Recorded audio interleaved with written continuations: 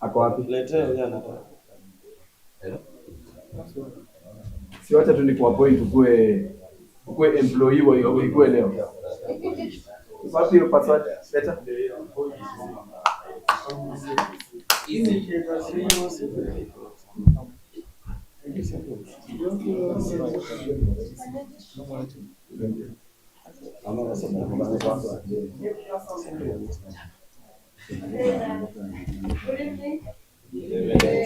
Wi-Fi is data 3. The password is easy 5228. Easy small letters EASY 5228. Not press. EASY 5228.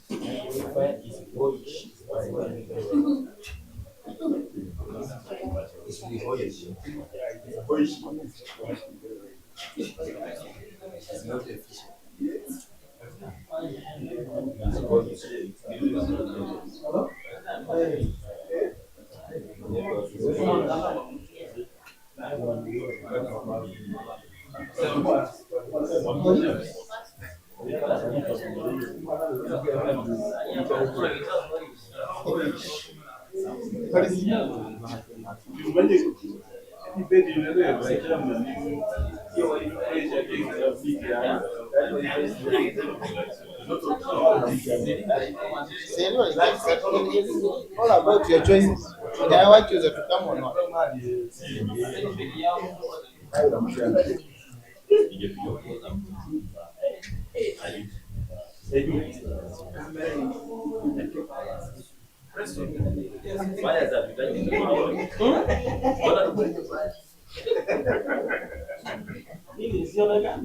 Very clear. Oh, yes.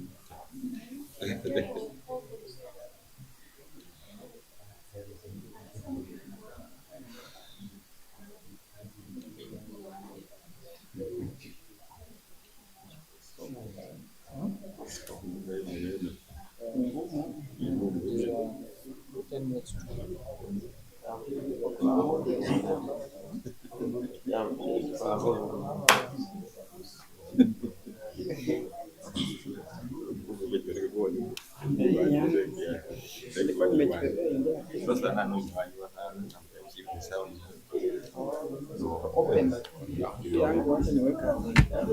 I would look funny to take 9.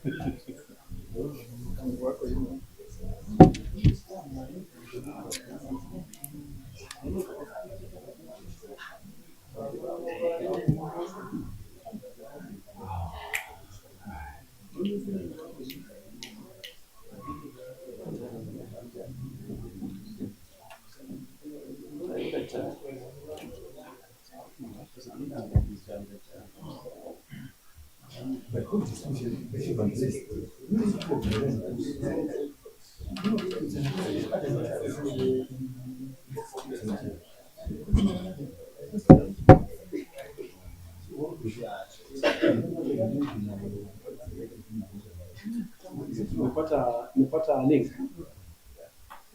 Status yangu iko nayo. KUPPET.com channel iko nayo. I've shared one post with both links, Facebook na WhatsApp. So maybe I just need to give the candidates, the aspirants, nafikiri wamepata.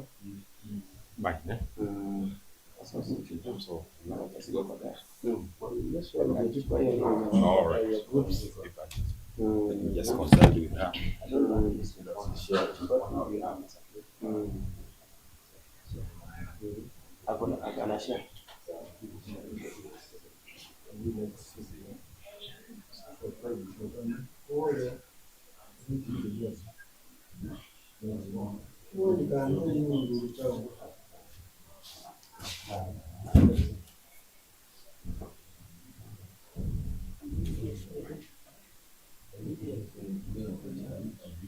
Easy what? What is the password for? Password? Password for Wi-Fi? Password ilikuwa mahali. Easy what?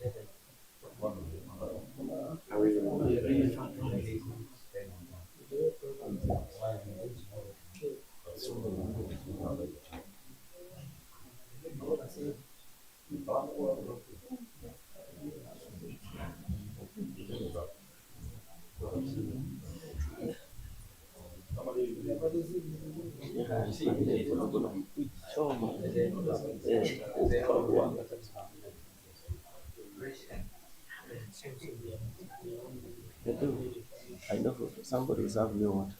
Why?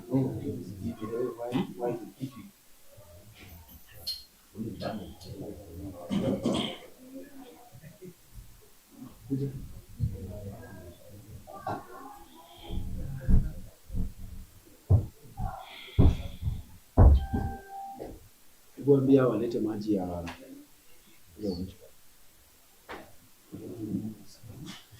maybe after that we can officially start, sindio? And for the record, ile ya executive secretaries, tutaanza exactly 3 on the dot. So latecomers wale wamefanya tunachelewa mpaka saa hii, be warned. Tutawekea TV huko nje, so wale watachelewa, funga mlango, unaochia nje. Thank you.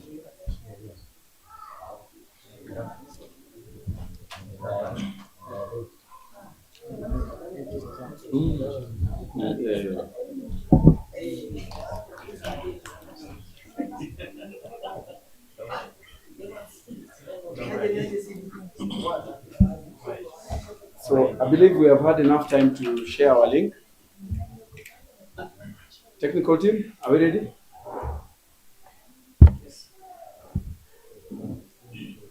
Sauti yangu umesema lazima nishike mic.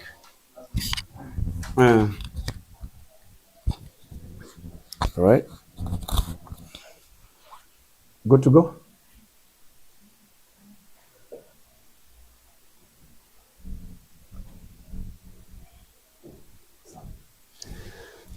Okay.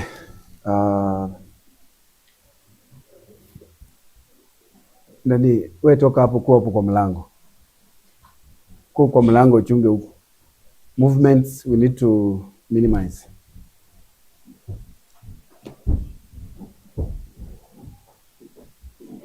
Just be out there hapo kwa mlango. Control watu wanaingia hapa na unawaambia wanaingia wanaenda aje. Itakuwa rahisi. You have to bring that one, bring it.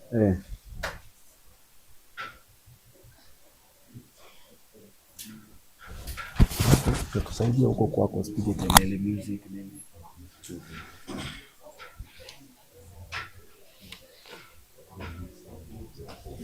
Afanye. Hiyo fan huwezi weka hapa nyuma. Kwa nini?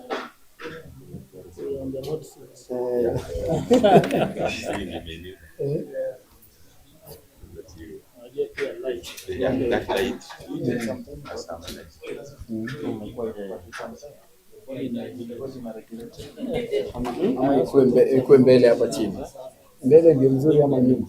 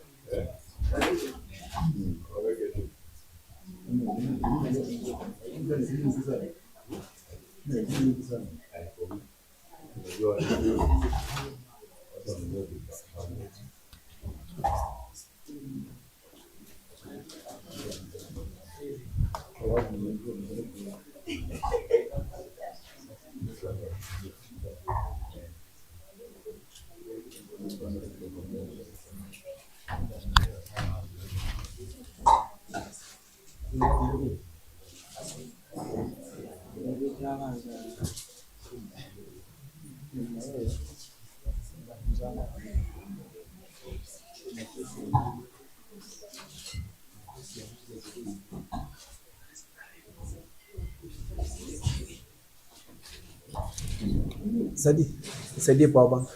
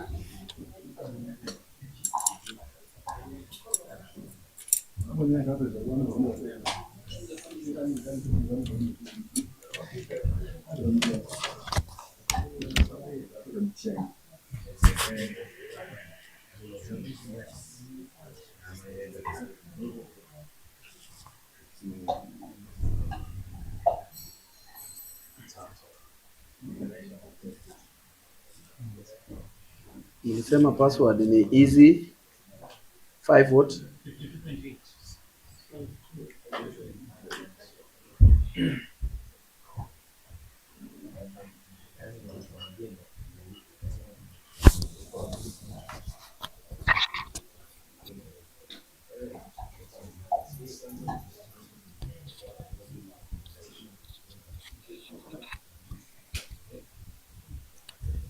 Nitacheka sawa kweli. Naona ni kama iko weak sana.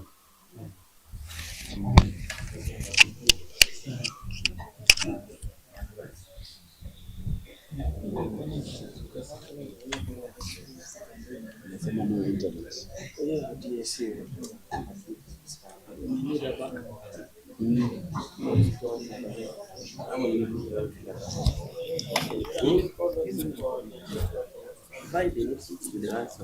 Tutajaribu tu after this.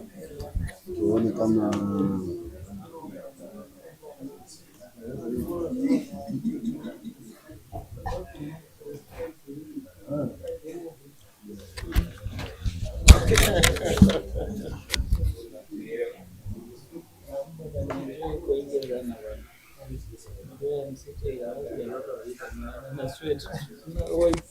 somebody is already watching. Tell them to put on account to put the room. Mwalimu msikapanga.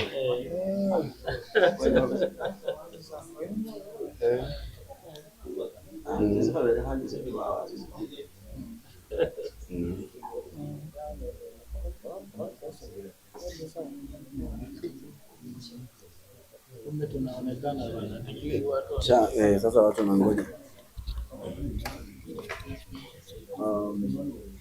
So we are good to go? We are good to go, right?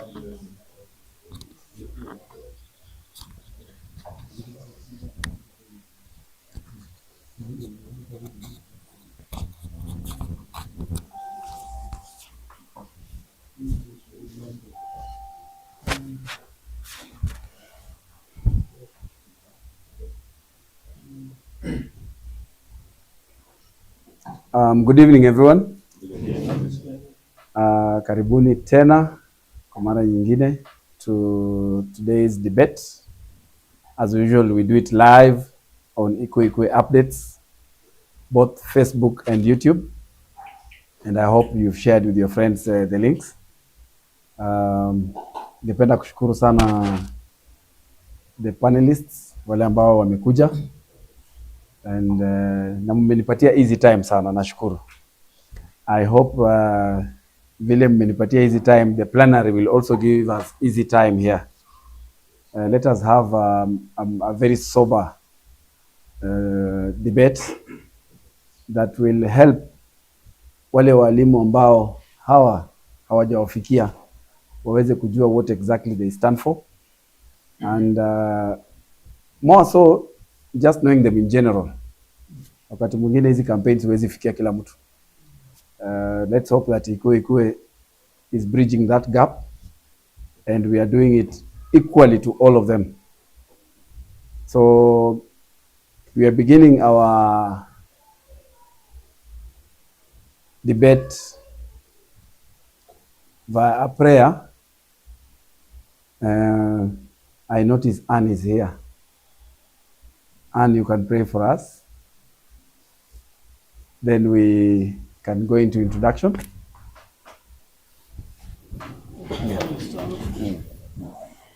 Acha tuamini na tuombe. Baba, katika jina la Yesu tunakushukuru kusema ni asante kwa kuweza kukusanya mahali hapa. Safari njema tukafika hapa, tunasema ni asante. Tuko hapa wote na wote ambao wamesimama viti mbalimbali, hata na wale ambao ni viongozi wamekuja kwa sababu ya moderation. Takatifu, tunaomba kwamba utuongoze, ukatupe hekima na maarifa ili tuweze kuhudumia walimu vyema na ili waweze kupata manufaa ya kuwa ndani ya Bungoma KUPPET branch. We pray that you give us the gift of life. Tunapoendelea hata na hii safara na hizi campaigns, tupe uzima, tupe kibali, tupe hata na fedha za kwenda hadi mwisho. Takatifu, tunapoendelea kuhojiana katika hali hii, Baba, tunaomba tuweze kupata hekima zaidi ya kuweza kufanya vitu bora zaidi. Katika jina safi la Yesu Kristo ninaomba na kuamini. Amen. Asante Anne for the prayer. Tutaanza na introduction na tutaanza first of all na I don't know whether the camera is set properly to have the panelists introducing themselves. You're good to go? Okay, so what we will do, nisaidie your mic here. Tutaanzia tu hapa. What you do, you just stand, utaface kule na unaji introduce.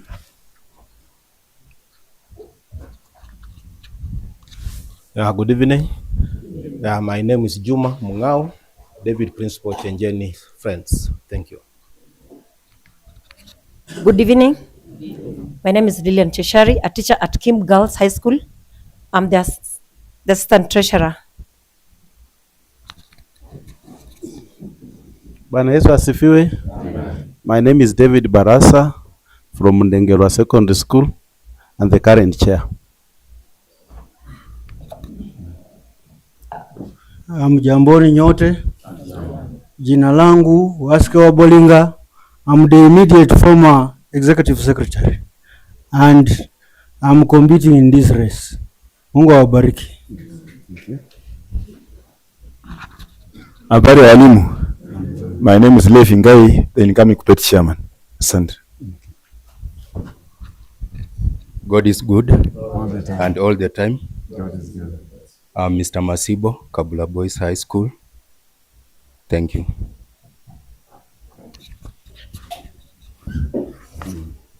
God is good. Mahan Cornelius Bumula. You can just do it from where you are.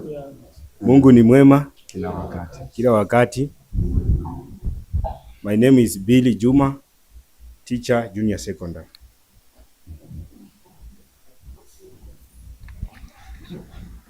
Good evening. Manuel Wasike, teacher Muhaweli. Good afternoon. I'm Roy Wafula, retired teacher, but I've accompanied Dr. Wafula in this panel. Thank you. Good evening, everyone. I'm Anna Mlindo Namachanja. I teacher at St. Mary's Mohuma, aspiring KUPPET treasurer. Thank you. Good evening. I'm Betty's Perfume, a teacher at Bungoma High School. Good evening all. Naitwa Simiyu Caleb, nafunza Cardinal Girls Kibabi. Good evening all. I'm Faith Chepkemoi, Scatter GS. My name is Innocent Waliaula, a teacher at Marobo Girls and a strong supporter of Team Change. Good evening, colleagues. Franklin Wanjala, I teach at Cardinal Otunga Sichei. I am the real advocate for change. Thank you. Good evening, everyone. I'm Beverly Kakai, a teacher at Buema JS. Good evening, everyone. Nelvin Masika, a teacher at Buema Junior Secondary. Good evening. This is Evan Serengo, aka the OG, a teacher at St. Paul's Narati, aspiring to be the next organizing secretary. Thank you. The famous Ade, Bukembe Boys. Good evening. Good evening. Mutulinas, confirmed vice chair. Be blessed. Good evening. Good evening. I'm Elfas Toili, a teacher at S.A. Hatiri Secondary School, a strong supporter of Team Change. Thank you. Good evening, all. Osoro Sandy, a teacher of SA from Salvation Army Hatiri, a supporter of Team Change. Pwena mwezi mwalimu wa mazi ndule yazara mateka secondary no Sunday ro mazukukuso. Huyu ni bwana Ominde mwenyewe kabisa. Supporter, no communication, no bearing. But now, supporter, I don't know which change where I am. I don't know where I am. I think I'm supporting the legible candidate. Thank you. Good evening. Mwalimu Preston Wasike, serving as the current organizing secretary, Bungoma South, and it's my pleasure to be here. Good evening. I'm Amelia Abigail, Mindo Amelia Ule, the famous one, from Bumula Mulkoba Junior School, a staunch supporter of Pius Team Loketelo. Okay. I think now that we are done with the plenary, asante sana. Tutakuja pande hii na tutaanza na aspirants. Maybe we would start with the ladies first. Right? Shika tu kwa mkono. Shika tu hivi. Just have it close to your mouth. You prefer to stand? That's fine.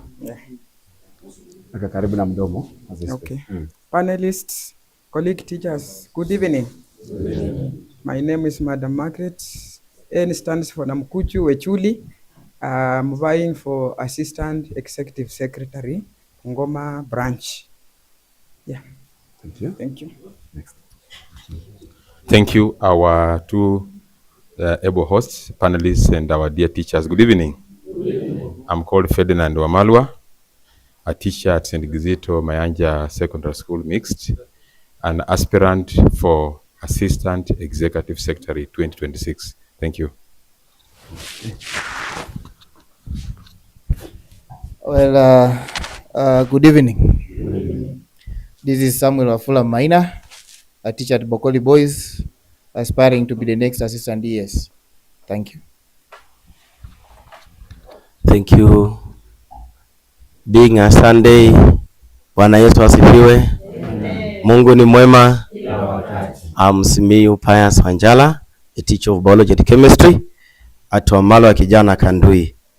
I'm the serving assistant executive secretary, and I wish to defend come next year. Thank you. Okay. Asante sana. So far, so good. I would then take this opportunity to invite my co-host ambaye tunajua ako na CV pana sana, lakini daktari tutakuencourage ukue mfupi, tusaidie tukuelewe wewe ni nani. Yes. Assalamu alaikum. Mahali gani? Yeah, always happy to be with my colleagues, the teachers. The people's influence to the life of a child is to eternity. Nobody can define where your role ends.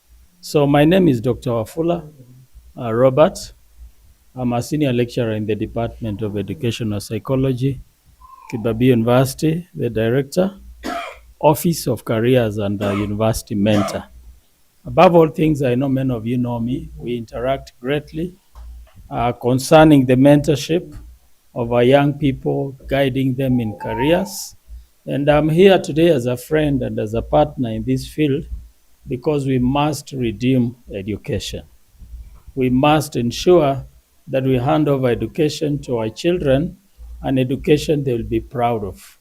They will not fear to introduce themselves proudly as teachers and as people who went to school.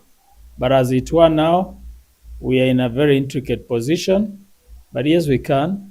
We are banking on you, the men and women that are standing in the gap, to be counted as we move into the future. So we are the referees. We want a very flat ground where everybody matters.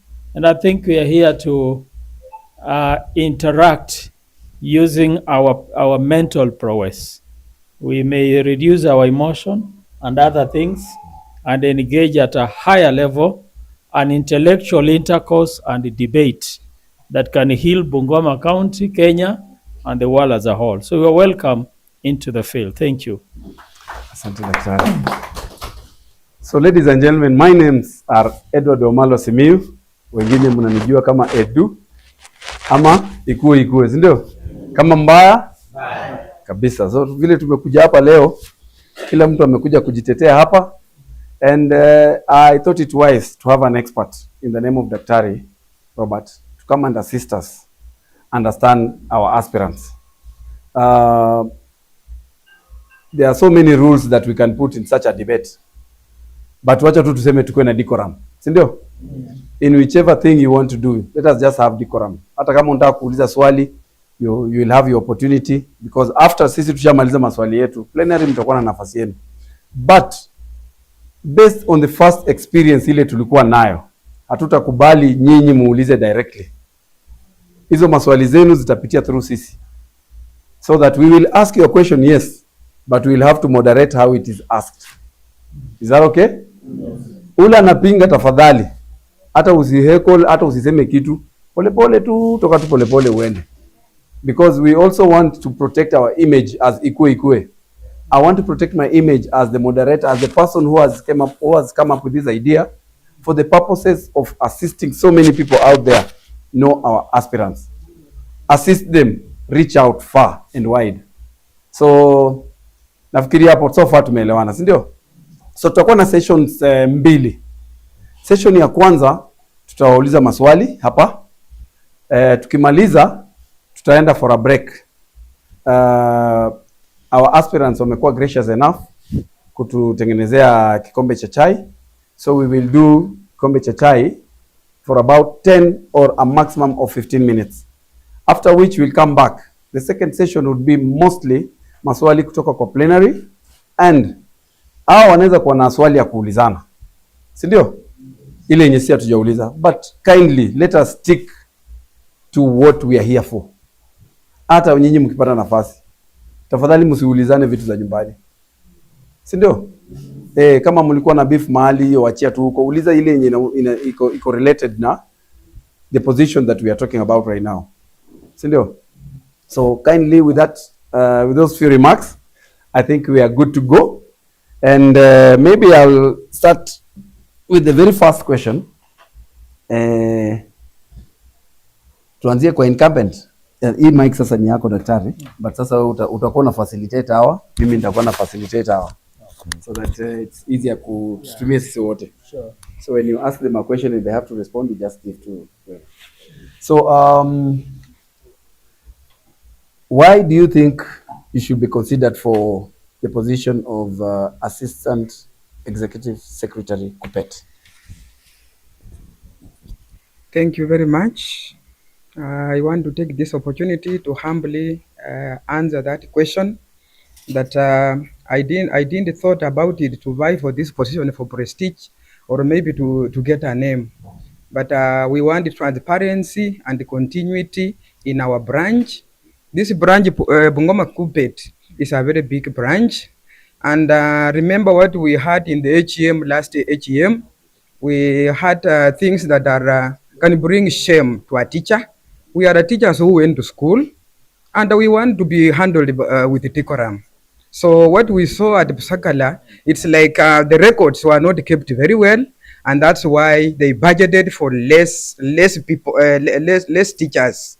So if you have even me and my mother, if I have around 10 children in my home and I'm budgeting for around only 5, then that is a failure at my side. So that's why I felt that as a mother, I should stand out to come in strongly so that together with others who will be elected, because I must be a team player. We want to have change, and I have even seen my team here. I want to lead with the change. To lead with the change because since 2006, I think the office of KUPPET Bungoma branch has been in the same place, year in, year out.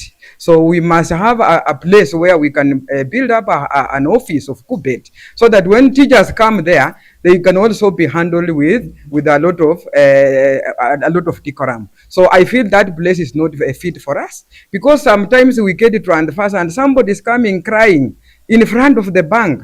So we have enough resources to mobilize, to work together, to coordinate, to have good agendas, so that we can be able to come up with a place somewhere where we can build up an office and have our issues handled from far away from the bank. So as we do that, we are also creating employment for our youth who are not employed in Bungoma County. We should create employment. When we get a place where we can have our office, our bus will not be grounded somewhere. I will not mention where the KUPPET bus is right now, but I think it is grounded somewhere. It should be kept somewhere with the decorum, so that when we have welfare issues, we can use that bus in a better way. So right now it is grounded somewhere, and elected, if I come in, we shall coordinate with others, because I know the work of the assistant ES is to work hand in hand with the chairman of the branch, so that when we come up with the agenda, it will be one of the agendas that we must have this bus working and in good condition.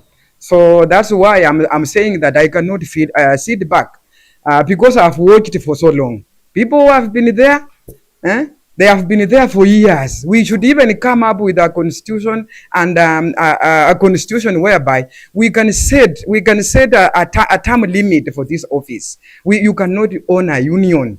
A union is for all of us. We are many in Bungoma, around 7,000 teachers. We cannot leave this union to a few individuals, and then we make it a family affair. You find people come from a particular region. They are the chairman, the ES. They are not really. Maybe they are the ES, the assistant ES in a particular region. We don't want to make this union a family issue. It is for teachers who went to school, teachers who are graduated, teachers who have the brain. If I come in, we said the work, we put our agenda, and then we work. We mentor somebody else. We mentor somebody else, so that when I leave, when my time expires, somebody else can take over. Maybe when you are doing it alone, you are doing it in a wrong way, and you feel you are doing it the best. Kumbe, there is somebody else with a very good idea outside. Let us bring everybody on board, so that we set a term limit. Each one of us is capable. Each one of us can do it, not only one person. So that's why I stood as an assistant ES, and I think that one will be sorted out. Then when it comes to welfare issues, surely with the economy we have right now, when I lose my mother, when I lose my parent, like I buried my mother recently in May, with the economy we have under the lawyers, the way we mourn our people, you can't give me 15,000. And we are around 7,000 members in this county. We can also handle others with some decorum. When you give me 15,000, surely even if I gave you today 15,000 and you go to the supermarket, what will you do with that money? And we are aware other branches are giving more than that. I know a branch which is in Vika, which is giving almost 100,000. So we are a good number that we can raise that figure for the welfare so that we mourn with others. Let us empathize with others who lose their people. And I saw at a wall somewhere in Kakamega, and then I said, what is wrong with this Bungoma branch? Surely they go even beyond an extra mile. They don't rely on the BPF that we contribute on our payslip. They have a representative in every school, so that when there is bereavement, like right now we lost our colleague at Namachanja High School, Madam Christine. We should contribute through our school reps. We should contribute 100 shillings the way Kakamega do, and they hand over around. Even I have it right now. They hand over around 450,000. You know, when a colleague dies and you leave children, Some of them are in college. Yeah. Yeah. Yeah. So those are some of the things, the welfare issues, the issue of the office, the issue of the bus, and also let me wind up. You know, initially he didn't give me the time limit. I am sorry for that. Yeah. So another one is a third gender rule. When we have the chairman a man, assistant is a man, ES is a man, assistant is a man. Surely where are the ladies? I teach chemistry, I'm a teacher of chemistry, and when you want to do a reaction in the lab, an acid and a base, you put an indicator. So I'm an indicator there, so that these men, well, there could be an agenda where they are differing. I should be there to be a neutralizer. And that's why I felt I should stand for this position so that they cannot fight alone during a meeting. Thank you very much. And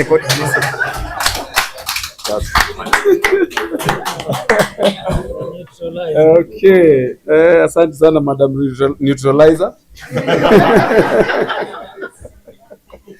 So, my brother Ferdinand. Yes. Over to you. Why this position? Okay, thank you very much, my brother Edu. Firstly, I have a right to buy, especially when I've been contributing for the past 24 years as a KUPPET member. And I have looked at the way our union is running. And I strongly feel that our teachers have been treated to serious intellectual abuse. And if we don't intervene, one or two individuals are hijacking the initial purpose of our union and making it a private property. And we come in with the very brief summarized action lines in terms of the agenda for team change. One, we want to inject in some integrity, accountability, and transparency in the way our union is running. Number two, Bungoma is rated as number 3 most richest branch in the country. That is after Kiambu and Kakamega. But in terms of performance, Bungoma is almost trailing, almost in the bottom 5, because an agenda like infrastructure development, our legendary pioneer of the union, Buteyo, started us off in 2001. And after we almost had a decoy takeoff, we have kept rotating at the same point. For instance, the small office that we are having on KCB floor does not reflect a county that is a mother of KUPPET in the country. Yes. We have an issue to do with, a union is also a welfare. It's regrettable to note that there is serious and gross mismanagement of the powers given to some officials. And when you look at the way the accountability issue is being audited in our branch, it becomes seriously gray. And therefore, we want to bring on board a better welfare, just like my sister has already put on board. I want to give an example of NAT, our primary counterparts. These are people who draw their welfare monies from fewer than 3 sub-counties. For example, in the whole county, we have Bungoma North, Bungoma South, Bungoma East, West, and Mount Elgon. And when you look at their buses, those are primary counterparts that draw less money than the high school graduate with masters and doctorates. they can run almost 5 buses that comply with TLB. KUPPET draws money from 13 sub-counties high school teachers seated before me today, and they cannot maintain 1 bus. Unfortunately, even in the Busakala AGM, it's regrettable to note that the bus that carried some of our senior teachers to Busakala was not complying with TLB rules. God forbid, if they had an accident, the insurance could not have compensated them. Then we also want to look at an issue like advocacy and representation. We are seeing that the elephant in the room in our staff rooms is stagnation. We are having our union being run by people who have been detached from the staff rooms. So we want to change the way the union is administrating and connecting with its employers, that is the teachers. And that's why we want to bring on board products like school representatives, so that we are able to ensure that from the first definition of the union as the voice of the workers, that the teachers' voices can be heard and heard clearly.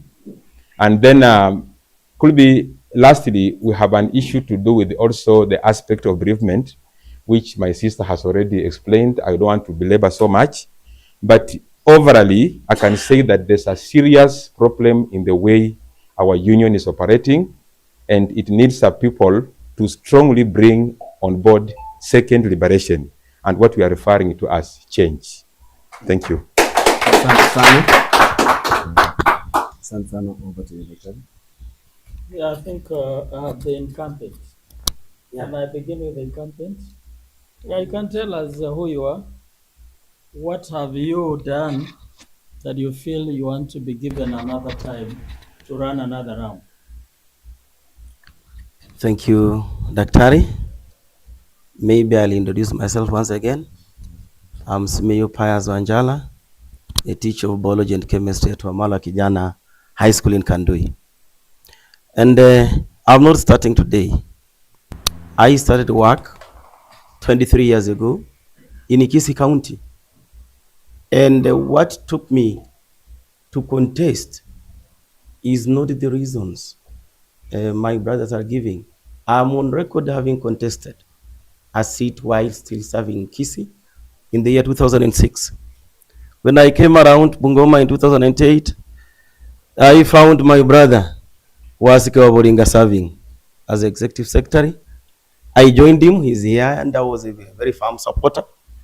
We ran, and in 2011, we lost. But all along, my virtue is fair labor practices for teachers. I stand for fair labor practices. I want to see conducive work environments for teachers. I articulate for better remuneration of teachers. I articulate for better packages for teachers. And finally, if you threaten the teacher, you touched, you looked like you wanted to interdict a teacher, and the teacher is looking helpless, I am a very strong advocate of teachers. After losing elections alongside Wabolinga in 2021, I was a very strong supporter of him. I remained around and I was very articulate. I joined sports and I served Bungoma South Sports for 3 terms as vice chairman. I did an exemplary work, and teachers of Bungoma South told me, you deserve to represent us in a bigger forum. And they proposed that I go to KUPPET. I joined my brother, is here, Barasa David, the chairman. They were in the office, Luketelo, Sheshari. And from games, I came alongside my sister, she's over there, Claire, the secretary of Central. And we went in, we battled. It was a very tight race, and I won. When I won, that was when I knew teachers have given me a forum to serve them. I have served as an assistant executive secretary. And I'll wish that sometimes when we come to such debates, we also read the constitution and know the functions of an assistant executive secretary. You don't wish to contest for a seat of assistant executive secretary, yet you want accountability, the desk of the treasurer, You are running to the bus, organizing secretary and the chairman. That the people who handle the bus. You know, you are running to the executive secretary. You wanted to implement other things, and even SWA. SWA is a distinct body from KUPPET. It even has a different account. It has different officials, which I think when we win the elections, the way we are going to win. Because as an assistant executive secretary, I assist the executive secretary to interpret the constitution, which must be protected by the chairman. So when I win, I am going to operationalize this constitution. I'll assist my executive secretary. And I'm also praying that we have a chairman who can now lead the branch better than the current one. So that SWA delegates and BGC nominees are supposed to be elected in the branch General Assembly.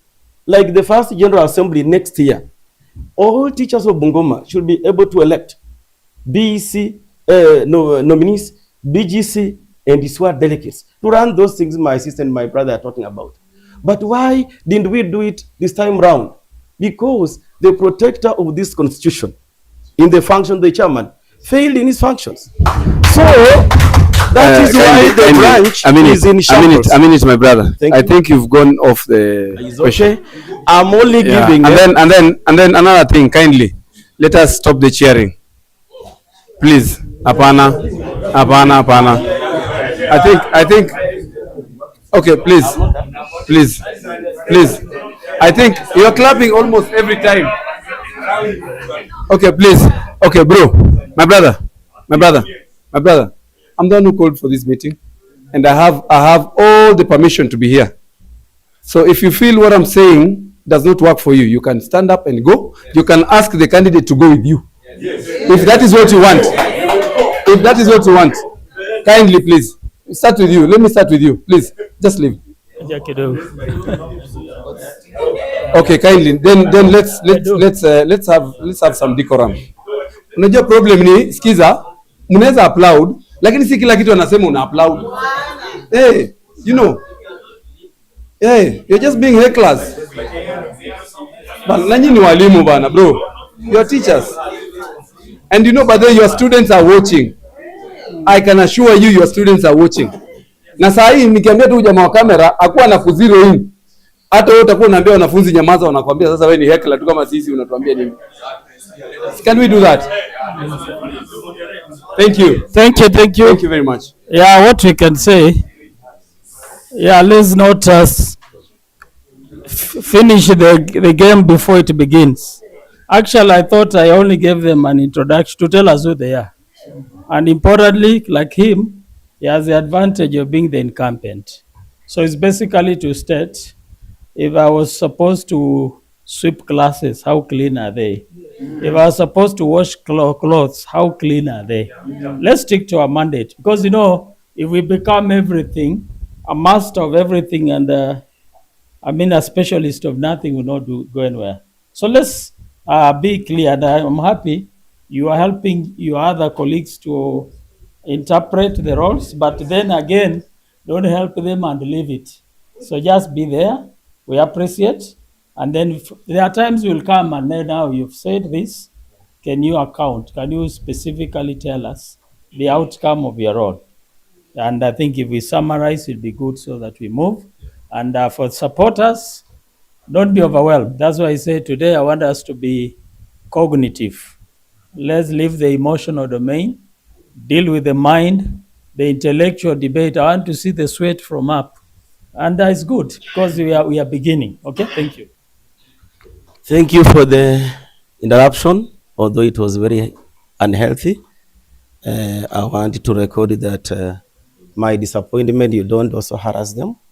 They are here, and if I'm saying every point, and if they applaud every point, it's okay. There's no harm in that. Now, number two, you know, you allowed my other contestants to steady things away. That's why I was just bringing the debate back to normal. Otherwise, I have done advocacy. All teachers of Bungoma County know that whenever they have received a shock cause letter from a principal, as a account director or account director, I am the first legal person they approach. I do responses, And whenever I do responses, you will see those cases dissolve away. Those ones that are advanced to the BOM, I have gone there and I have won 99% of all those cases, other than 1%, which is sexual intercourse with learners. That one we don't support, we have lost. I have been a very strong advocate for the teachers of Bungoma, particularly on better salaries. I want to record that within the last 8 years, we have been at the ADC. I have the pleasure of having people I serve with. I have managed to capture the eye of the national chairman and state the plight of teachers in Mount Elgon as a hardship area which is not recognized. Stated that we need equitable distribution of promotional slots, not equity, because Bungoma, as the 6th largest county, we had been disadvantaged by the formula on promotion. I have been very strong, and for the last years, I've talked for Bungoma very, very strongly, and they know they rely on me. That is why I am there. And the teachers of Bungoma know I am their working constitution. Yes. You are protected under me. Thank you.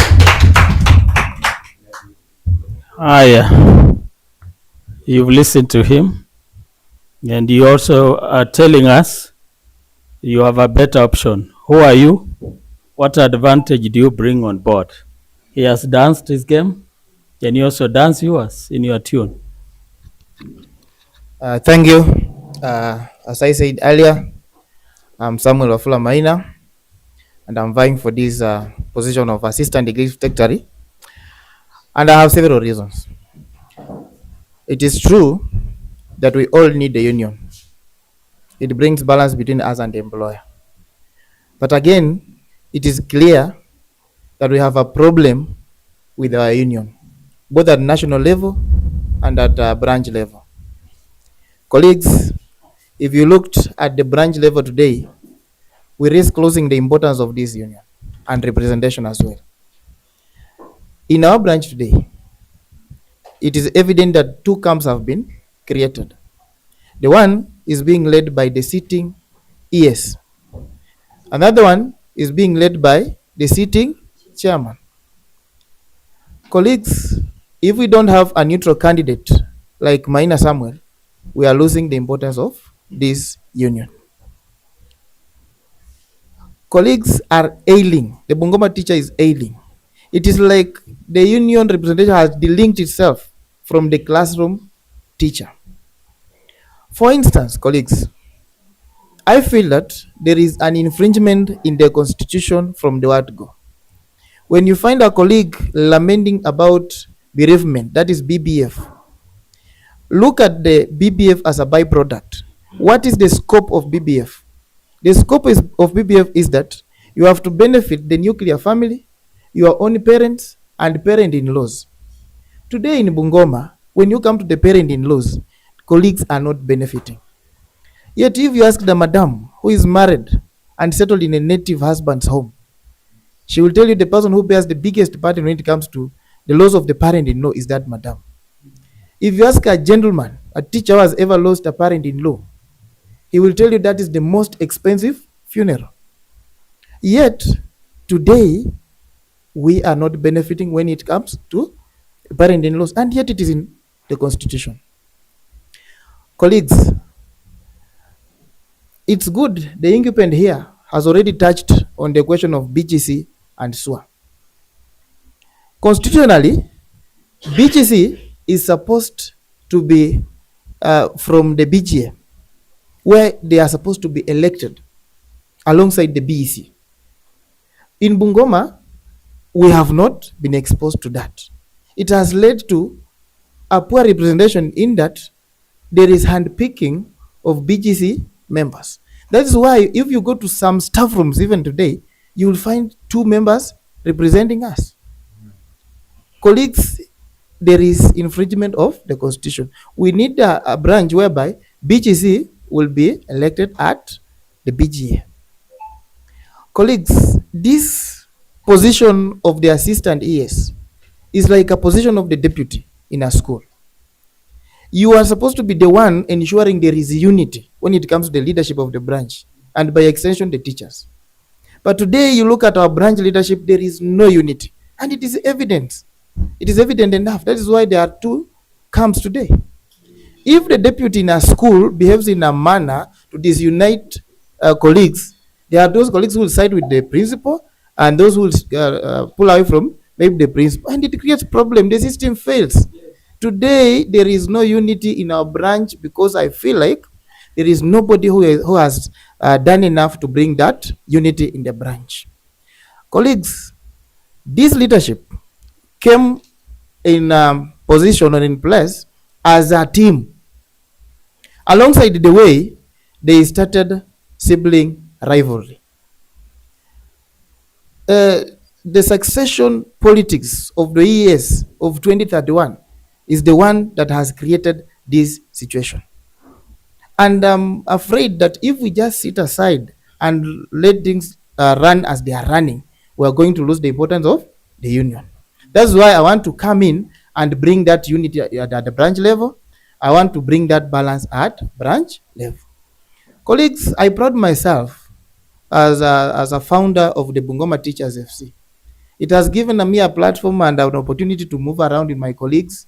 We have interacted with our colleagues all over all over Kenya. Today we are the champions twice at national level. We go there, you find other branches arriving in style. They have their beautiful buses. You interact with them. Their union has sponsored them up to the tune of 300,000.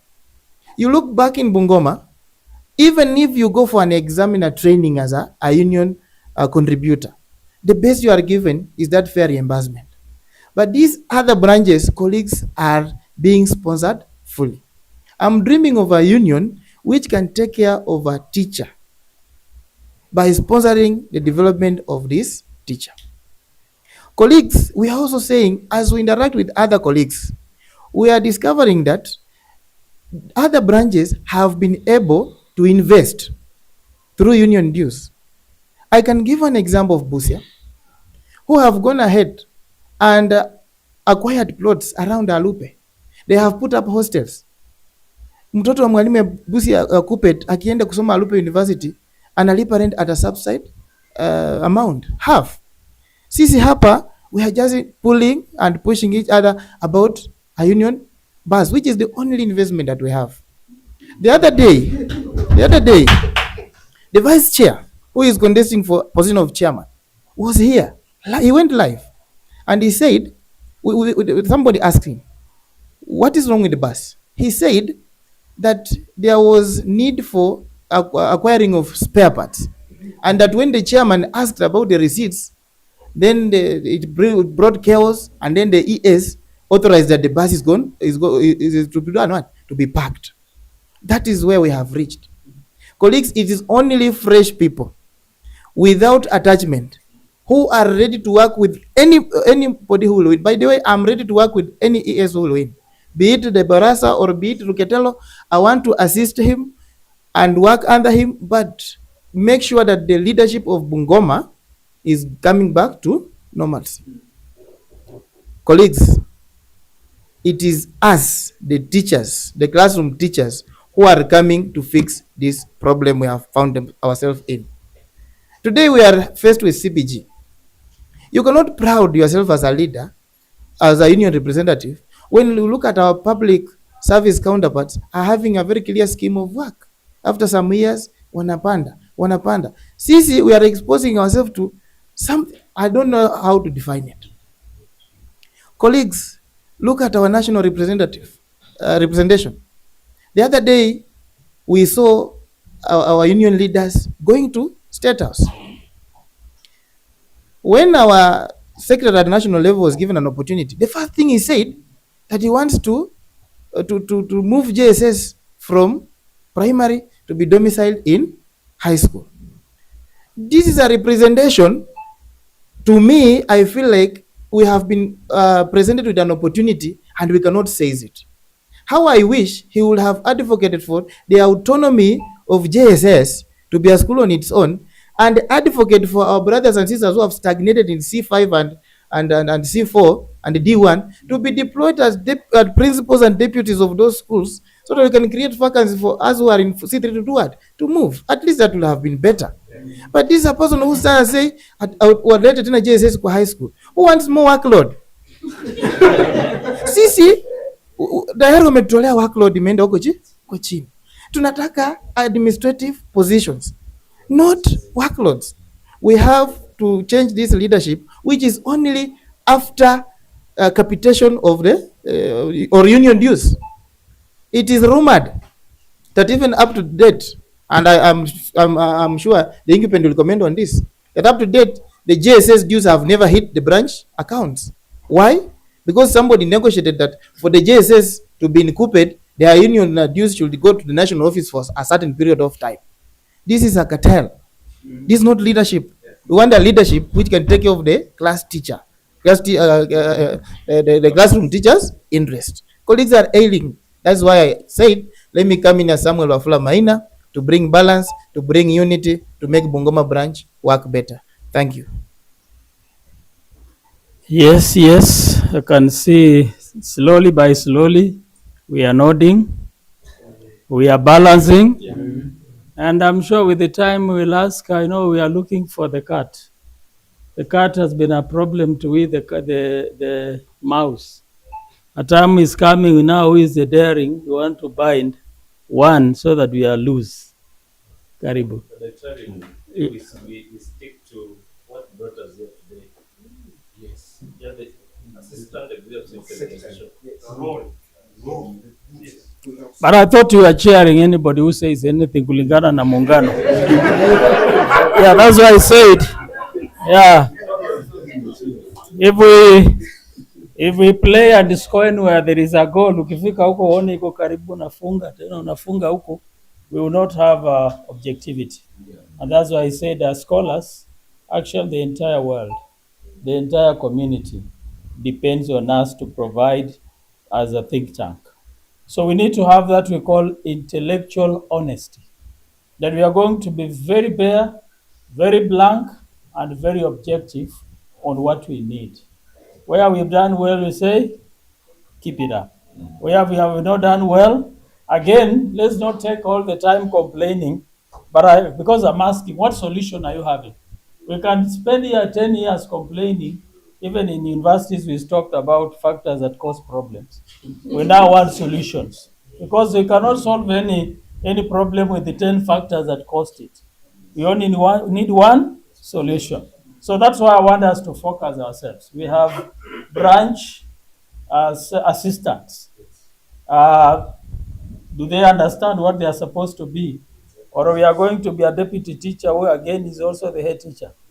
Akiachua siku moja anasema as the teacher now in charge. So we might create problems by trying to solve them. Karibu. The next. We are fine now. We are well. Actually, as from the University of Wasu, I have not been convinced to understand the roles. We have introduced ourselves and we have complained where things are not working. I want to take back to them. Yes. Give us 4 functions of the role of an assistant secretary general. Don't quarrel about the chairman who is not here, yes, and the SG is not here. Yes. Tell us what you understand about what you want to do. So let's go back to that. Begin from there. Don't digress. If you digress, we will stop you. Yes. Thank you, Daktari.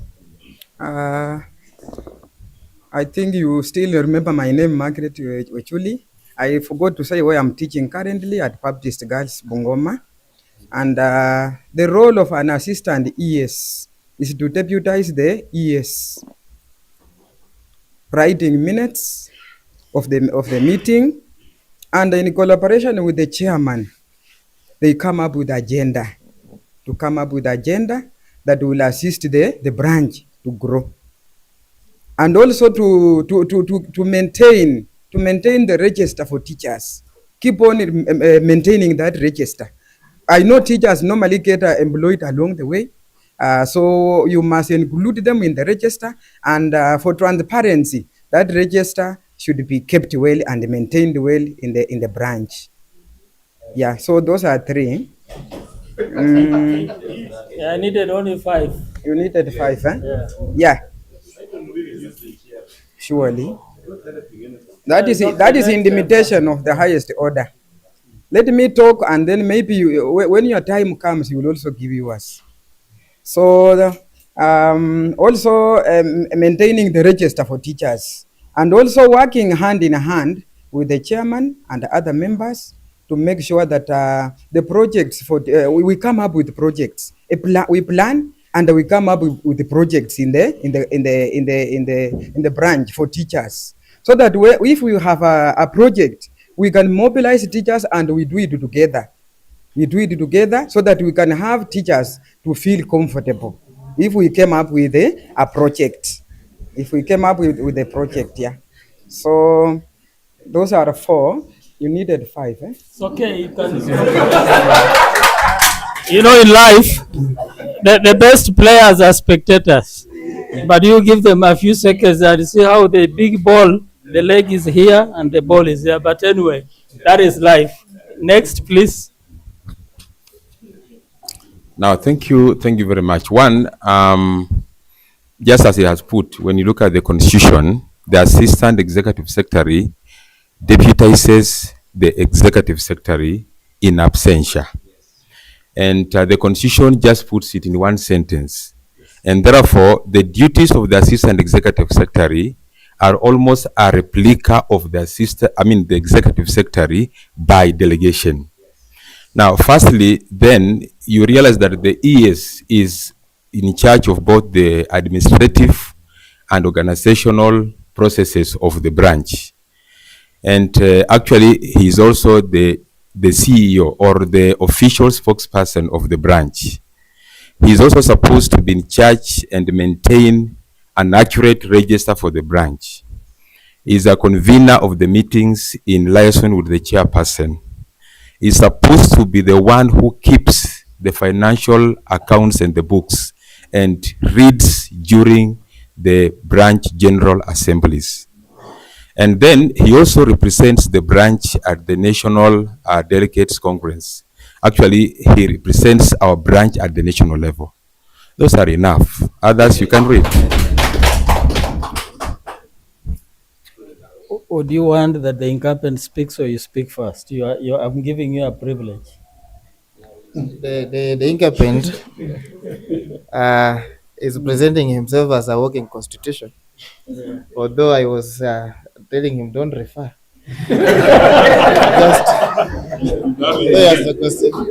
But let me go first. That is a friendly fire. So Yeah. go for it. Let me go first so that it does not look like I've borrowed from him. Yeah. The position of ES, you are the principal assistant of the ES. And therefore, there are roles that you'll be assigned by the ES and you'll have to execute. So I think role number 1 is to take assignment from the ES. And again, also standing for the ES in absentia. However, the assistant ES is supposed to ensure transparency and accountability in the leadership and branch level. This is a person who is also supposed to convene meetings upon being prevailed by the BGC where the ES fails to convene the meeting. So where need be, the assistant ES convenes the meeting with direction from the BGC. This is the person again who is supposed to push for unity of the branch leadership and teachers at large. And then lastly, that's point number. If you have been counting, that's not number 2, my friend. I said number 1 is a principal assistant, isn't it? Then secondly, he must take orders from the ES. So if you are given roles by the ES, you must execute, isn't it? Then I say this is a person who must ensure transparency and accountability. Then I also say this is a person who must push for what? Unity at branch level. Then I also say this is a person who will call for meeting or convene meetings where the ES fails to call meeting upon being prevailed on by the BGC. Then lastly, that's number 6 or 7. This is a person who will is a delegate at the national national at the national at the national delegates conference. Am I right? Now you see, there's no opponent that will give you their knife to stab them and then return. That's why he's asking national what? You can say National Chamber of Commerce. So so you really need to equip yourself. Is your opponent cannot give you his knife to slaughter him. But I think you enjoy the advantage. Now tell us what you've been doing. Wewe hutazunguka, tell us I've been doing this and that and that. And maybe anywhere you failed, you are let down. You have an advantage of 1 second to explain, so that it gives you an advantage why you need to be given another round. Thank you, Daktari. First, allow me congratulate my contemporaries. They have tried. Madam tried. You know, being the first one and giving the 4, you tried. Although they had issues here, I think one, what we are also not stating is that the Assistant Executive Secretary shall assist the Executive Secretary when he is present, not in absentia. But when the Executive Secretary is not there, the assistant assumes the office and the privileges. And then the Assistant Executive Secretary shall also attend the ADC, Annual Delegates Conference. I know they are just technical jargons that were mixing my young brother, my good friend. Otherwise, they have tried. The roles come out. Some, like Unity, they are not there. You know, I don't. But generally, what have I been doing? I think that is better. I have assisted the Executive Secretary, one, as the official spokesperson of the branch. When he is not there, I've been loud and vocal on teacher issues. And whenever he has been there, should he be around in the debate, he will confirm to you that he has the best able Assistant Executive Secretary. And the entire BEC, BGC, and SWA have confidence in me. I have been, from there, I have maintained a register, assisted the Executive Secretary to maintain a register of records. And I want to bring it out that a register is not the function of the branch. A register is not even a function of the Secretary General of KUPPET Kenya, currently Akelo Misori. Register of members has members' names, ID numbers, TAC numbers, which is confidential information. Register is only kept by the Board of Trustees. It is a register of assets, so that in the event of dissolution of the union, even at the national level, the trustees will still have it to claim membership. So that one I also want to correct. At the branch, we don't have a register. That Daktari, even to go at the branch general assembly, like the one we had in Usakala, sometimes maybe I demystified. Even our executive secretary, of course, he knows when I do it. He gives me authority to do it.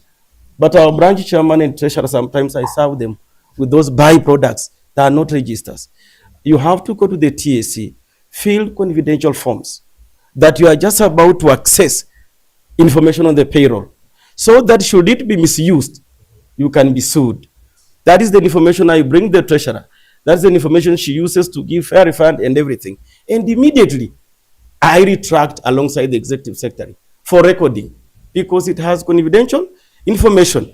You can imagine if I share it with these things, these people who give online lenders and banks, teachers in Bungoma could be in a mess. So advocacy, I'm the deputy spokesperson, and I've been the spokesperson in his absence. I have maintained a register. I have represented teachers of Bungoma at the annual delegates conference.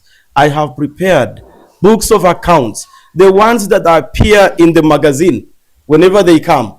Those ones are not a function of the treasurer. They are normally a function of the executive secretary and I. And we have been very transparent, because since I came into office in 2016, we have never had an accounting query from the former treasurer, assistant treasurer, to the current one. No query, and we have been very transparent. Of course, in transparency, executive secretary and assistant, they don't run away balancing books, spending money, of other allocations of money being stolen. No. union accounts are protected, union monies are protected, that they are 100% collected from the teacher, 35% remains at the national level. It is in the constitution. Then 65% come to the branch. What comes to the branch, again, we don't just spend.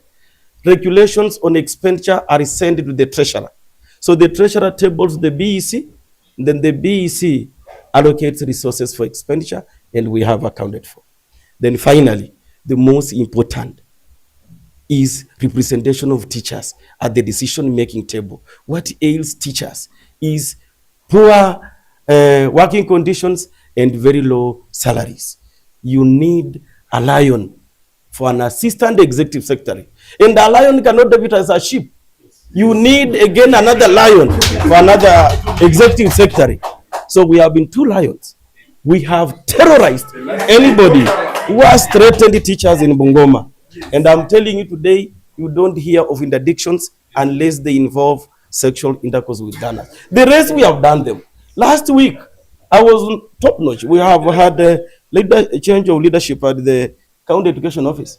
And when I represented the teachers in very technical cases, at the end of the week, they asked me, "Are you a trained lawyer or a teacher?" I told them, "I'm a teacher of biology and chemistry." And I win cases against BOMs where we have lawyers, doctors, engineers. All is because I am versed with the constitution of KUPPET. I am versed with the provisions of the labor laws, and then fair work practices. Without that, an assistant executive secretary does not come to manage the bus. This union confers functions. Thank you, Dr.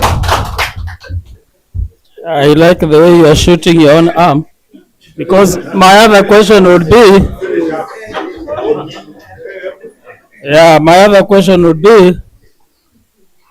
to what level do you own up to the failures that are there?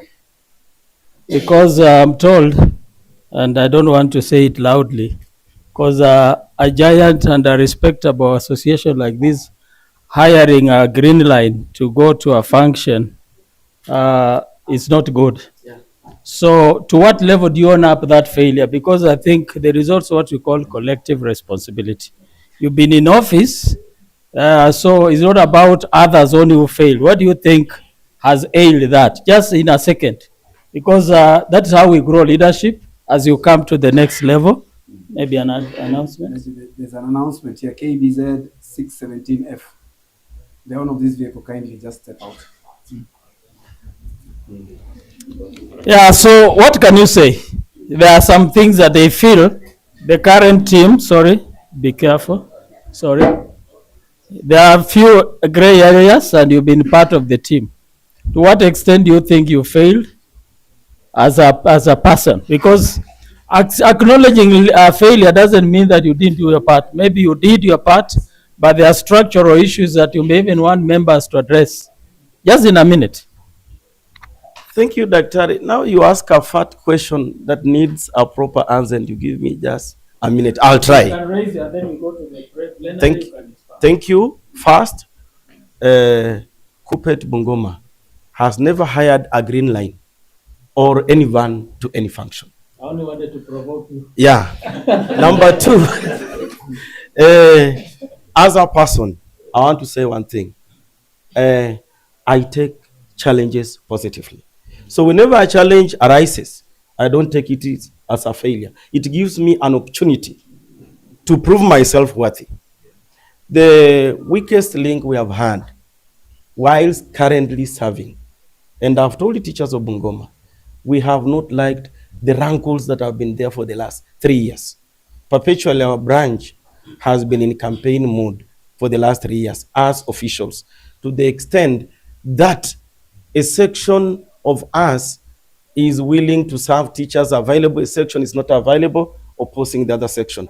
That one, teachers of Bungoma take it. Even me, I record it negatively. Early campaigns have affected our service delivery. Dr. I want to tell you one, where we should always stand as a unit, BEC, and we should never let a teacher stand alone, is when our teachers for the last 2 terms are given show cause letters by principals, are summoned before BOMs, and then the elected officials are not available to defend the teachers. I have done it strongly alongside the executive secretary, but Bungoma is big and we needed the entire BEC, but a section has not been there. That has been the Waterloo. Otherwise, I still look at it that as an assistant executive secretary, I have done so well, and if teachers of Bungoma just gave me another term to perfect on my experience, they will have a wonderful assistant executive secretary, 2026 to 2031. What happens beyond 2031? Hiyo walimu si wataamua ama namna gani? And the code is in charge. Otherwise, I want to assure you, you have nurtured a very able assistant executive secretary. Today, stand proud because I stand with you and I win what you want. Thank you. Kila mwamba ngoma huvutia upande wake. And that is the goodness of democracy and a platform like now, because let's not forget that there are so many thousands who are watching live, and they are also, madam, ukipewa nafasi simama, rudia hiyo jina, because there are people who don't know you. So the more you repeat it, the more others who don't know you get to know who you are. So since we are giving you a platform to express that kind of desire, now I want to come to some critical constitutional issues. Article 11, Section 20 of your Union Constitution. Na hata wewe mwenye katiba usiisome, nataka mnipe hiyo ikae hapa. Because nikipea one person, hata kama ni yako for now, I'll take control. I want you now to explain. So tutakuruhusu ueleze tu. Yeah, now that we didn't tell everybody to bring, but I think it's just on a lighter note. So it says there are elective positions in each branch. I've heard here, kuna handpicking, kuna nini. How many elective leadership positions are in each branch according to Article 1120 of the Constitution, so that going forward, we will not hear kwamba kuna election fulani ilikanyagiwa chini, na marafiki wakaitwa polepole, na bahati mbaya wakaitwa wawili in one station. So I think what then didn't we bring to the table so that every member will now question and say, why are we not seeing this? I want to bring Madam on spot. Sasa ninaona mumeanza ku arrive mandate. Relax. Yeah? You know, if I begin with him, he's in the incumbent. So I want to begin with others also. Or maybe necessarily Madam. I can begin with you. The other time I'll do that. That's okay. But don't again manipulate the referee. Naona mumeanza kuingia pabaya. But your voice is critical. So can you tell us what are the tangible elective positions that should be put in place so that we have clear representation up to the nerve endings? Right, thank you, Bwana Daktari. We are in a constitutional transition, and we have been having so far, I think, about 10 elected. But with the proposed new constitution, other seats have been added to accommodate a bit of the gender issues and the JS. So that brings them to around 13, 14 there. Right. Did I answer Are you in a position to mention? Because I think the audience is like those who are very new in the profession. Thank you. Would wish to know the positions that exist. Right. Yeah. So we have... or that will disadvantage you against others. I think everybody should mention so that we know if you are versed of what you want to do or not. Okay, fine. Karibu. Thank you. So currently we have the seat of the topmost seat is that of the executive secretary and his or her assistant. Those are two. Then we have the chairperson of the branch and the vice chairperson, making 4. Then we have the treasurer and the vice treasurer. Those make 6. Then we come to the issue of secretary secondary is 1, making 7. Then we have the secretary tertiary, making 8. Then we have a gender secretary, making 9. And then we have the organizing sector of the branch, making 10. So in addition, we are now having the assistant gender secretary 1, gender 1, then gender 2 for PWD, then gender 3 for youth. And then we have the JS secretary because of the junior school. Yes. I think my colleague has done well and mentioned all of them, but I can repeat if you so wish.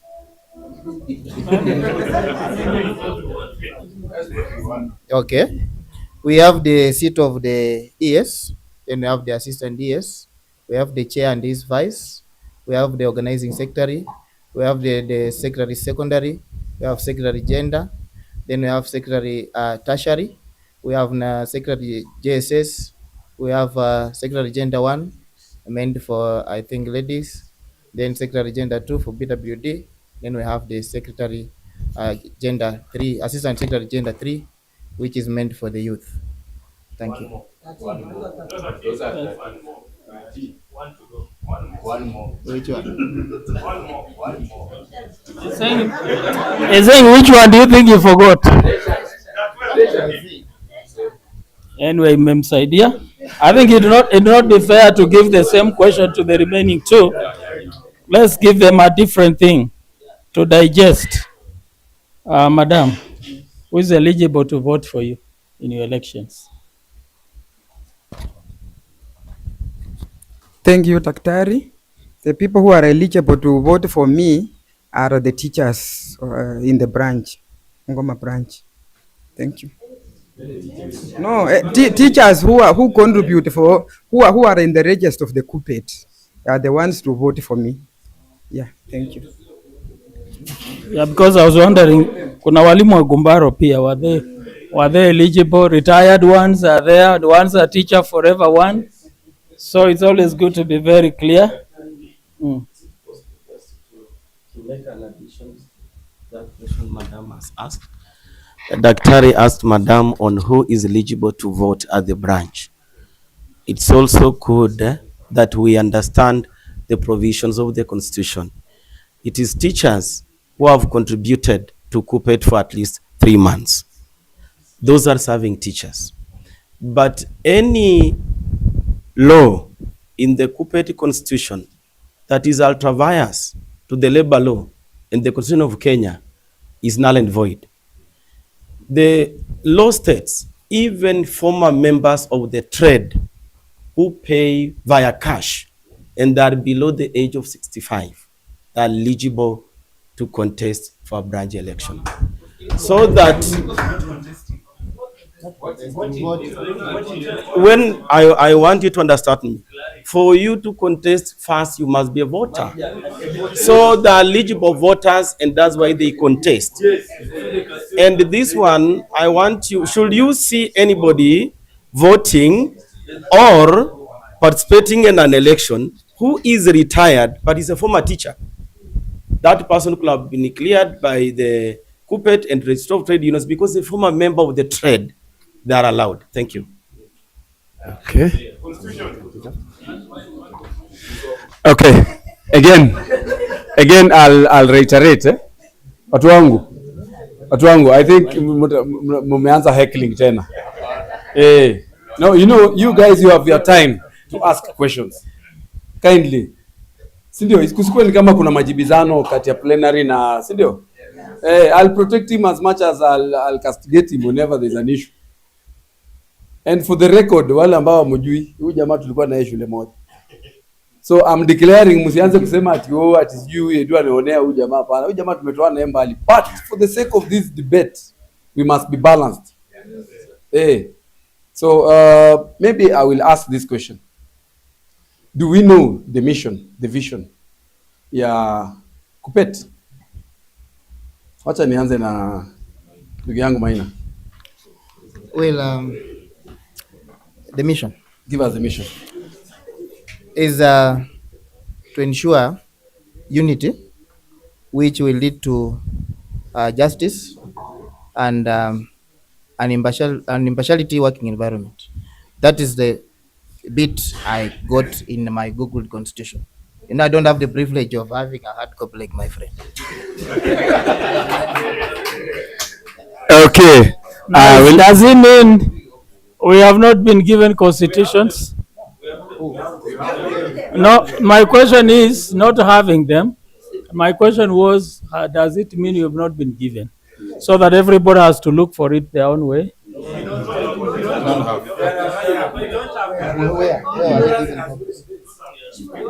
You know, you are teachers, but you are setting you're setting your own questions against my question. My question is very simple. Did the office organize to give us copies of the constitution, or those who have it have looked for it? Walimu, mjue AI imekuja. Tukijibu hivyo kama AI, there will be no marking scheme. There will be no marking scheme. So let's ensure we have an answer that can be kept in a record that's why I scored this way. So mine was simple.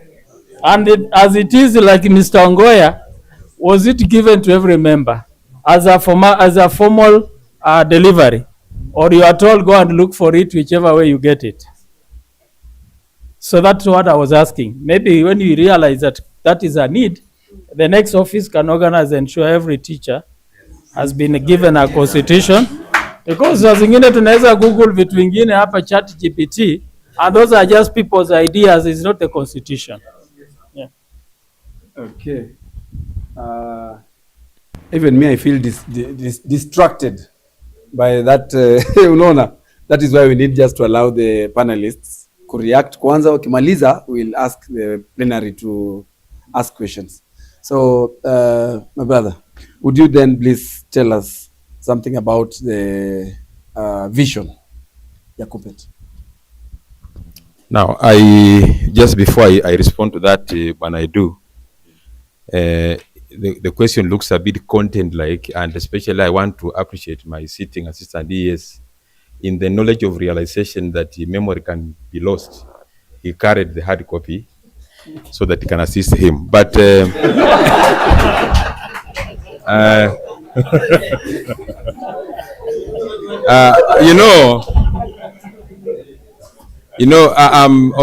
I'm just going to answer that, and I'm just, colleagues, I also want to appreciate how you are responding, because one of us will be there, of course, not necessarily me, not the other one, but all of you are teachers. So I also want to encourage you to remain sober so that we can have a very friendly discussion. The core purpose why a union is formed is to represent and serve as the voice of the workers. And when you talk about the voice of the workers, that means the most key vital role of the workers is about their working environment, remunerations, wages. And KUPPET, I also know it is anchored on the spirit of service, justice, and integrity. Allow me to stop there, Edu. Otherwise, I'll also ask copies to be supplied to other panelists. Thank you. All right. Madam Margaret, does KUPPET have a motto? Does it? Yeah. Yeah, there's a motto. Say something about the motto. Yeah. I'm not very sure. You want to be very honest. Yeah, because I've never been there. I've never been exposed to the Constitution, and I want to be honest. Yeah. Okay. So we'll go to motto. Okay, just react. According to what I Googled, it is service, justice, and integrity. Okay. So my final question here is to the incumbent. What is the role of the branch executive secretary, assistant executive secretary in the branch general assembly? Thank you. Is it well structured? Yeah, I get it. Just a minute. Let me hear it from him. To the respondent. Yes. It's okay to me. Yeah. So do I proceed? Kindly Or you wait. repeat for them, maybe. Me, I'm okay. Yes. Proceed. Thank you. The role of the executive secretary and the assistant executive secretary in the branch general assembly. One, before the branch general assembly takes place, I want to use the executive secretary because the roles are the same. The executive secretary and the assistant, in consultation with the branch chairman, shall convene a BEC meeting to give notice of the branch general assembly. They shall design the agenda for the branch general assembly. They will do budgetary allocations because the executive secretary is the chief accounting officer and it has budgetary implications. They will do budgetary allocations, appropriations, which will be ratified by the BEC, the BGC. And finally, they will assign specific roles to officials to carry out. Now, in the branch general assembly, the executive secretary or the assistant executive secretary shall present a report to the general assembly. That report must capture achievements of the branch, must capture clear audited financial records of the branch. They must capture the next objectives, the next steps to be taken by the branch.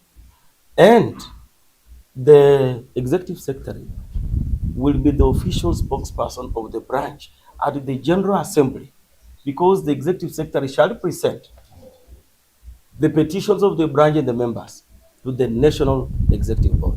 Thank you. All right. So clearly now you understand that you were wrong and we were right, right? So what we do is just wait for your time. The plenary time will come. It will come. We are just about to go for a break, and as we go for a break, we'll have our tea for 10 or 15 minutes. After which, or rather during that time, how they are asked. Is that okay? Yes. There's a very big danger of giving you guys the mic. So we will moderate those questions. We will ask all the questions, but we will put in a little bit of decency and maybe a human face, so to say. So, Secretary, you can just ask one set of questions as we prepare to go for tea. Well, I want the last speaker to answer this. What offenses are common in Bungoma that teachers have been in, and what are you planning to do to correct, apart from the popular CK? Because there are some things that maybe we can learn from and even talk to the teachers. Being a unionist doesn't mean that I will stop learning, teaching, abscond, and I still just because I have a union. So there are some things that as a unionist, you can also be very candid with your members, that we have noted these have been very common and we could control it this way. It's a learning experience for us all, so that we also are fair to the clients that we are serving. So what are the common ones? But of course, you can't mention anybody, regions, just the issues that you've handled and how we can control if possible. Thank you, Daktari. Thank you for that very topical question. As I assist the executive secretary to serve the teachers of Bungoma, the common issues right now rattling the teachers of Bungoma, number one is gambling and betting. Our teachers, quite a sizable population of our teachers are addicted to gambling and betting. What does it result into? They have taken loans beyond their repayment limits. And that means a teacher is either suffering pecuniary embarrassment, cannot sustain movement to and from school, cannot sustain the family, provision of food and basic services, including paying school fees for their children. And some of them have ended up selling family property to meet the costs. And quite uniquely, that thing results in absconding duty, absenteeism, and finally, It is the major cause of us having conflicts with principals and the TSC directors on boards of management, because we go there to defend absenteeism. We go there to defend, sometimes when you are stressed, it brings depression. They end up also indulging in substance abuse, particularly alcohol, so that they become disorderly and they are embarrassed. That thing has been a very big challenge. And I even got scared as we started the debate. I saw alcohol being served. That's why sometimes you're having problems from somewhere in the middle. It's because of that thing. Number two, Daktari, sadly, this thing of gambling and betting has resulted in deaths. A few of our friends, like this year alone, we have had about 7 deaths. And last year, our gender secretary was overwhelmed because we had about 7 suicides and 37 deaths. And these deaths were of male teachers. And when we followed them, they were in gambling. The wives had left them. They were drinking and not eating. And the gender secretary was overwhelmed. That is number one, betting and gambling. Now, I've brought in alcoholism and substance abuse. It is a big thing because sometimes you are going to represent a colleague, and like lately, a case we won, we had to run and admit a colleague in a rehab to avoid facing the BOM. So when we went to the BOM, we let them discuss, and when they came to passing the verdict, cleverly we produced now admission letters from the rehab. And we have saved about 15 colleagues are in the rehab. Yeah, and it is not very fair to us. Alcoholism is a second leading cause. You talked of the unpopular sexual intercourse, no longer called CK. I don't want to go there. The third cause of sexual intercourse with learners, it is just called in black and white. And the third major cause of stress to our teachers is stagnation in the same job groups. That has been the elephant.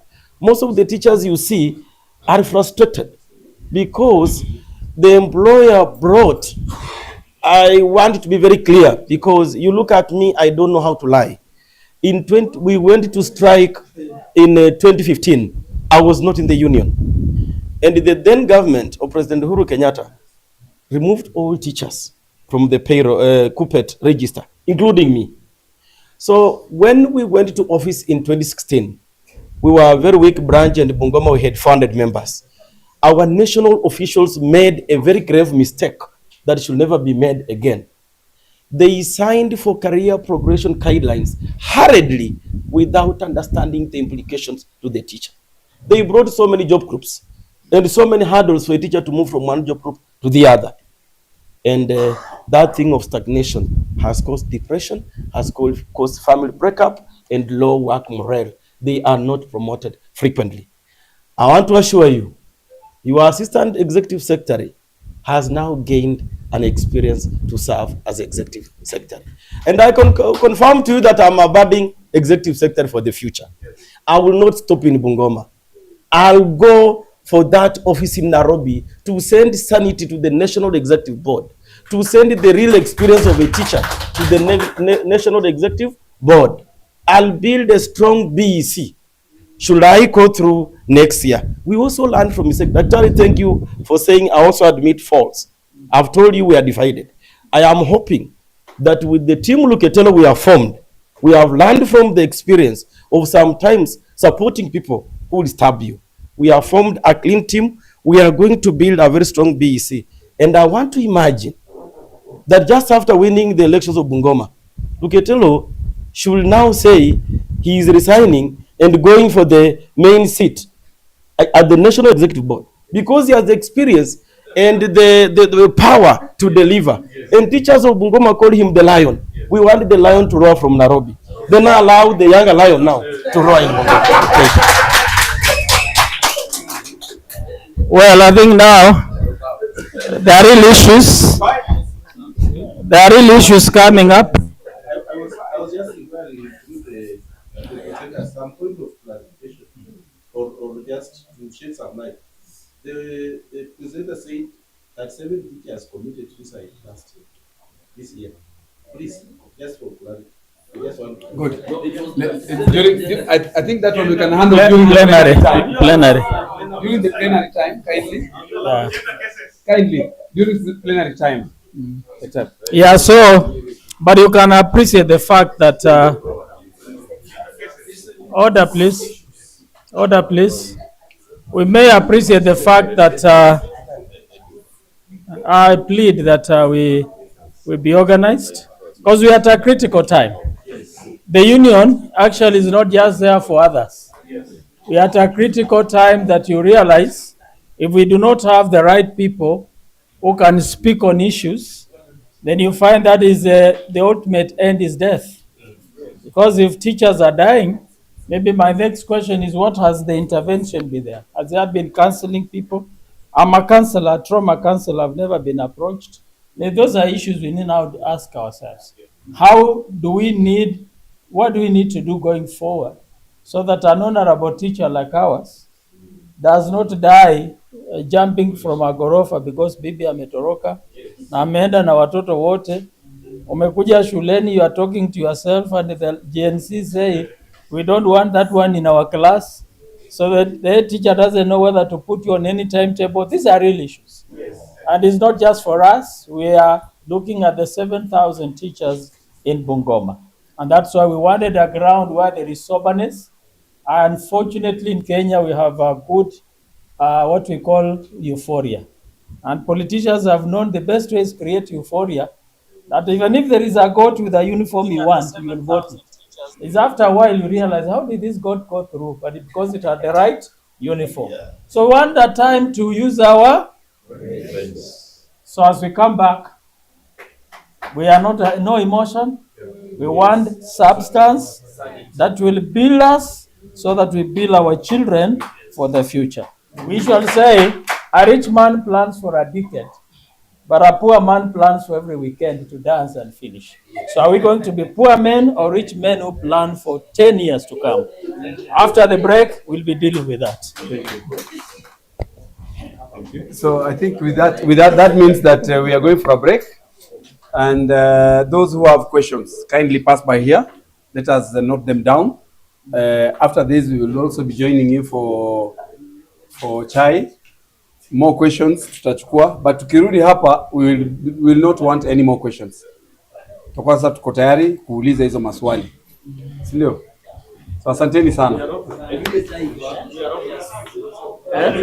Chai iko hapo nje. Believe it or not, this is Kabula. Hapa inaitwa L'Esperance. L'Esperance. I don't know whether I don't have a good nini. Hii ni simu. I wish I had the camera. Ningewazumia hii nimuone hiyo light venye ina nini ma different colors. Na mbili tu zile zenye tulikuwa tumeschedule. Wacha tungoje tuone. So kama kawaida, this is Ikue updates. Na mtu wenu ni yule Edu kama mbaya. Okay. So guys, if we are in agreement, then we can hold our debate here. We can have our debate here ya KUPPET, ya executive secretary, and God willing. Pia nilisikia wasema assistant chairman pia wanataka wafanyiwe debate. Sasa sijui itakuwaje na tushafanya ya chairman.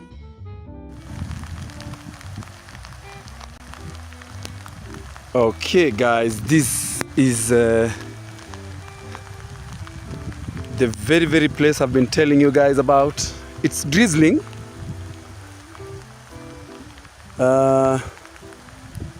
Tumejaribu put up some lighting here. This is for my wedding, wasema wedding, my evening party, manini. Ono tutumata vile tunamulika. It's raining. It is raining.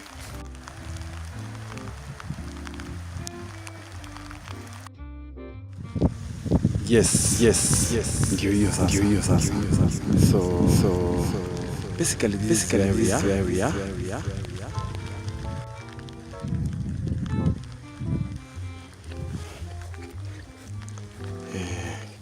Kuja kupigia hapa na bibi harusi na bwana harusi mapicha.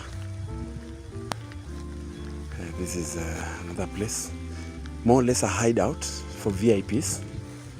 And then we have these two flowers, right? Yes, so there we go. So now, this is it. Unaonaje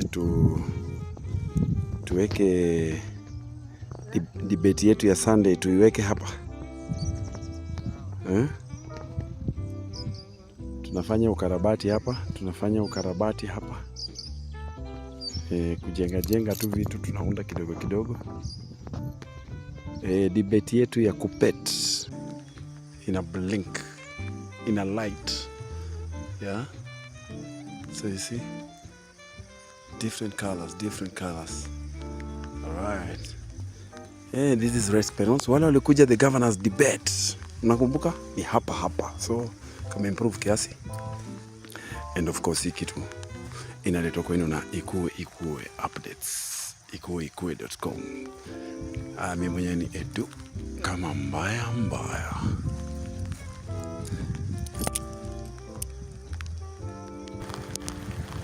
Shaiona mti ya maua ya ma lights.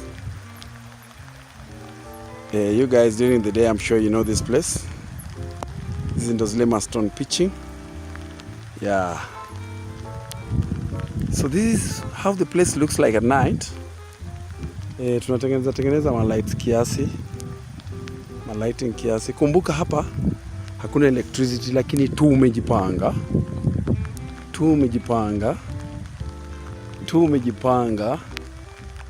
Tena hiyo wase wa Kenya nini hawatatuvuruga. You know this car place? This car thing, you know it? Yes. Tutaiwekea tu light pond mkwe mnaiona vizuri. So guys, I just want to walk you to the other side. This other side. Nikupoa, but let us go through this place. Tuende hapa. Turia ni wapeleke mwende muone vitu ambavyo vinatendeka kwa hii county. Right, so that is it. For those of you who remember the gubernatorial debate tulifanyia hapa mahali natembea saa hii hapa. So we are here to put the two flowers. Tunakumbuka zile flowers tuliweka last time, zile wakati ya the colored flowers zenye zinamulika, zina glow. Right, so here. Right? Kuja kupigia hapa na bibi harusi. Believe it or not, this is Kabula. Hapa inaitwa L'Esperance. I don't know whether I don't have a good hii ni simu. I wish I had the camera, ningewazumia hii nimuone hiyo light venye ina nini ma different colors. Na mbili tu zile zenye tulikuwa tumeschedule. Wacha tungoje tuone. So kama kawaida, this is Ikue updates.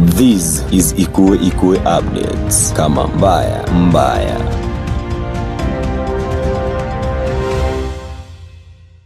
Na Ikue. This is Ikue Ikue Updates. Kama mbaya mbaya.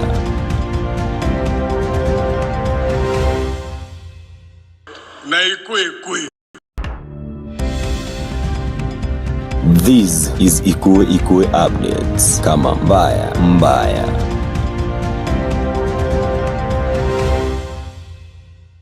Na Ikue. This is Ikue Ikue Updates. Kama mbaya mbaya.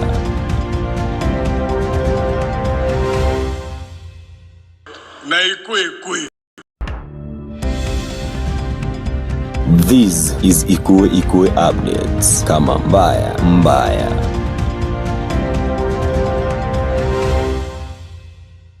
Na Ikue. This is Ikue Ikue Updates. Kama mbaya mbaya.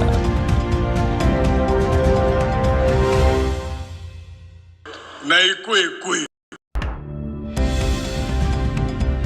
This is Ikue Ikue Updates. Kama mbaya mbaya.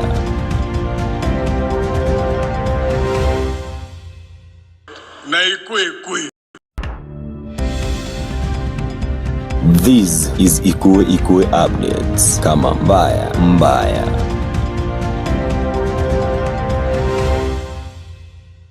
Na Ikue. This is Ikue Ikue Updates. Kama mbaya mbaya.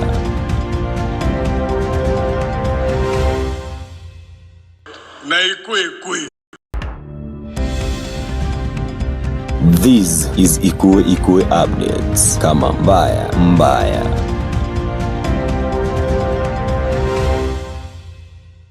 Na Ikue. This is Ikue Ikue Updates. Kama mbaya mbaya.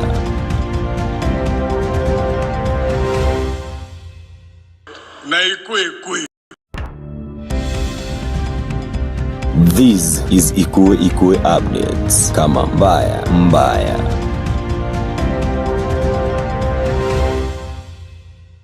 Na Ikue. This is Ikue Ikue Updates. Kama mbaya mbaya.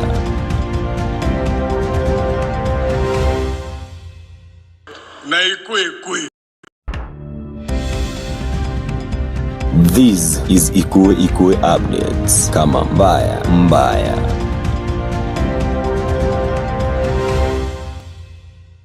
Na Ikue. This is Ikue Ikue Updates. Kama mbaya mbaya.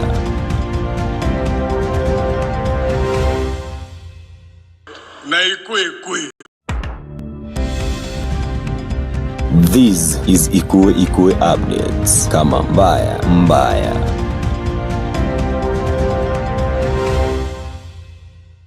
Na Ikue. This is Ikue Ikue Updates. Kama mbaya mbaya.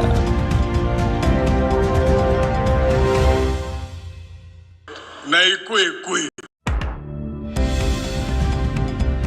This is Ikue Ikue Updates. Kama mbaya mbaya.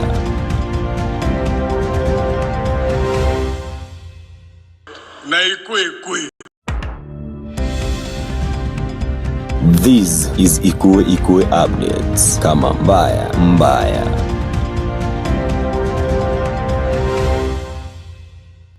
Na Ikue. This is Ikue Ikue Updates. Kama mbaya mbaya.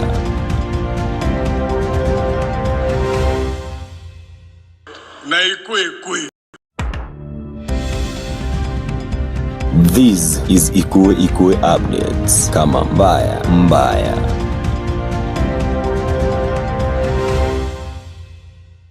Na Ikue. This is Ikue Ikue Updates. Kama mbaya mbaya.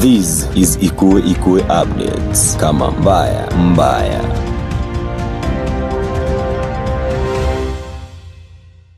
Na Ikue. This is Ikue Updates. Kama mbaya mbaya.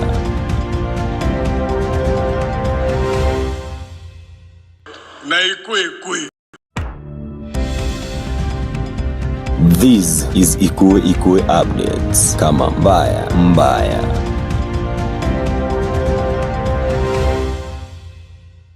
Na Ikue. This is Ikue Updates. Kama mbaya mbaya.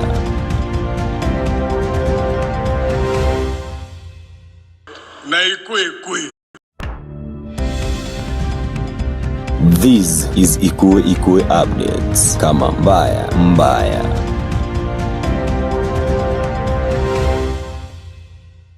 Na Ikue. This is Ikue Updates. Kama mbaya mbaya.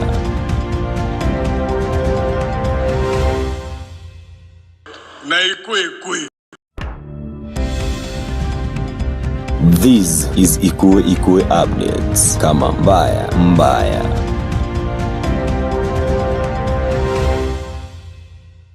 Na Ikue.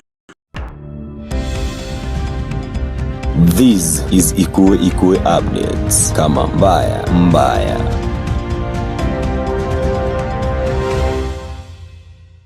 Na Ikue. This is Ikue Updates. Kama mbaya mbaya.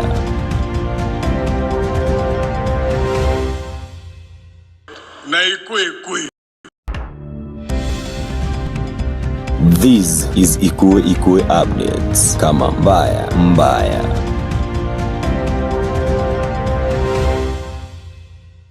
Na Ikue. This is Ikue Updates. Kama mbaya mbaya.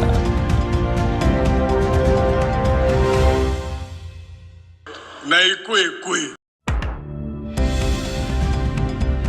This is Ikue Updates. Kama mbaya mbaya.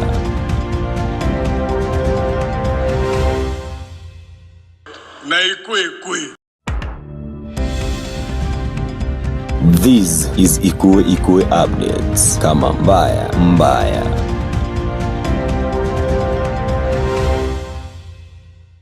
Na Ikue. This is Ikue Updates. Kama mbaya mbaya.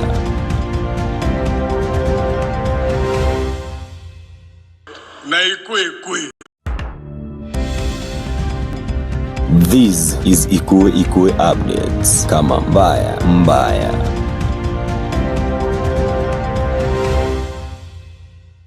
Na Ikue. This is Ikue Updates. Kama mbaya mbaya.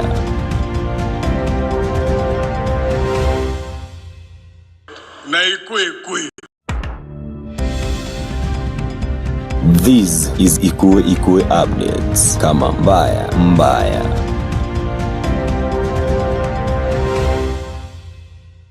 Na Ikue. This is Ikue Updates. Kama mbaya mbaya.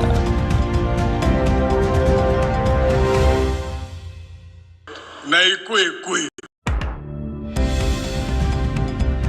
This is Ikue Updates. Kama mbaya mbaya.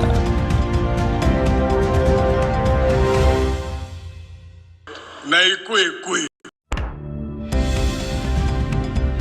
This is Ikue Updates. Kama mbaya mbaya.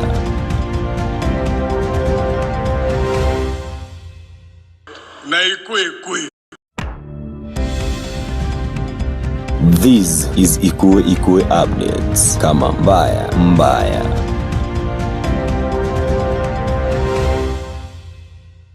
Na Ikue. This is Ikue Updates. Kama mbaya mbaya.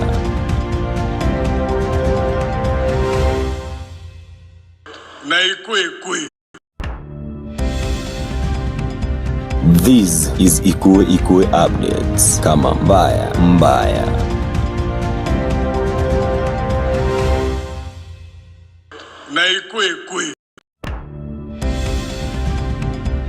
This is Ikue Updates. Kama mbaya mbaya.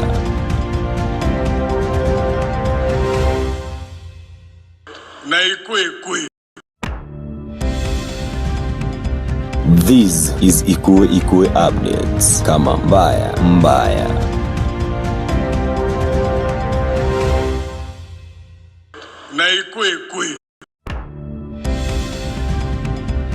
This is Ikue Updates. Kama mbaya mbaya.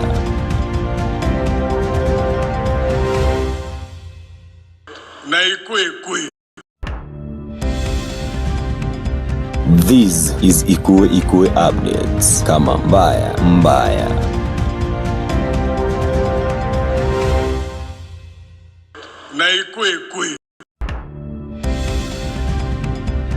This is Ikue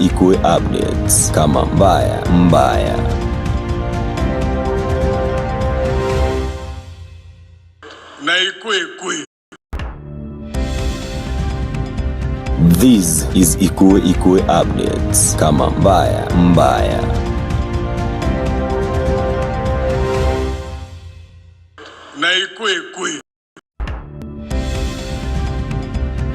This is Ikue Updates. Kama mbaya mbaya.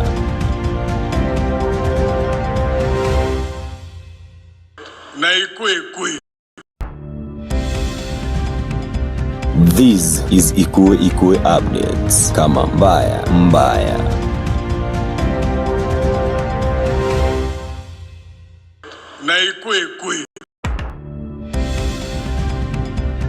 This is Ikue Updates. Kama mbaya mbaya.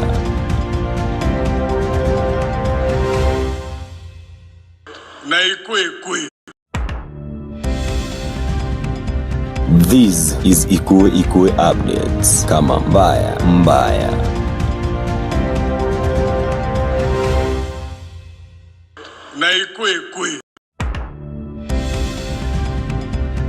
This is Ikue Updates. Kama mbaya mbaya.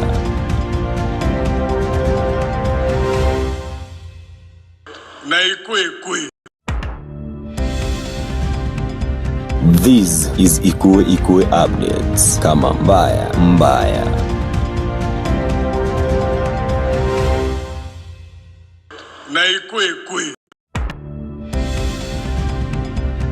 This is Ikue Updates. Kama mbaya mbaya.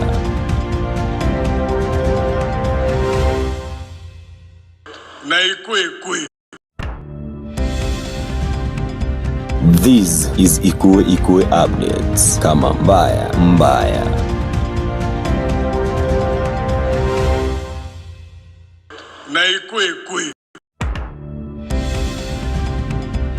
This is Ikue Updates. Kama mbaya mbaya.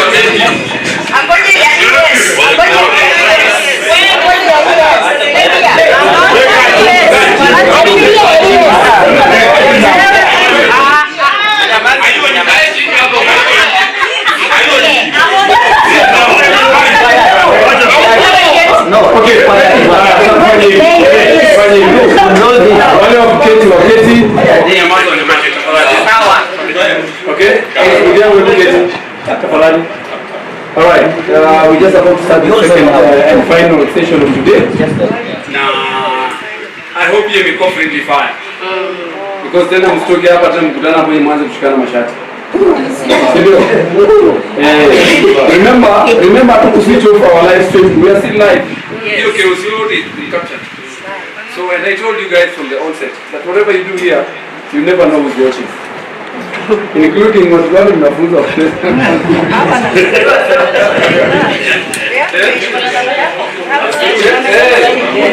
So, I believe we are good to go. This is Ikue Updates. Kama mbaya mbaya.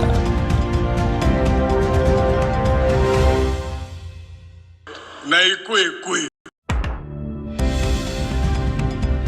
This is Ikue Updates. Kama mbaya mbaya.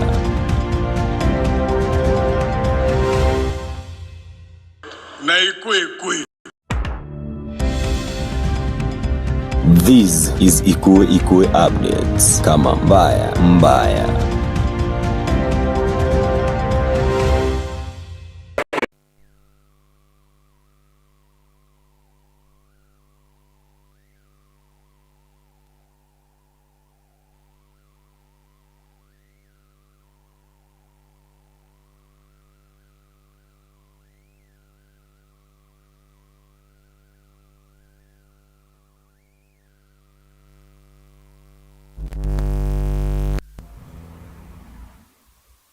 One, two. Iko sawa? Na ingine.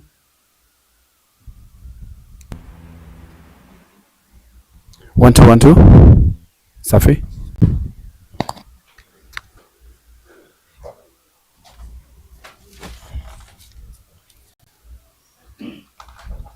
Okay.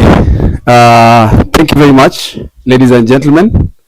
We are back for the final session, second and final session ya debate yetu. We are still live on Ikue Updates, both Facebook and YouTube.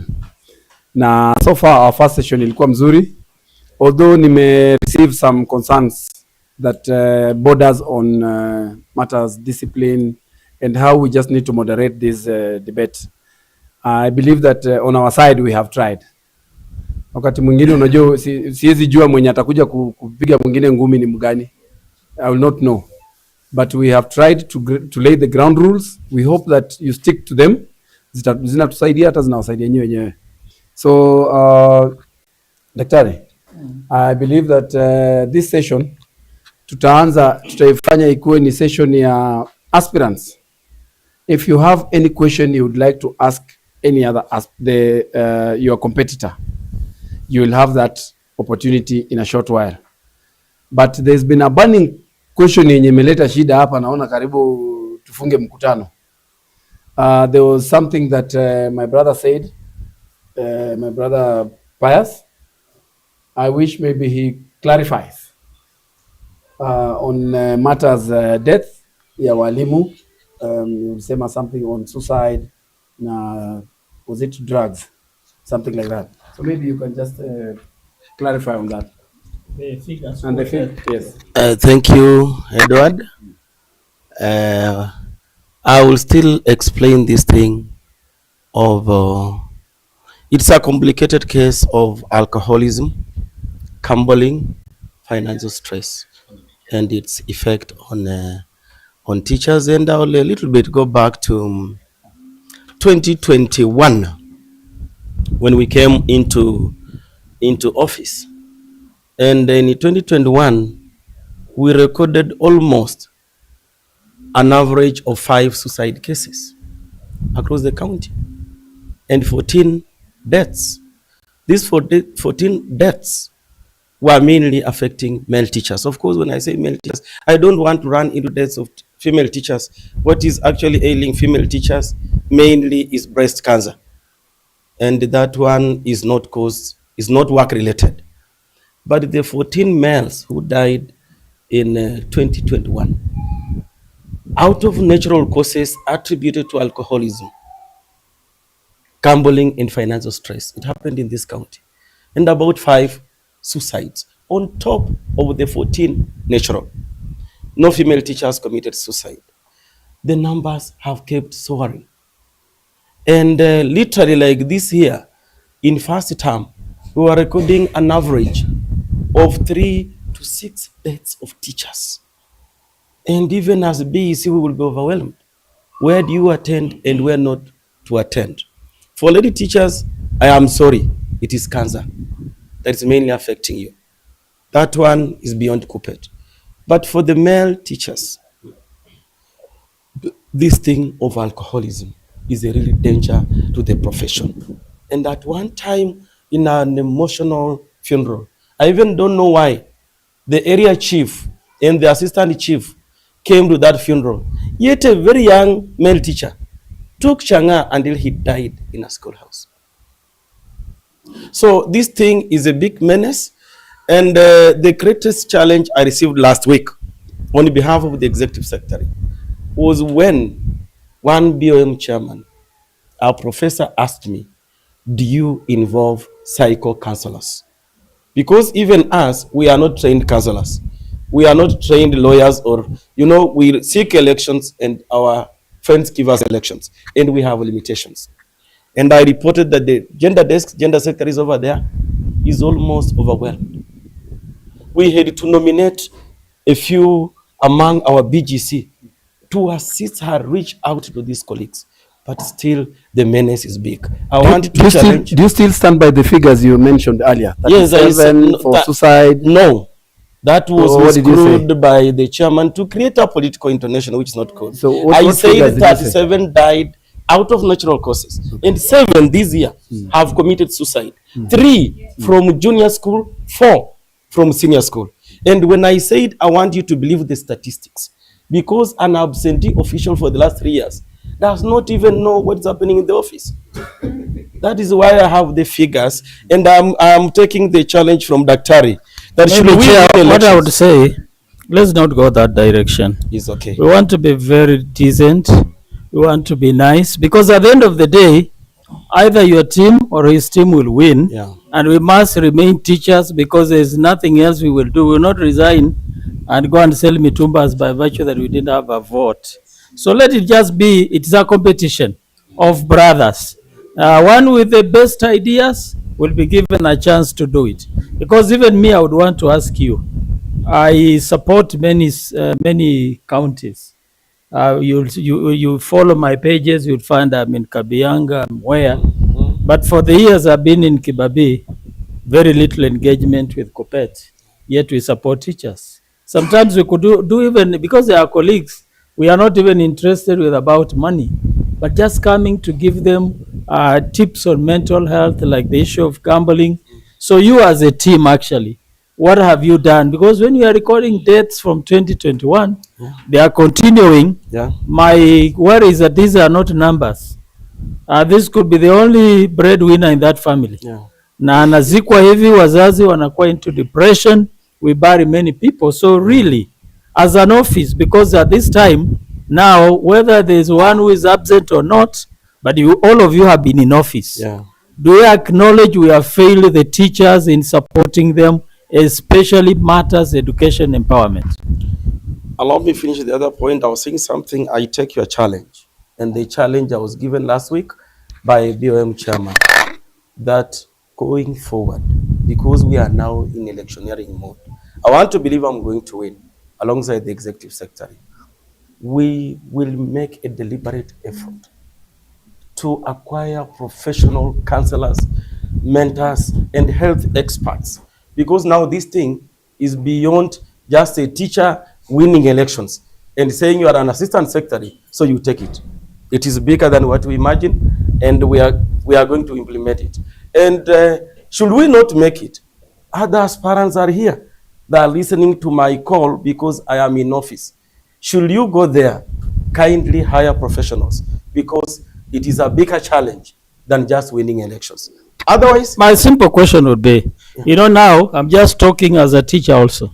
What has been the challenge that prevented you from acting, and what will be the advantage of you winning again, so that now you'll act and correct? Because I remember I'm saying 37, 39, or even 2 suicide are people, they are not numbers. What were the limitations? Because we could be talking about this. You know, the problem in Kenya, we promise. And at times structures, deter you from doing it. So you could identify if it is a structural limitation, these members can give you the mandate now to adjust and correct so that you can implement, so that we don't give you an assignment in the same way, same uniform, same field. Yeah. And again, after 3 years, more have died. And we are still asking ourselves, not because I want to pin you, but this is our real issue among us. I've also lost students in the university, regrettably, and it's something all of us want to see. What would be the challenge? Is it structural? Daktari, the challenge was first, professional. You know, this constitution here confers functions, and those functions were lying squarely on the gender desk. And all of us in the BEC and the BGC, we realized that our current gender secretary will not face those challenges alone. We sat as BEC, that is the branch executive, and the BGC, and the nominated officials amongst us, including my brother Ferdinand here. He has been a former nominated official up to last year, serving on the gender desk. And he has the real experience of the challenges they were going through. Now we have realized, out of this, the numbers have swollen, and it's beyond now the capacity of us unionists. And it's coming to the realization of this grave issue towards the end of the term of office.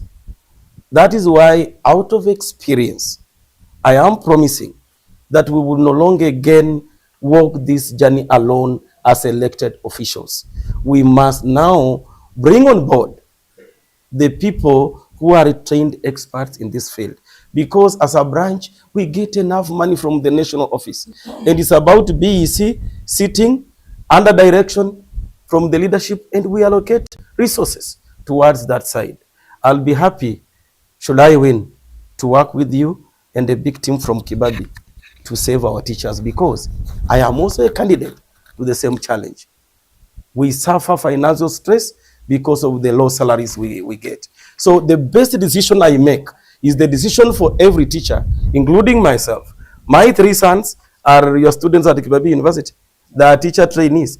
I will want the best for them in the future as teachers. That is why, out of experience, I promise better delivery. Thank you.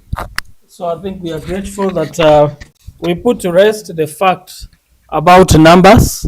You know, at times in politics, tongue can slip. You want an advantage about an issue, but we wanted to not to create an alarm, because we can, while solving a smaller problem, we could create a bigger embarrassment where people are going to run headlines tomorrow that from Ikwe it has been realized that almost all teachers are dying of drunkenness, and all of you now will not have face.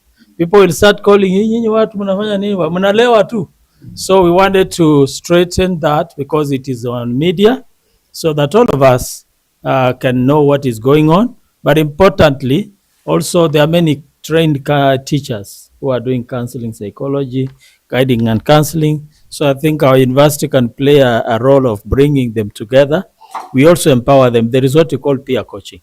If I'm with you in the staff room and you have an issue, I can walk closely to you and help you than a professor again in Kibabi and somebody is in Tonkaren, the extreme under Macheptais. So we don't want to centralize. We would wish to create a mechanism that can help us all to do peer coaching, peer mentorship, and we move forward. So that's for everybody. Whoever wins, that is for us. It is a concern that we must be aware of and deal with. Okay, thank you very much. So maybe just pass it over to him. Ladies and gentlemen, with me here are questions that I will be asking, but I've just taken note of the fact that only 2 people are they are directed to only 2 people, Pius and Ferdinand. So sijaona swali ya the other 2 aspirants. No, I'm just making it clear so that nisianze kusoma alafu mtu aseme ati na saa hiyo show imeisha, so mnaenda kusemea huko nje niliandika, na mwenye ameandika hapa swali to the 2 na sijasema hapa ainue mkono saa hii. So clearly there's none, right? So online. Okay, fine. I'll check online. So as I check online, I would like to ask the aspirants if you have a question to your colleague seated here. This is your time. Tungependa tuanze na nani? Cyprian. My brother Sam. I don't know why I call you Cyprian. When I knew you, ulikuanga na Cyprian rafiki. So okay. Sam. How I wish you could start with those questions so that I don't repeat a question that has been maybe asked as an aspirant. Okay. All right. So are we all in agreement? Guys, okay. Sawa. Baya zuko na maswali hapa kama 90%. Teachers give me the mandate. So hata chukua hiyo mic uweke tu kwa shati. Wow. So that ukianza kusweat. Hata hapo ni sawa. So and the very first question is, now that you mentioned the chairman in your statement, does he prevent you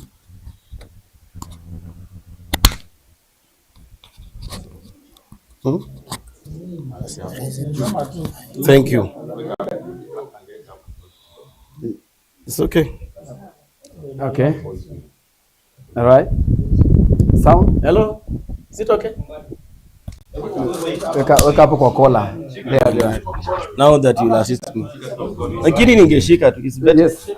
I thought so. I suffer some disability, so I'm comfortable when I handle it. Okay. All right. So question number 1. Now that you mentioned the chairman in your statement, does he prevent you from carrying out your duties? Thank you, Edward. For the branch to function, you need synchrony. And I alluded earlier on that our branch has been in campaign mode for the last 3 years. It has affected service delivery. It has affected me, one, as an assistant executive secretary to discharge service. And it has affected the entire BEC and even organs of the branch. Just you get me clear? Look at the camera. Oh, thank you. Look at the camera. So why I mentioned the chairman one is that as we speak, even in the month of September, the Constitution says BEC should meet monthly to deliberate issues affecting teachers. In the month of September, we didn't have a BEC meeting. The reason? The chairman and the executive secretary are wrestling for the seat of executive secretary. We are not giving service to teachers. I, as an assistant executive secretary, I am in competition with these friends of mine, Maina, my friend, Ferdinand, my friend, my college mate, Maggie, my former staff mate last time. We are good friends. I wish to discharge service in an environment that is not polluted. If the chairman cannot consult the executive secretary to call for a meeting, you can now realize we are moving towards that crisis where the BGC is likely to order the vice chairman to call for meetings. Last term, we didn't have even meetings until this August is when we held the first meeting to discuss the issue of us having saved 7 million in the SWA account so that we increase rates for self from 30 to 40. Just a small issue of increasing rates, but you need a BC meeting. Then for 3 months, a whole term, there is no BC meeting. The entire of last term, we didn't have a branch governing council meeting. I now want to respond. The chairman has affected my service delivery because he has not been there for 3 years. He abandoned the office and the functions of the chairman, and we can no longer make decisions. What does your constitution say when an officer abdicates? Don't you have a situation where we have recalls? Currently in the KUPPET constitution, there are no recalls. You only record the complaint in a BEC meeting, you minute, and you forward to the National Executive Board. Disciplinary action is only taken in the National Governing Council meeting. So how many times have you complained for disciplinary action? Because that is a grave complaint to members. Serious services are not being done. Yes. And because the chairman is alleged not to be doing his work. So have you formally complained? Have you served him any notice of complaint? The procedure requires that you convene a branch executive committee meeting. You discuss the conduct. As we speak, the chairman has not been there. The vice chairman has not been there. I love these teachers and I have told them the truth even in staff rooms. So if you are discussing the chairman, he has to convene the same meeting? Unfortunately, the constitution says the meeting can only be convened by the chairman or when 6 BGC members petition the vice chairman to call for a meeting. Thank you. So is there a petition that has been done by BCG members that are not Nobody gone is through? there to receive the petition. I'm repeating that the chairman and the vice chairman are nowhere.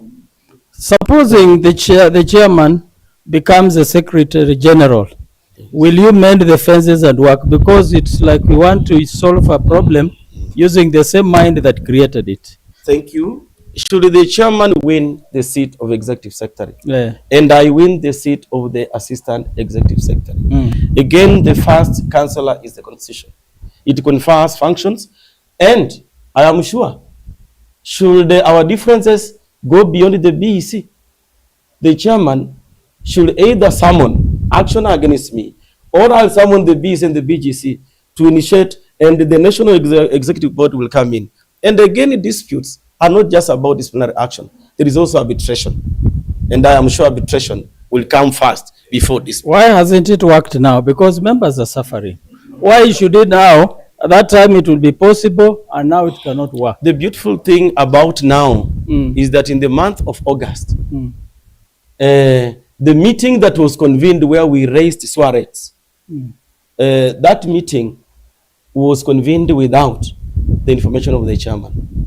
But the beautiful thing, the chairman and the vice arrived and we all agreed that we have enough savings and we increased. So sometimes... So you are agreeing that there are times you just fail to hold meetings because they would still come. If this one you did without them, but they came, why couldn't you have dared that? That go ahead. What should shock these teachers? Yeah.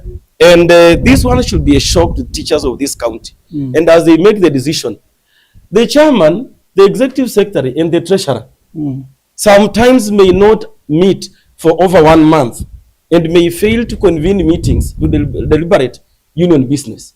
But when money comes in the account, they have never quarreled. They are very punctual in the office. They go withdraw the money, but then they share and then they start quarreling. So what I've told you, let me ask you this question. Yes. So why are you having a big problem between the ES and the chairman if they can always share their salary and go away, but it still functions are not going on? So is that really the issue that they are You can imagine why I have an issue. Yeah. I am a defender of these teachers. I have a longer future with these teachers than these two. I am youthful and I was elected on the issue of advocacy. And me, I see them. That's not a civilized meeting, please. Thank you. Allow me. Because you are addressing very issues that concern you. When I hear that a bus cannot run and there is an office where people are earning money, and we are still seated here saying we can do it next time, then we are also not serious. So that's why everybody who is in office now has to answer. That's why members are bringing up. If there was issues of chairman failing, it should be noted out so that we can even call for a constitutional, because if you have a guideline that looks like school rules, because school rules have a lot of, they are just basic. But constitution should anticipate a situation where the chairman and the ECG are not working together. So what will be plan B? Are we together? So, you know, we may celebrate, blame one person, but the issue is structural. If we identify that it's structural, then we look at that, empower, work on a structure that allows good functioning. Because you can bring an angel, but if the structures don't allow you to work, it won't work. And we take time blaming individuals and persons, yet they are consumed. Because I expected that, like in WASU, they call issues. You will be recalled. People will sign and say this one is not functioning and we can petition that we do an election. But if we have to suffer for many years until another election, you know, that becomes a challenge. So I'm not inclined on any direction, but those are the questions you're asking. Did the chairman interfere with your working? But I think now from the issue is either personal working relationship and structures have hindered. But salaries, I think, is very clear. When it comes, the law allows everybody to pick theirs. Yeah. And I think the other thing, they asked the role of assistant EC. One role came out that they play as mediators.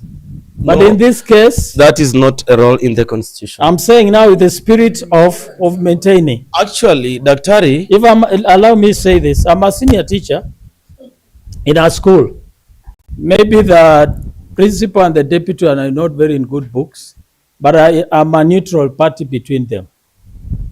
Does it behove me as a person to see how I can help them work? Because it's like you also took aside, you are working with the secretary, so we don't have the vice also to tell their story about their end, and that might continue and kill us. Does it behove us that leaders can struggle and see how do we work together? Because we can say these teachers, we are working for their best interest. And you've seen in parliament, people will pass laws. They are saying for their best interest of Kenyans, but when you look at it, it had their own interest. So I think those are issues that we want to see. Is there a way? Do we have mediation bodies in our constitution? So those are when we need to even identify mediators locally when we are not talking. The way, like you see, like today, and we have really struggled because I'm sure the hot environment I see around, if we are left alone, people will cross the floor and hold one another shut. But we have remained very neutral, that all of us are teachers, we have a problem, and all of us caused it. We must also again acknowledge that it is us to solve it. So if there are structural issues in the constitution, again, I'm just raising because I'm your moderator today, for longevity, we may look at it. Daktari, I take your challenge that this constitution has very many lagunas. And because constitutions are living and progressive, the next generation of leaders from 5th January, I believe I'll be one of them. We should take on it to seal the loopholes. Otherwise, chairman and executive secretary are my best friends. And we won elections together in 2016 and in 2021. If it's mediation, I tried, but it's their personal ambition that has gotten the branch where it is. Okay, fair enough. Fair enough. I think we will run through these questions because I see there are quite a number, and I'll be giving you at least 2 or 3 minutes per question. Yeah. All right. Or maybe I give you. What I would suggest is, at this time round, don't mention anybody. Just address. Say if there are challenges. Help with that mic. Let it be an office challenge. Maybe it's supposed let's me, and I think so that we avoid dragging persons in. I know it brings up emotion. Yours are going to cheer up, and the other ones are feeling like if an opportunity arises, mtu atalala chini, and we didn't want to come for that. Yeah. So let's address the offices, not persons. Okay, so I've decided to give him the mic so that we give him a breather kidogo. Yeah. So, Ferdinand. Yes, please. Tell us a case study of when you have represented your subjects in any capacity. Thank you. Just like my brother, the current assistant ES said, when I was given a nomination on the BGC, I was again on the BGC. They gave me an opportunity to work under the gender as wellness representative.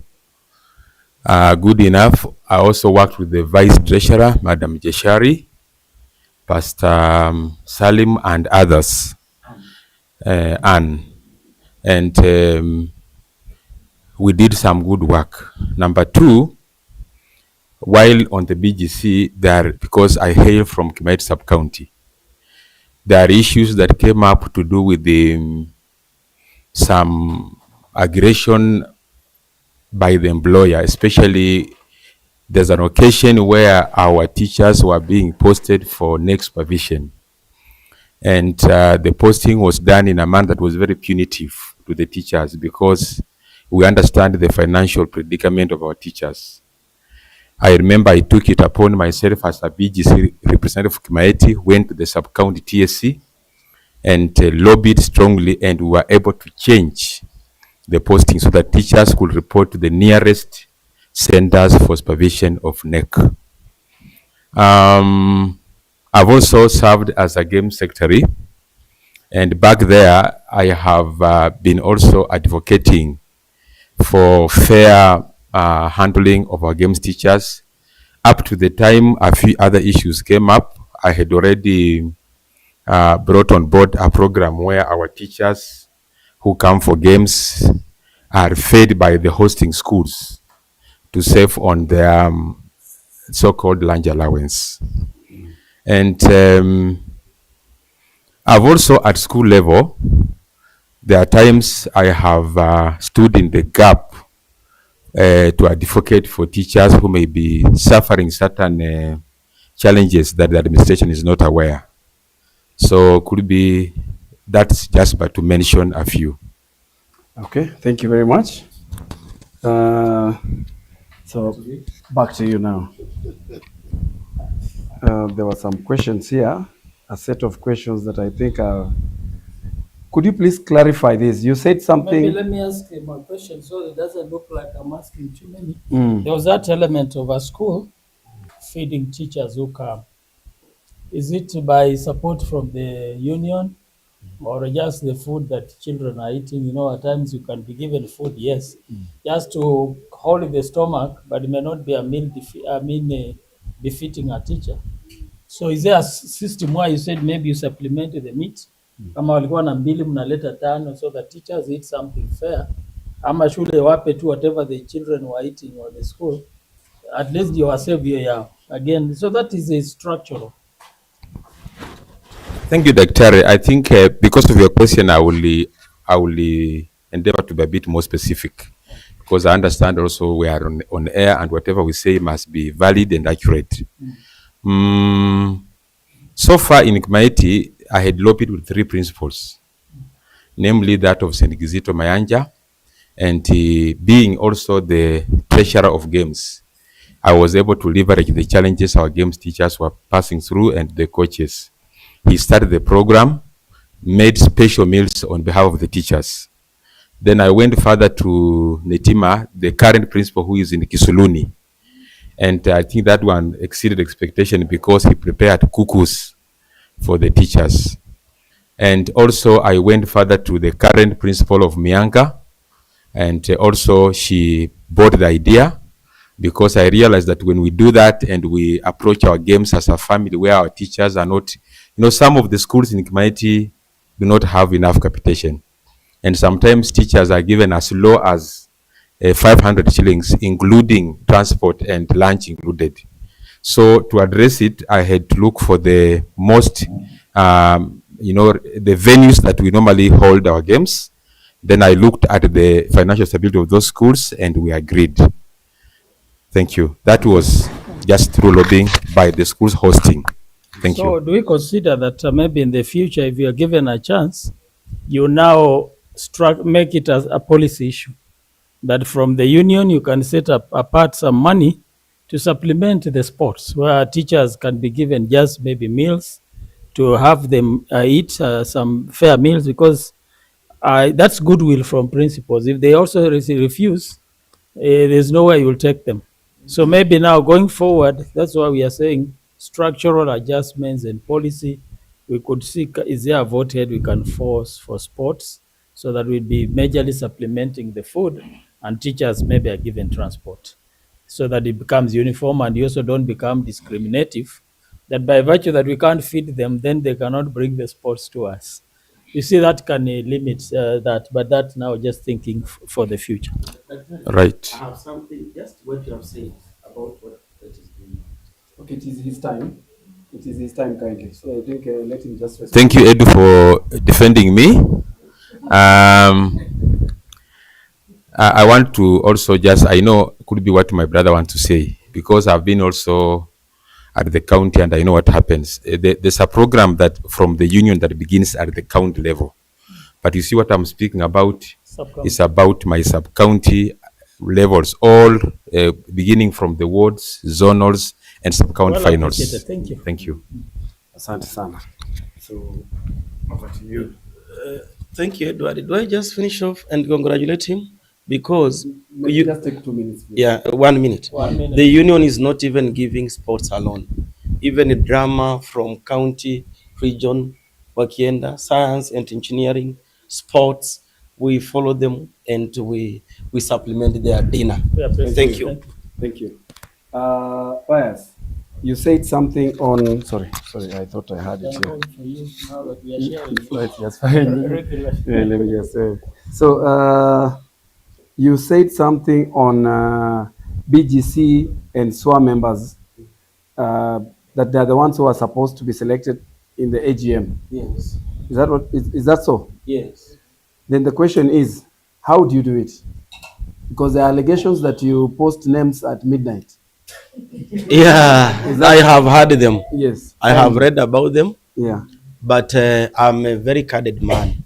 I never respond anything thrown at me on WhatsApp. You know, again, communication from me is communication from an assistant executive secretary. So I can only do it formally. One, when you follow the constitution strictly, members of the BGC and SWA are to be elected in the first branch general assembly. Like come next year, the team that will win these elections, the first branch general assembly members should be elected per sub-county. What have we done 2021 to 2026? The BEC, the entire BEC, sat on a table and reasoned out and realized that they didn't have a mechanism of running the branch from January 26th when elections were held to somewhere in October. So they went out, the BEC, the entire of it, executive secretary, me, the secretary and everybody, we sat on the table and nominated officials, one from each sub-county. That are the people who have been running it. But again now, logistical challenges have emerged. That's why I've said constitutions are progressive. Assistant. Yes. Yes. Because when the other time you spoke, it's like it is a chair who appointed. No. Now you are putting even yourself inside there. So is it convenient when things are not right, you can step aside? When they are convenient, you step in? Because I expected, actually our worry was, it appears there's somebody who is usurping the powers, using his own powers to pick and position, so he has to be blamed. But it's coming out clearly, you're also part of the issue. Yes. So how differently will you do? Allow me explain it. And I was explaining. And I said the BEC sat down. The entire BEC sat down and nominated teachers, one per sub-county. And I was part of that meeting. And everybody in the BEC, people suggested names. So did you follow your constitution? I am coming to it. That one does not require I am you coming to it. We didn't follow the constitution. Yes. Because that way we broke the constitution. And that's why I've said people should look into that camera and say the truth. This constitution must be protected by one person. I can hand it over to you so that you confirm to these teachers and teachers listening to us that the protector of this constitution is one officer, the branch chairman. And at national office, it is the national chairman. Maybe educate me on what it means by the protector of the constitution being the chairman. Does it mean he's answerable for everything? Even where, like this time, why couldn't you stand him as a team and say you are going contrary to the constitution? All of us accepted, but now when it doesn't work, we take it back to where it belongs. I'm not taking it back. Are we not speaking from both sides of when the you mouth? have a case in the BEC where the executive secretary and the chairman are agreeing on a decision and they have lobbied the BEC members, maybe including myself, then maybe or this time you are convinced. No, we I took wanted it. to be honest. We took it as a collective responsibility. Thank you. But it lacked protection. Now I was still answering your question. We would I like was you to only be- interrupted. Kindly be brief in your So answering. you had asked when are they elected? They'll be elected at the branch general assembly. But again, this thing is in a mess. That is why there is a constitution already in court and suspended. And this one may not be supreme until the court expresses itself. Because now junior school teachers have come on board and they are not captured in this constitution. All right. So the question was actually, how have you been doing it? Because the BEC has been nominating. Then maybe you need also to clarify that allegation I put across, that you make pronouncements at late at night. Oh, it comes, yeah. Thank you. have Let to me clarify that. on that. Yes, please. I have served Namachanja High School for the last 18 years. 12 years I was a DOS, a BC performing school. So I had administrative roles. I was also a classroom teacher. Then the assistant executive secretary does not communicate per se. When I have finished my classes and I have done my work, then I sneak out to the branch office to meet the executive secretary. Or if he's not there, I call him. And if he's not busy, he does not pick. So sometimes he will be in BOMs and meetings. And I have to hold that information because he's the overall until I retire home. And sometimes he picks my call by 9 p.m. And I explain everything to him. And he says, now go ahead and release the statement. And I release the statement. Communication is communication, whether it's midnight, morning, or lunchtime. I release communication. I go sleep. Fair enough, my brother. 10 years ago, you were elected. Yes. Do you remember your manifesto then? We had a whole lineup of us currently in the office. By the way, you okay. So as you answer, leadership. As you answer, have you achieved anything from your manifesto? Yes, we have achieved. We are almost at 70%. Number one, when we went to office, SWA, this social welfare, was having 239 members under a teacher of Kabula by the name of Wafula Mutali. And we respect him. He's the founder of SWA's, the whole country. I assisted the executive secretary from the Maliki Branch General Assembly. I went around schools and picked 1,800 signatures. Then we had a BEC meeting, we forwarded to Nairobi that these teachers want to get into SWA. That is why we got the 2,000 membership before automation. So that was only the SG's work? I have said the BEC ratified and I forwarded. You said I assisted the SCG. Yes. I went and collected 810. Yes. Is it now at some levels is only some Actually, credit to some people? At another time we drag in collection the of body. signatures was purely executive secretary and assistant executive secretary. Their mandate. That is within our office operations now. Yeah. And we were funded by the branch. We don't use our money. Now, that is one achievement. Advocacy. When we came into office. So you did it as a SCG and assistant or a BC? I would appreciate if you say the BC mandated us. That's what I've said, Dr. No, please be fair. I may not use your semantics, but I want you to not semantics. We are on live. Yeah. And we are addressing you're also the dictionary of the law. So we want to be a situation where we may blame other people for not being team players, and yet we are also part of it. And the language, like Vygotsky says, language is a mirror reflection of my thoughts, my intention. So I would appreciate that from our communication, where we have failed, we fail as a team. Where we achieved, we also achieved as a team. That helps us to... Dr. You have repeated these things severally, and I have a feeling you are interfering so that I don't respond to that particular No, I'm sorry. question. You should not have that feeling. Thank you. You know, I'm here like a moderator. Yeah. And as a moderator, where we are now is to clarify and allow you communicate to the public clear information. Can I now communicate on that question? Our achievements. I said SWA. This SWA is standing because of the current office. I have said advocacy. When we came into the union, when I joined Luketelo and his team, the number of interdictions in the county was very high. Reason, earlier history had it that unionists were banging tables. They will bang tables of principals, sub-count directors and count directors. We brought in a negotiation, arbitration, and we have built a very strong relationship with Kesha. Today, when a teacher runs into trouble, even before a teacher tells us, it is principal who calls and says, sir or madam in the union, there is trouble here.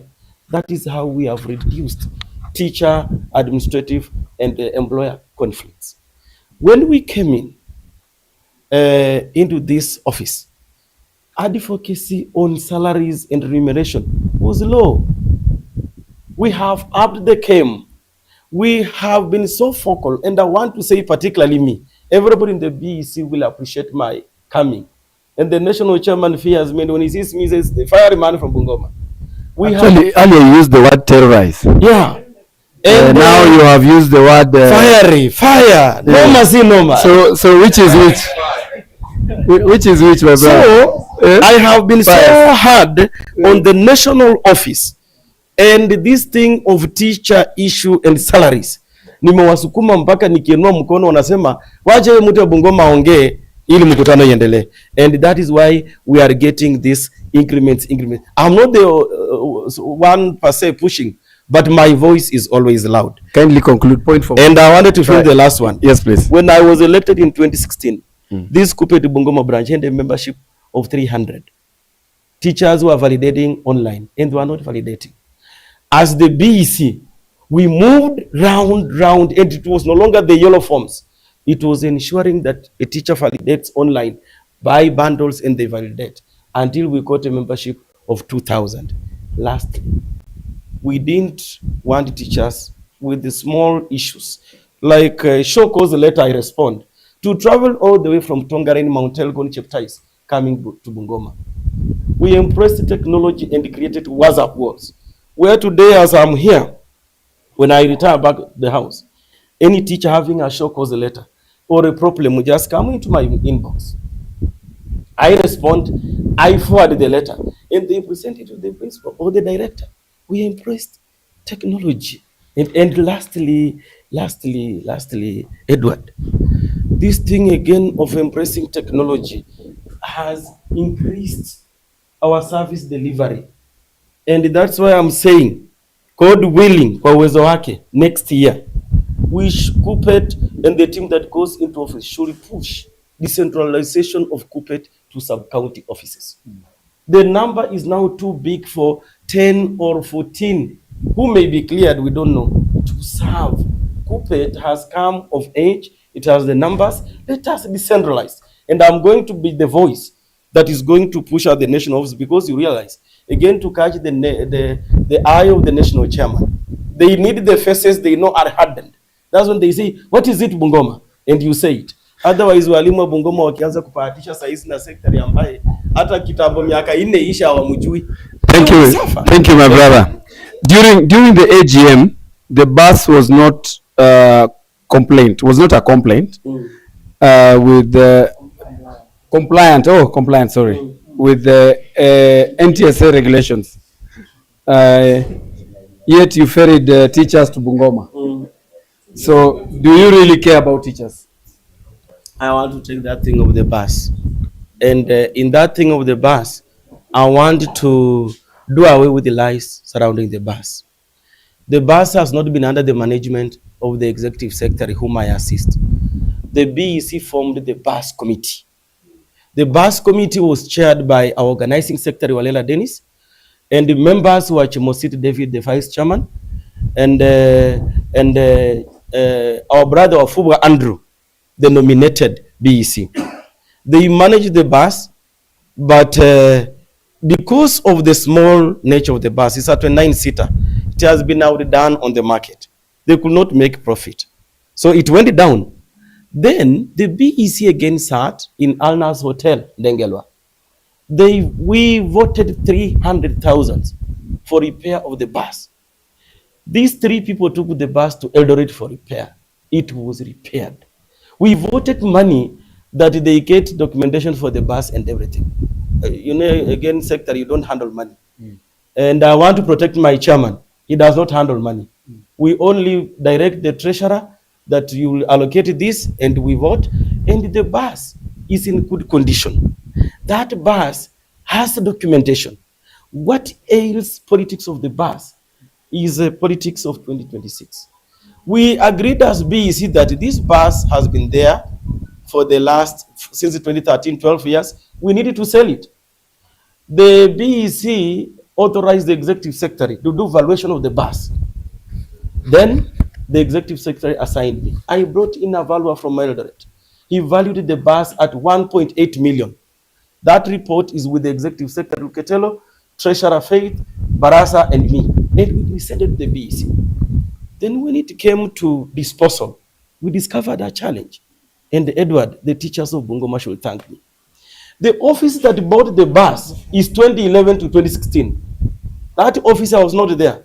That office had Luketelo, had Barasa, had Cheshari, had Walela, had Masibai, and that team. They had not known where the logbook of the bus was.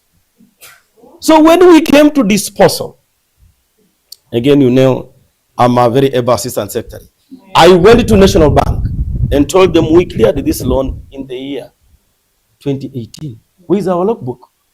That is when I realized the logbook was still lying with National Bank headquarters. I reported it to Luketelo. Then we did a letter, we paid some money called discharge. Then, on discharging the logbook, again, the constitution is very clear. That bus does not belong to Bungoma. That bus is an asset of the union. Bungoma is a branch, it's not registered. The registered is KUPPET Kenya, domiciled in National Executive Board. They send the logbook to the National Executive Board, including all the plots my brothers were mentioning. There is a lot of when in Kakamega County. They put up houses, but the owner of the title deed is KUPPET Kenya. So the teachers of Kakamega, the officials took money of teachers of Kakamega, bought the plots at Skalakala. But who owns the plots? KUPPET Kenya. In Busia, in Homa Bay, in Bomet, that KUPPET center is owned by National Executive Board, Board of Trustees. So we are unable to dispose of that pass, and because of blame came, BEC yote imeretract sababu tumeona tukiuza hii basi tushindwe kununua ingine. Kati ya chama na secretary watakuwa na blame game. Tukasema wacha hii basi ikae, ofisi yenye itashinda. The bus is in good condition. It can run, but out of business. The team that will win these elections will make a decision about the bus. Thank you. Okay.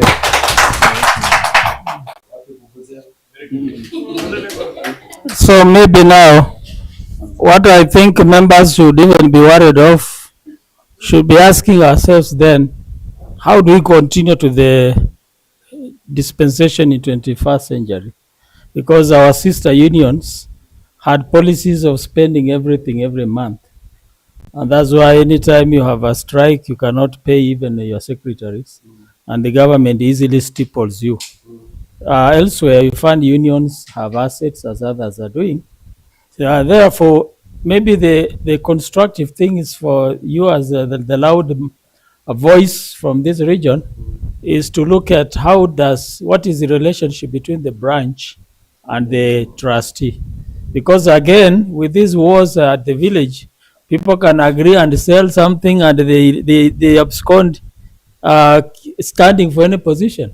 Na wagawane pesa waende Uganda. So you see, the trustees, because it's the mother, then we must have just a clear way of when we have assets, they are there, but what is our role and what are our benefits? Otherwise, we can also sit pretty like that. You are mentioning Bomet, they have offices. Kakamega is building their members around Sigalagala because population is very high.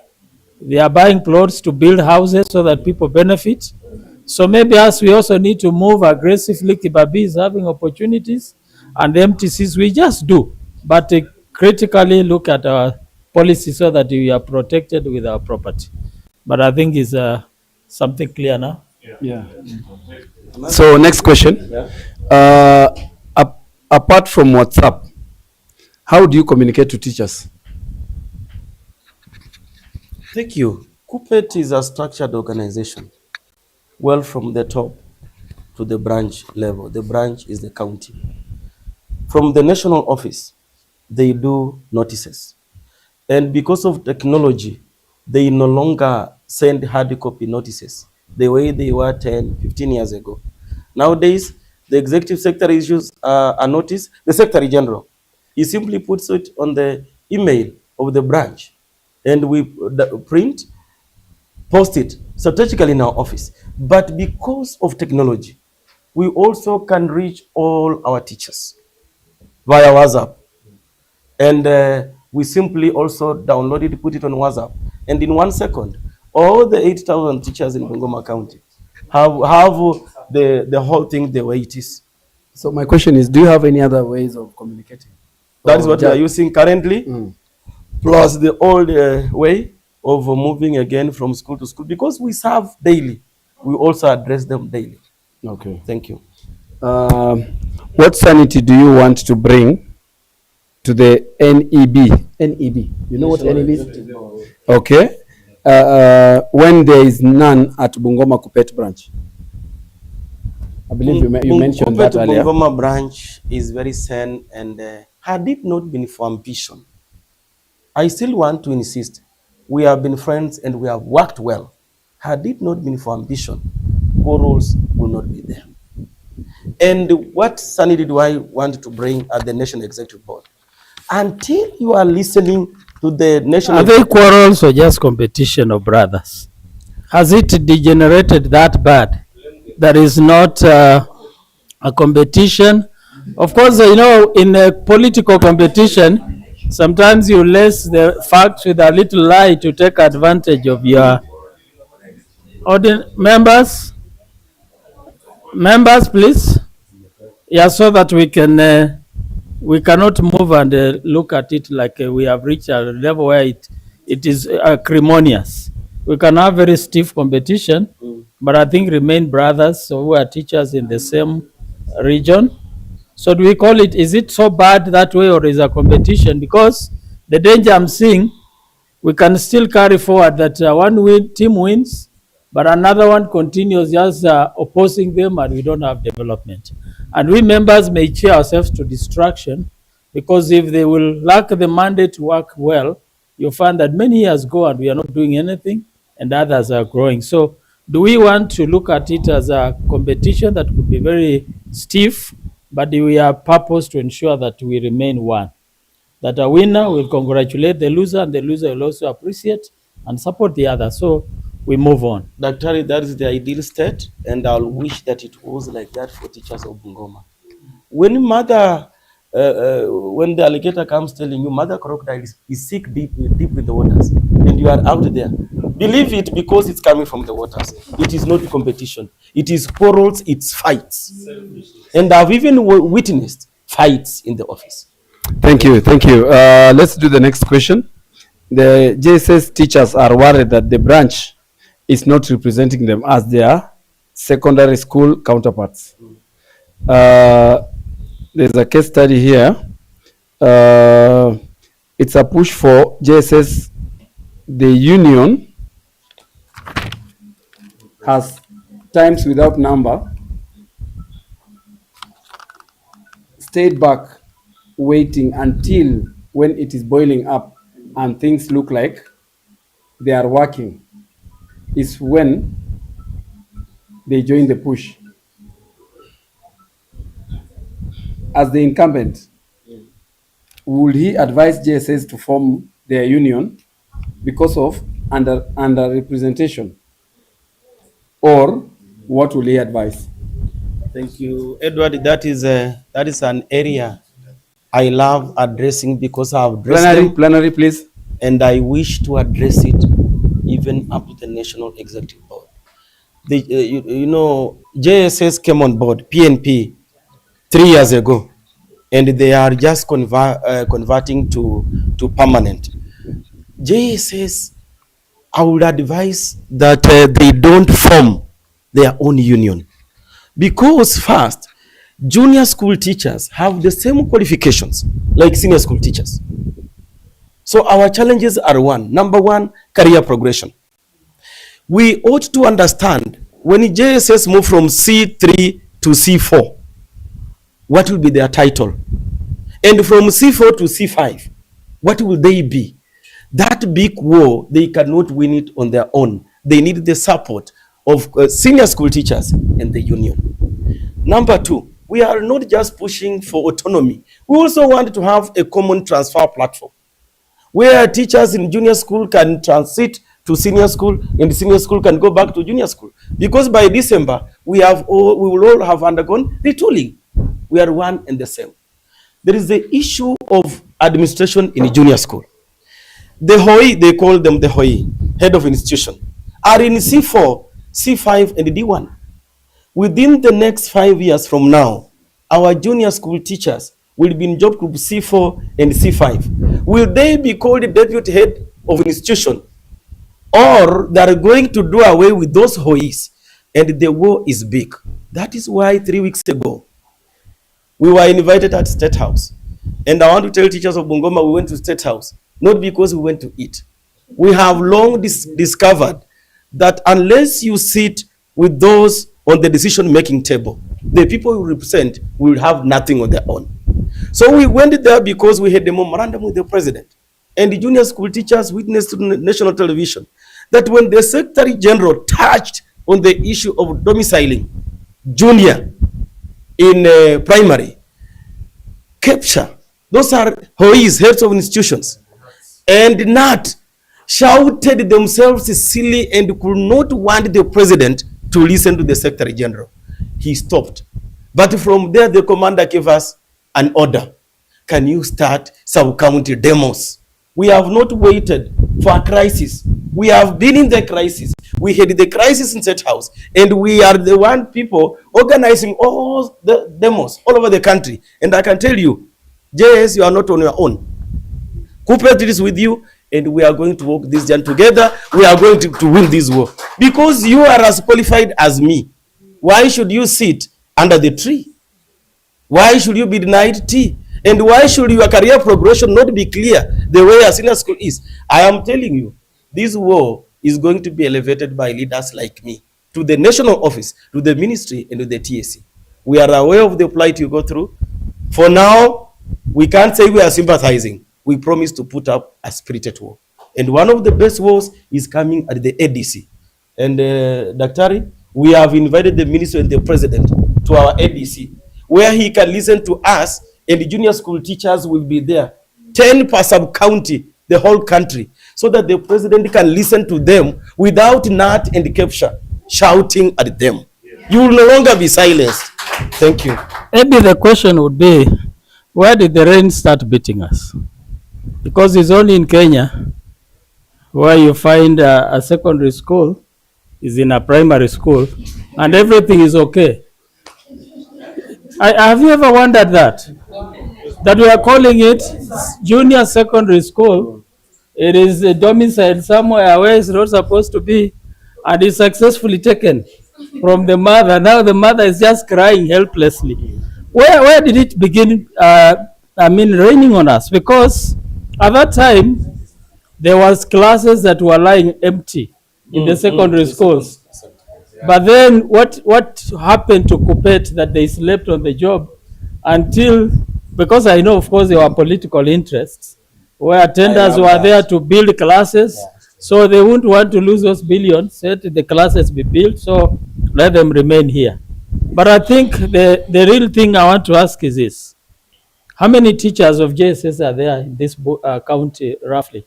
Thank you. Not roughly. Yeah. I'll give exact figures. Yes. Because I access confidential information. Yes. From the account director, and it informs the CEO. Thank you. Just we have 2,400 junior school teachers currently, and we have 600 deployed. 674 who are in primary, they have done diplomas and degrees. They have been deployed to junior school. That is a very exact question. Beyond the issue is, and I am privileged that some of them are my trainees and we are friends. Their main thing was, we are that number out of 7,000 KUPPET members, around 8. They are that number, but they are only given a representation of a special interest called youth. Yet they have 1,001 problems.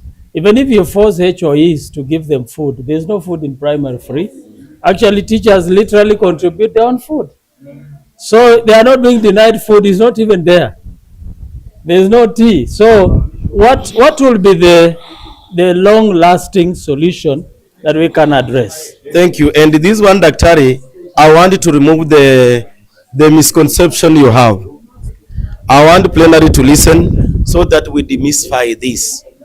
In this democracy that is coming now to 2026, seats have not been allocated. Seats are all open to teachers of senior school and the junior school. And I want to name chairman contestants.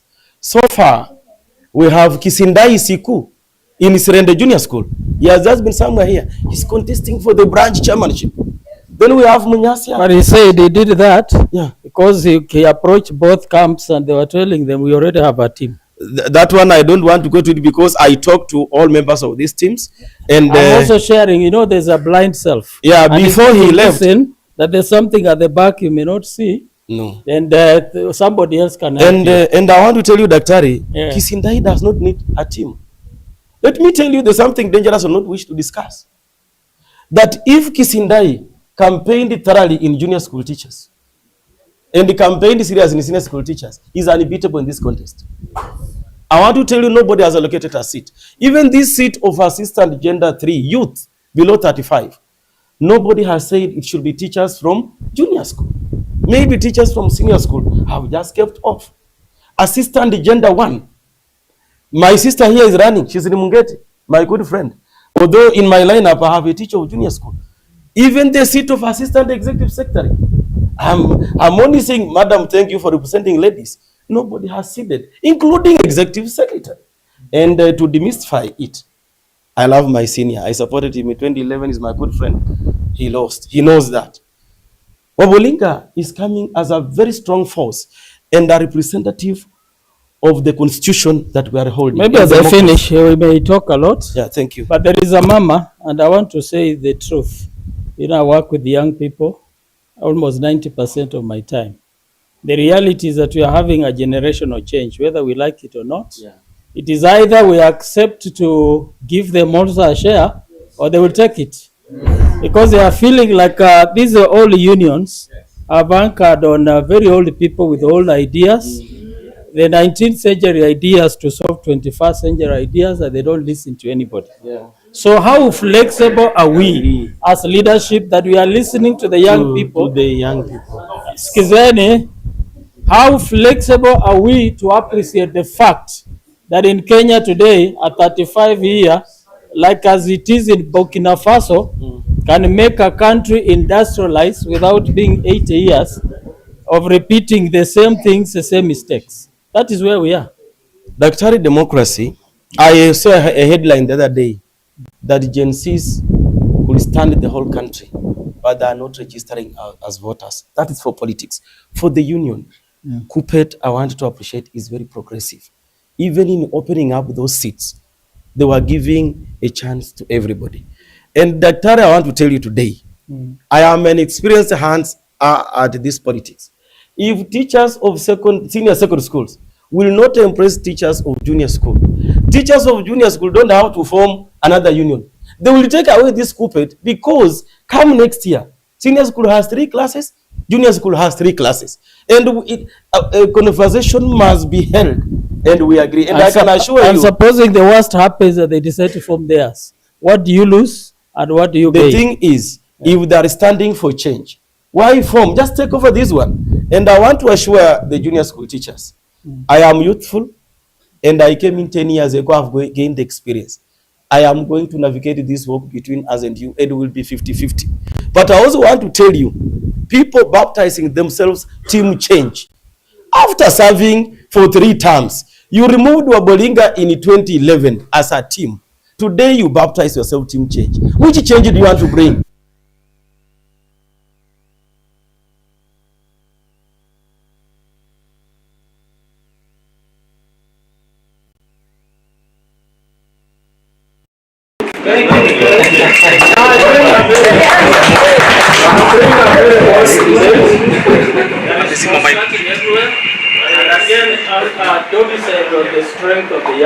Amezima mic.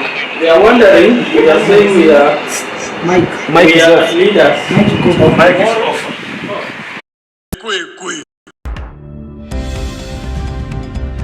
This is Equity.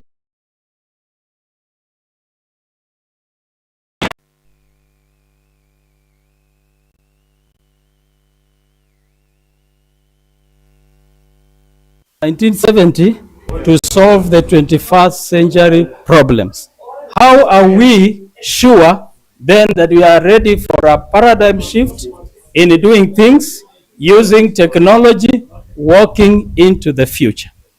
And that is cross-cutting even in the other political arena. That's the question I'm bringing. Eh? No, that's a question I'm bringing. Yeah.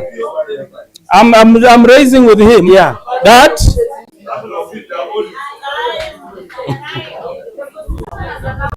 I like the way you are making noise.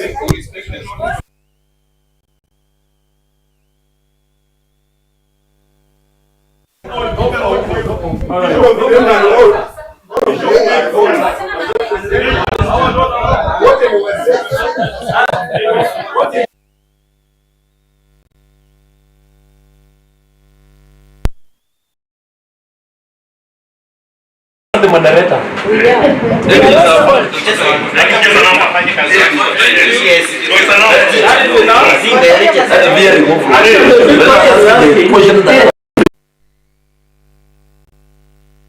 So it's not only here that a number of unions have people beyond service who want to continue leading.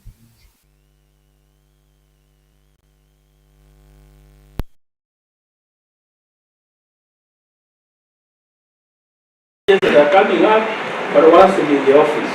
So what is our paradigm shift? ADC. But the constitution was amended at the ADC. Yes. The branch has nothing to do with the constitution. Sure. It only has delegates. And among these delegates, whoever publics to themselves as we are. That's why we are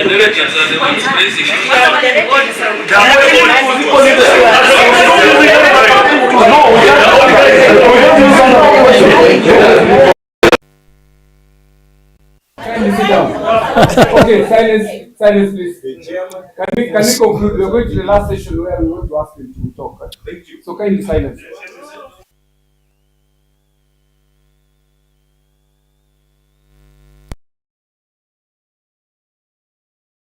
Because they can say we are thinking for them. fine. So thank you very much. And then finally, thank you. Finally, what we want to do is this. For the contestants, you want to respond. You will respond. Don't worry.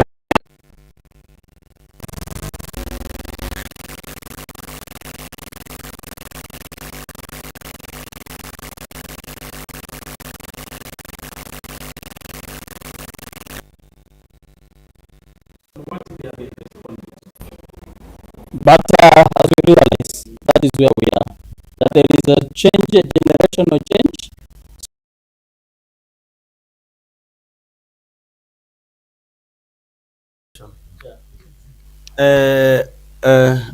I thank the panelists.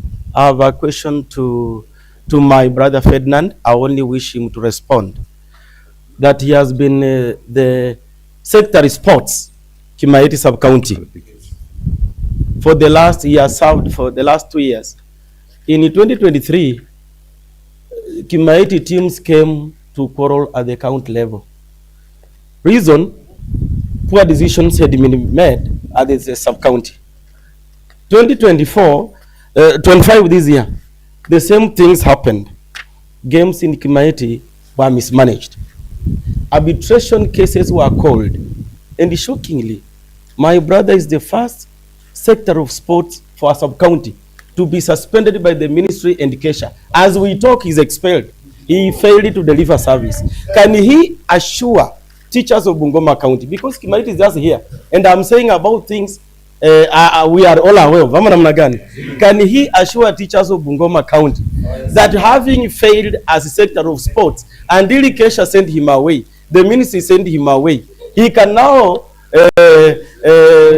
reincarnate and serve teachers of a whole county? When you fail to manage 18 KEMS teachers, can you manage 80,000 teachers? Thank you. The chair is called tafadhali, allow him to also respond. Thank you. That is an allegation until he proves that he has a letter. Thank you. He's suspended. Thank you. Now, thank you, Daktari. I was just trying to talk to my brother here, Edu, that we are supposed to have been given some good time to justify why we came around. But for a long time, I've been watching a one person talking all through until I almost dozed off. No, we are sorry that the questions secondly- actually were focused on him. That's No. why he was given the last portion It's okay, of the questions. It's okay, Daktari, I get it. Number two. Sorry for that. Number two, one thing I strongly believe is that the reason why we came here, we were supposed to talk about one, as an aspirant, the vision and why I should be vying. Then two, looking at the emotion of that question, I want to assure you that that is what we call politics.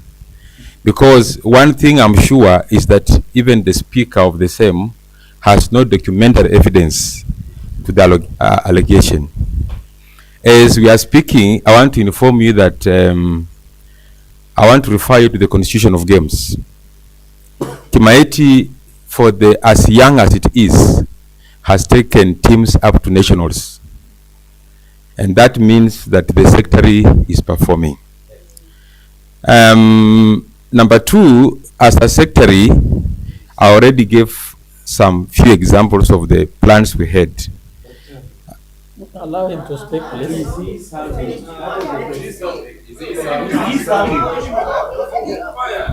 Ladies and gentlemen, let's have decency. If we are live on the media and people are seeing this kind of engagement, it's not good for us. So allow him to explain. You know, we gave him time to speak. So when somebody else is speaking, that's why we say the audience, kindly let's have decorum. We have very great personalities and mentors of many people. So let's teach what we live. Let him explain, because actually what I also want to say, the issues we have raised can turn out to be a legal battle. We are live. So if he alleges that the issues are not, as we said, it will even be gentle to withdraw, because if he picks up a legal issue, it turns out. So let's let him speak. Yeah. Now I want teachers, I can assure you one thing, that even the hecklers are teachers. And for the 5 years I've taught, I look around and see even some of them are students. And therefore, I'm persuaded to be very patient with them. I don't want to create a drama like what my assistant ES has created on the floor with the chairman, because I'm one person who believes that leadership has challenges. So allow me to proceed. I want to inform this sitting that if we go to issues of games, I fully understand the Constitution. And in the event that a sub-county secretary has any undoing, the law is very clear. The person who records the secretary is the sub-county director of education, not the county. But because my good brother has provoked it, we have a very serious cartel in games at the county level that has mastered the art of suppressing any person who questions them. And I want to ask you this, and sometimes I laugh at this. You can pass on somebody who is carrying a wheelbarrow on the head, and you ask him if you can offer assistance. He insists, and next time you find him collapsed under the same wheelbarrow. The issue we are speaking about here, colleagues, is this. No amount of intimidation will stop us from correcting a situation that's running out of hand, especially issues to do with even games accountability. That one we shall pursue it, and the good news I can present to you is that Ferdinand is still the secretary of Kimaeti. Reason, I've been paid all my dues up to even when until our team stopped proceeding. My sub-county has no problem with me. whatever that is coming on media, and somebody wanted to hype it because they saw some storm building, and they, usually even that's how Herod behaved when Jesus was born.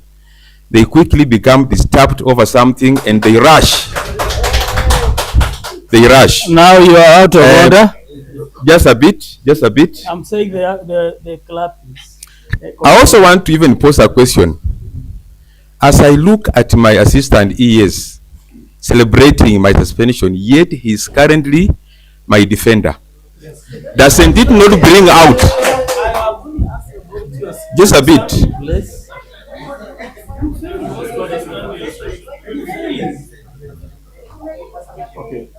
Order, that's a question.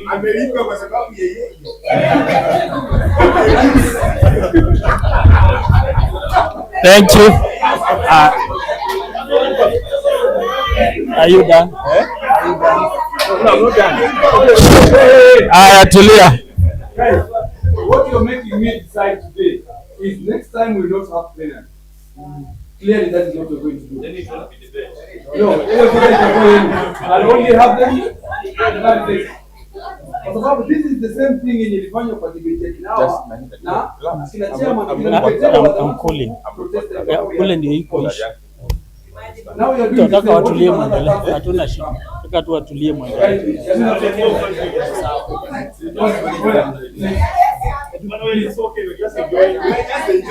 Aya, tulieni tuendelee because of time.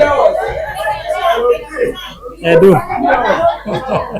Aya, because of the interest of time, you can cheer, but be brief so that we finish. We want to finish. Allow him to finalize. Now, my good people, emotions are part of the gift from God. As I speak, we can agree as a flow that when you are excited, we give you time to laugh, cheer, then you stop, I proceed. Yes. Is that okay? Yes. So the issue here is that there is some mischief from the County Sports Association. And unfortunately, my assistant ES here does not know the roots. And one of the things I can assure him is that they can't beat me on the issue of suspension. I want to also inform you that the cartels that tried to send me a letter on WhatsApp, they never called me for a meeting. I have a message here that they tried to send the next day after they purported that I was supposed to report the previous day. I have it here, Dr. If you want, I can still show you that you can prove. They are on the run because the director himself is on the run. The castle, Bwana Moseti, is on the run. I want to tell you and assure you, I'm very firm. Some cases can be active, but can be alive, but not active. We wait for the right time to activate them. The pursuit to bring on board a better, accountable, fair, and effective Union of Bungoma will not stop. And as we speak, is he still responding to my question? That's the way you are doing. The way you are doing also. Just allow him. You know, when I said the rules, initially we said people state statements, but they adapted a situation of giving a scenario before they speak. That's how you've been responding. Let him also do and we finish. Yeah. Thank you.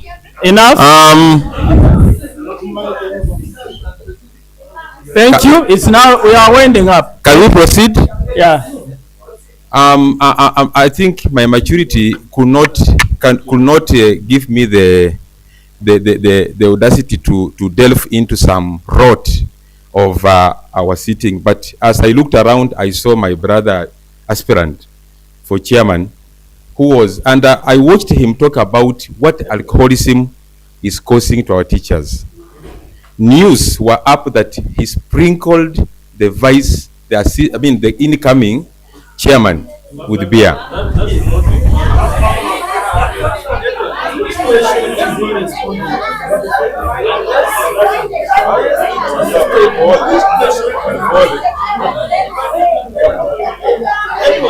Which question is he responding to? Which question? You know, the thing, if you allow us, okay, that is a question. Yes, he's responding to my line. Of course, you are the one who asked the question, right? So relax. Then let me control the crowd. Plenary. Plenary. Please. Was only the orders. Now, right? Can we? That's. Can we? Yes. Your question. I'm going to ask it myself. Kindly, just relax. Relax. Okay. All right. Okay. So now I wanted to thank you.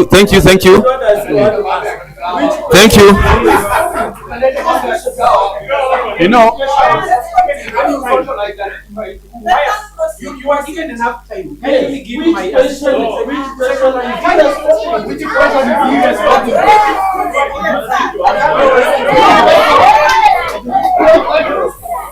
You have asked a question, which is okay. It is a good question, but now how will you respond to this exactly? And these are your people. Can you tell them? I'm here the matter. Now you tell your people to keep quiet. Okay. All right, guys. Are you ready? Are you ready for this? Okay. It seems mumechoka na debate, right? Nini team huku mumechoka. No, wait. No, you're not allowing me to moderate. You have been heckling all along. How do I moderate like that? Munyamaze allows you to moderate. Allow to moderate. And then number 2, ladies and gentlemen. Skiza, guys, ladies and gentlemen. Hapa hii ni mahali penye nafaa tukue sober all the time. Mimi ulewa. Mimi ukunywa.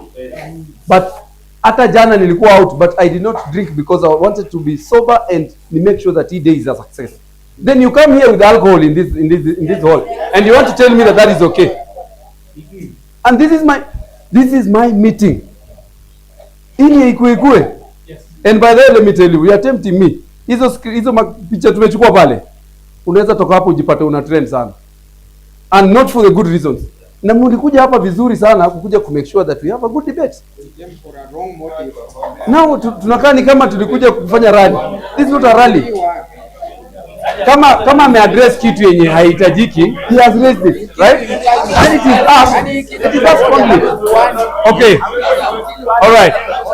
Sasa mnaweza nyamazia tu for 10 minutes malize hii debate. 10 minutes. Okay. Give us 10 minutes. Allow me to have these aspirants ask each other questions. Right? Kama nyinyi mko na issue nayo, nyamazeni.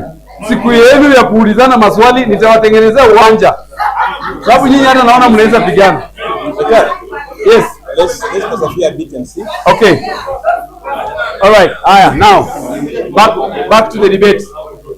Mwami Levi. Okay, guys, are we ready? Can we conclude? All right. So, just a minute. That one we have handled it.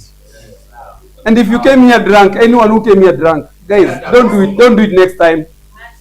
Musifanye nifanye debate ya next without the plenary. Because you can withhold your candidates, by the way. See, let me ask you guys. When we did the chairman's debate, kuna candidate alikataa kuja. Ilifanyika. And then, so you guys who think that you must drink here, kujeni leo ulevi yenu, mtapokutana hapa na askari, amutaingia. Na mkitaka mubaki na candidate wenu nje mbaki na we will do our debate. By the way, kama amjui the meaning of ikue, this is ikue. Kama mbaya, so amutaniharibia debate. No. How can I bring a whole daktari here to moderate? Alafu nyinyi mnashout.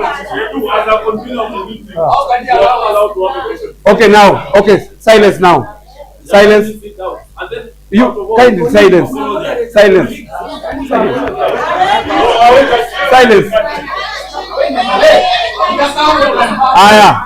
Now let us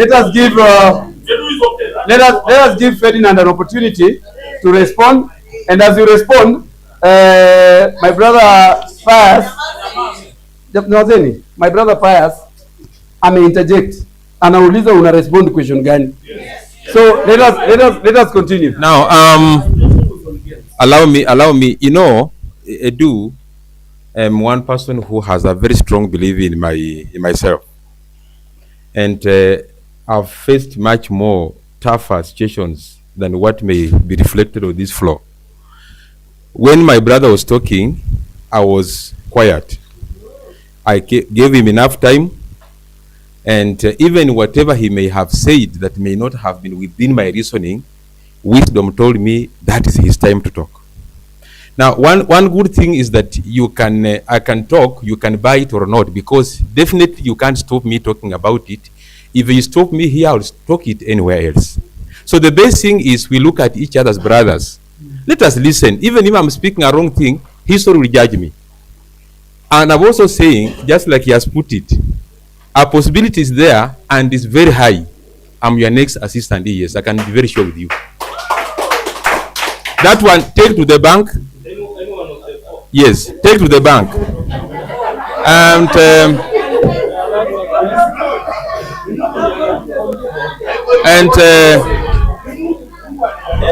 now,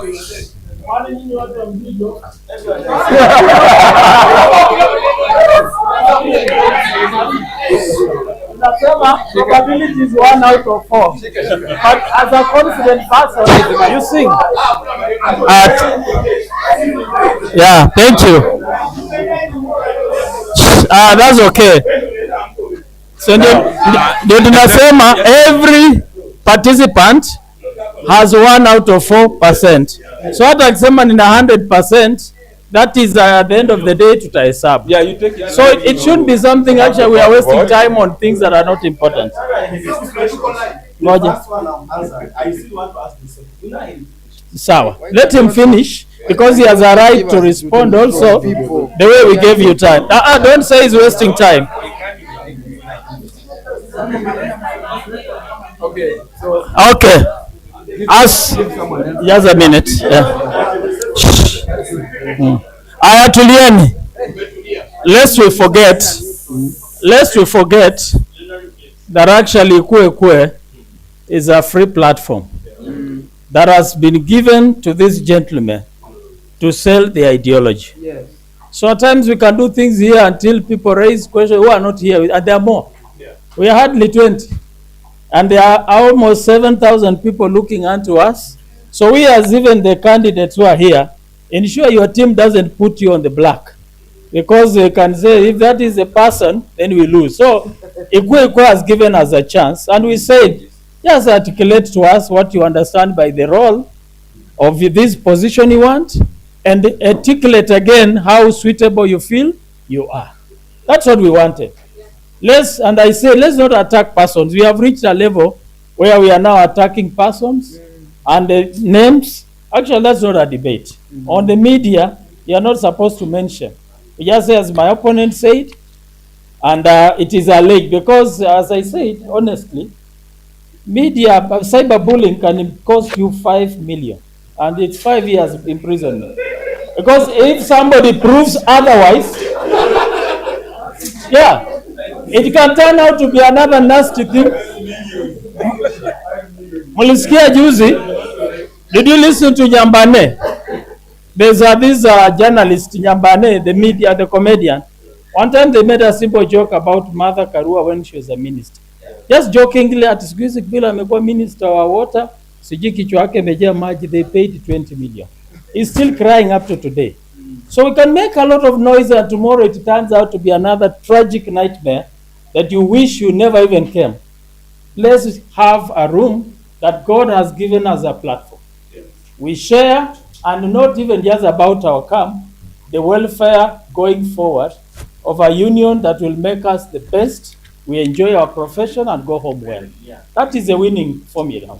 So I want to request that those who are talking, you have 2 minutes. Just respond to the question to Maliza, because it's almost 8. I know tomorrow is Monday. So please, we have given you time to ventilate. Just speak, respond. Na sisi tukicheer up and then opposite ends, we are wasting time. So naomba that as we reach the end, let's just allow them to ask a question. Is answered in a minute. we conclude, there is another day we'll be coming back to continue. Ama namna gani? Yeah, please, just in a minute, and then he'll also ask a question, and then you come back to so that we break the monotony. Yeah. Yeah. Yeah. You've answered everything, I think. Then you can ask. Now, I think, thank you very much for that audience. Dr. You can be seated, it's okay. Now, colleagues, I've told you that that one is not affecting Kimaiti. Whatever is being done is basically politics, which we are in control.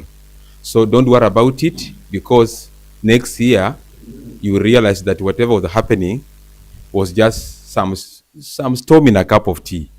It should not disturb you so much. About my integrity, professionalism, firmness, and representation, I think as we go by, you will be able to see.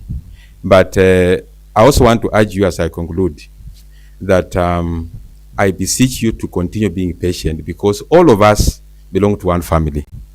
And actually, as somebody has put it, you may never know who will be your next ES or yes, will be Margaret. So all we are trying to say is that just a bit. It will be good because we are on air.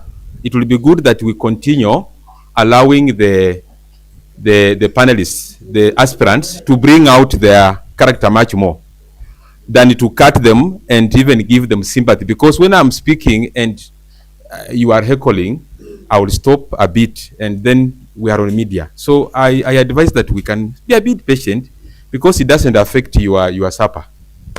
Thank you. Thank you. Wakati nitakuwa nasimama hivyo namaanisha summarize. Margaret, you have a quick question to whoever you want to ask. Okay, thank you, Daktari. My question maybe I'll ask a fellow neutral person who has never been there. Me and Maina. You can see in the beginning we said the union is not working. Now you can see. If this is the kind of behavior they have in the meetings, then we have no union. Think about me and Maina.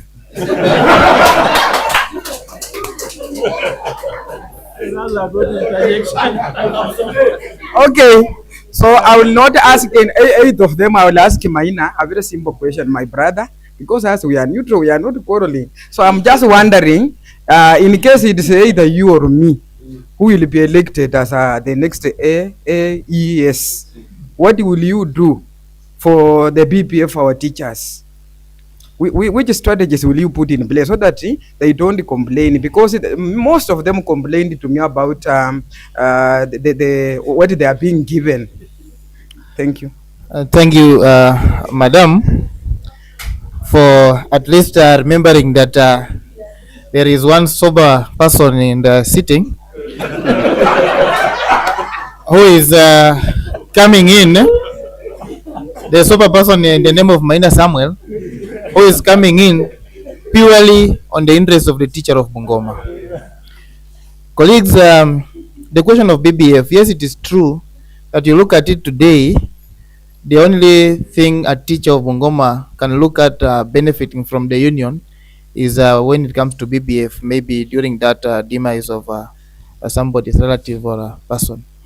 Because even if it comes to AGM, where we used to benefit in t-shirts, they are no longer there. Fair reimbursement, we are faced with colleagues up to date. I have not received that fair reimbursement. The last AGM, even not a quarter of the teachers were able to bite a meal. So the only place we are maybe sure that we may benefit is BBF. This is my plan, colleagues. BBF can be run well by our own teachers. That is why I went to an extent and started the Bungoma Central Teachers Welfare, which is doing very good. I proud myself to be a member of Bungoma West Teachers Welfare, which is also doing equally well. I proud myself today I'm in Webuye West. I'm a part of the Teachers Welfare there. I'm a member of Butwe. Those of who are in South, you know, Butwe is doing very well. And it's because teachers realize that along the way, if they just continue, maybe depending on the BPF we are running right now, they are losing out on something. So my input is this: we can stop infringing on the constitution and include the parent in laws. Why? If we can be able to save 7 million from that BBF, then it means the parent-in-law can be catered for. If we can be able to save 7 million from that BBF, then it means we can increase our dues to even 100,000. If Trans Nzoia, for instance, can give up to 65,000, and we understand that Trans Nzoia has lesser numbers than us, then it means it is possible for us to go above Trans Nzoia. Because Trans Nzoia, apart from giving 65,000, they will give 10,000 ya Harambee iko kando, 5,000 neology, wana provide has tent mbili za 50 capacity sita na 100 seats. As in Bungoma, even follow up after the giving of that money, it is not there.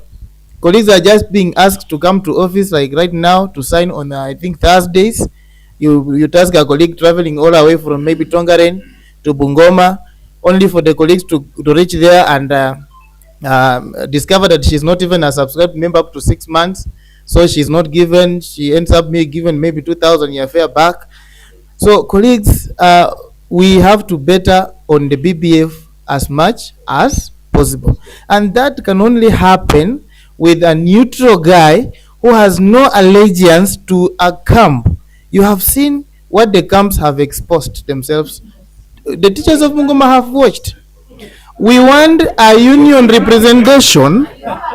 We want a union representation which will go the vehicle way, that we can even organize teachers to have a teacher-to-teacher initiative, and that one can only be achieved if we have staff reps or institution reps, which is, by the way, constitutional. Even the working constitution here can confirm that we are supposed to have staff reps or institutional reps.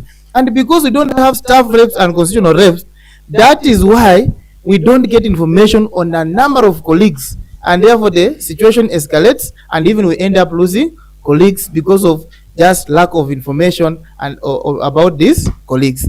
Colleagues is only minor someone who can come in and save you, not people aligned on these camps. You can say they have a lot of histories. This one says they were in college, and then he asked a very pertinent question that this one has lost maybe the secretary of Kimaiti.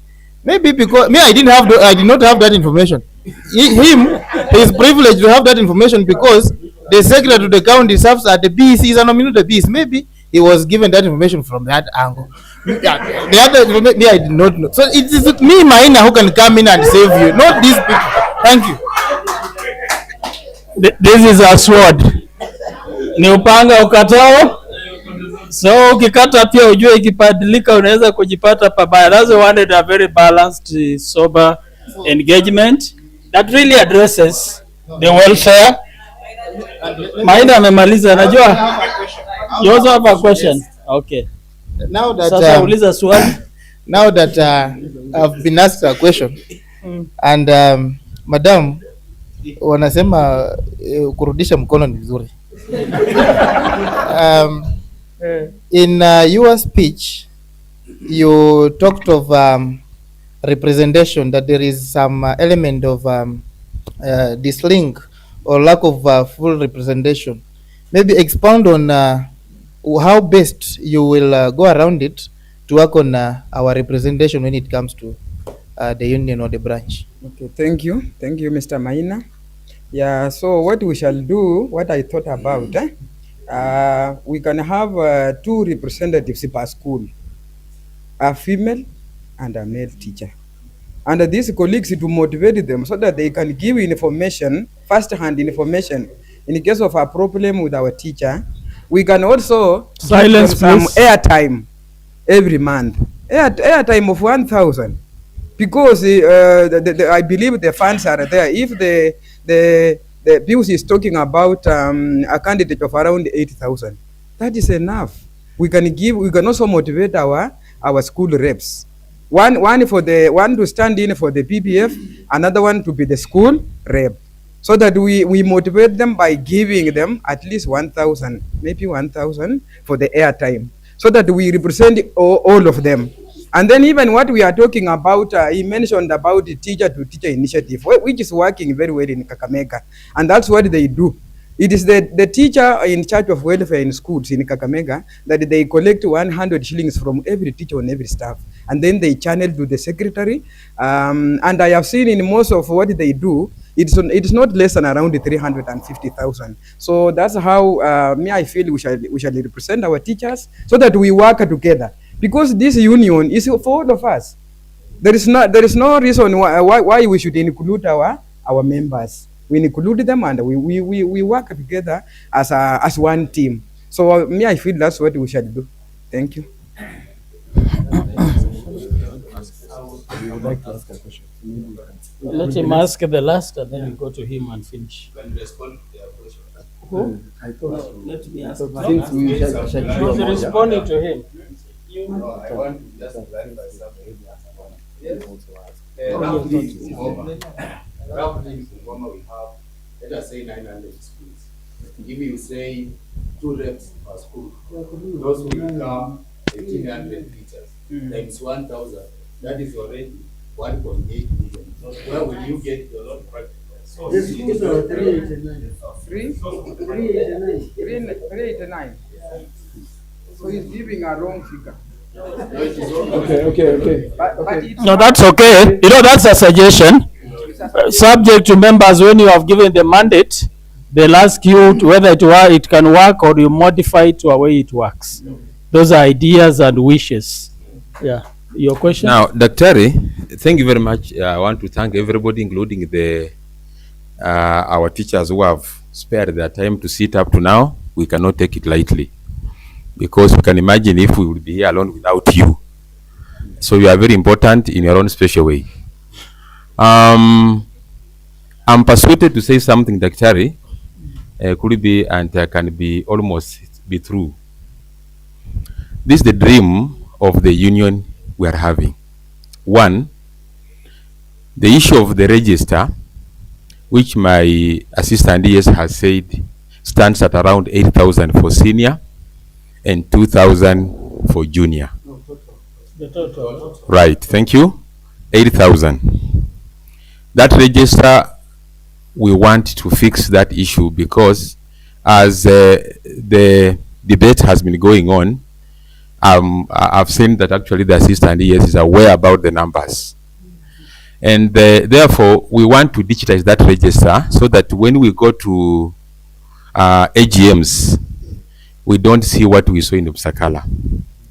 And as I speak, I'm sure that 3 of us here are new entrants, and we almost resonate on what we want for the branch about that change, because there's one team called Change, another one is called Real Change. So he said he wants to give a comment as he finishes. If it's not a question, still is raising, and then you'll also conclude, even as we are going to conclude. Then we fine. You know, he had not asked a question. When he asks for his chance and he's finishing, you not ask any other, no problem. Now, I think to him is a parting shot. Thank you. Be patient. You cannot have eat a whole cow and leave the nose and say ilinishinda muite jirani. So endelea. Thank you. Let me just say this. I'm speaking and I believe I don't have. I'm not asking my brother any question, because I've already listened to him and he has said, he has admitted that there are some failures. Why can you allow us finish questions? Then we make parting shots. So that one structured debate. Yes. I want to ask. I will just a bit. I have participated in debates and they must be structured. Friends, you know, that also causes a problem when we are so rigid. If we are flexible, there is flexibility in academia. As long as it's not going to say eventually wants a question, amalize alafu tumalize na wengine na alafu yeye amepeana yake, then you'll give your party shot. I will answer. But he's not leaving. He's finishing his part and he's still there.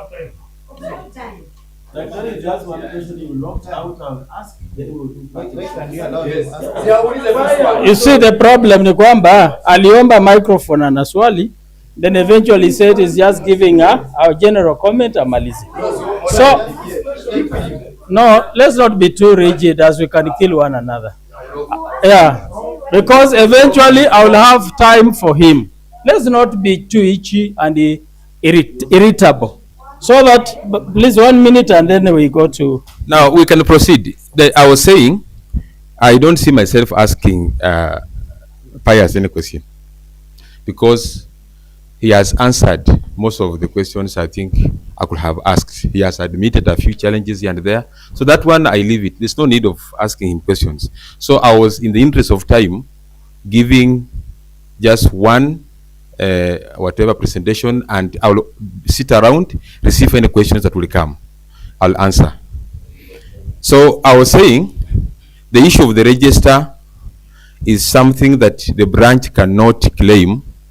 It is a private property because it is key in informing the funds that come to the branch, and also planning purposes, like what happened in Busakala. It may have been occasioned by a register that was having gaps. Number two, I've listened, and I've also brought some question has crossed my mind about any given fund given to a given institution must have a certified audit group. There is need that Bungoma must embrace proper auditing, because one thing I can inform you is when funds come from the national branch, the national office, and come to the branch runs something called a clearing account. Now, a clearing account means that the executive secretary, in relation with the chairman, convene and develop vote heads. And on that issue of funds, one thing that must come out very clear is that we have a vote head called investment and land, which this branch is not doing very well. Then we also have an issue to do with staff room visits, which is not properly audited. We also have an issue to do with the BBF, which my brother Maina has brought up, that the account for BBF can accumulate up to 7 million, and we are still paying our people 15,000. And worse enough, the people who previously, people who are taking this money could make claims exceeding what they have taken to the person who is briefed. Thank you. That one must stop. I think what Thank he's you. saying, given a chance, he has seen loopholes.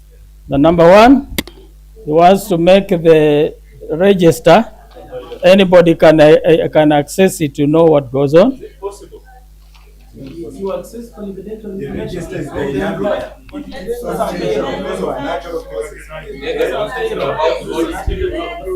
Enough.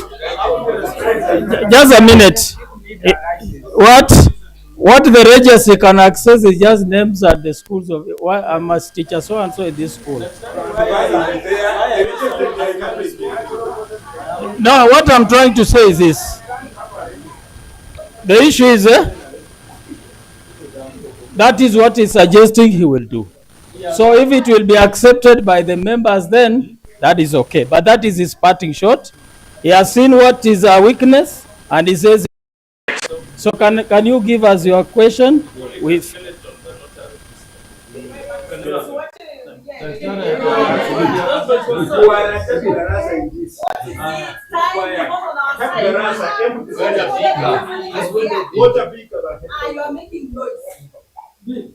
Friends, unajua we are live on a simple issue. So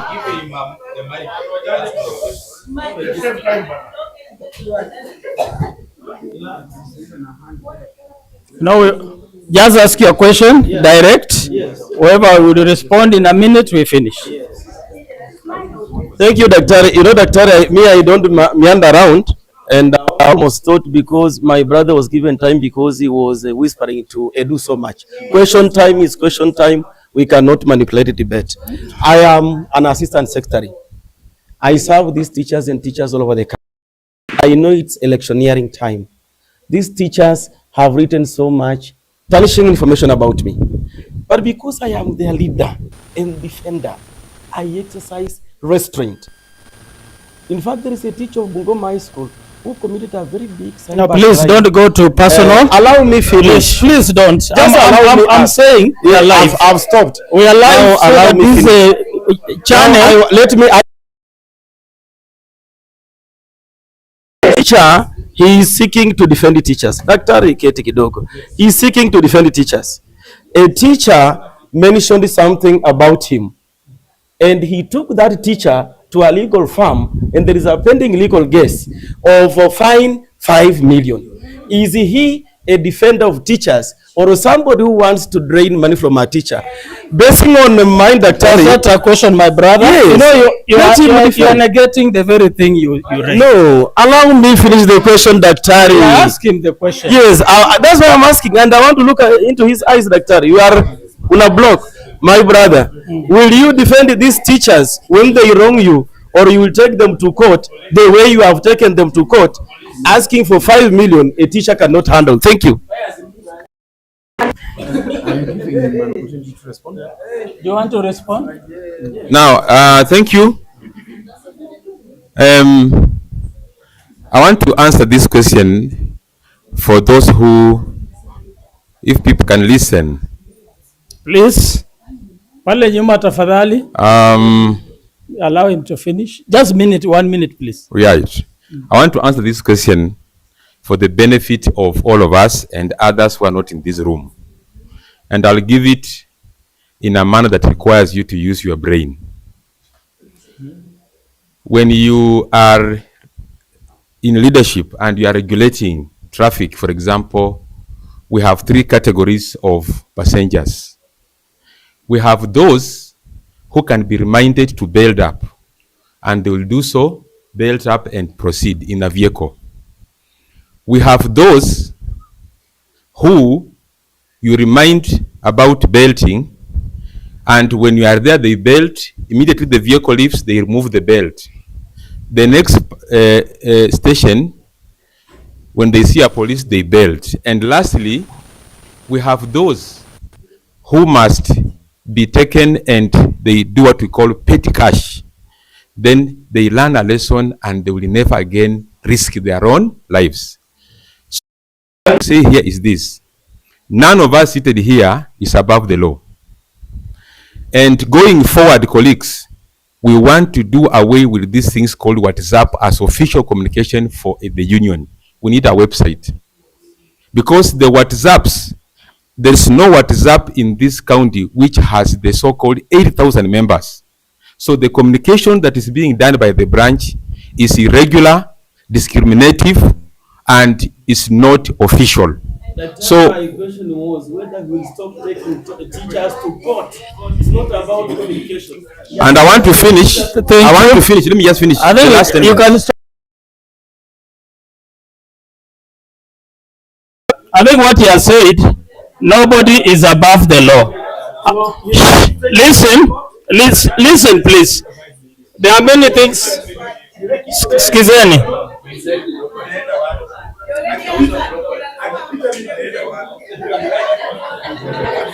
Thank you. Tosha. Now we are winding up.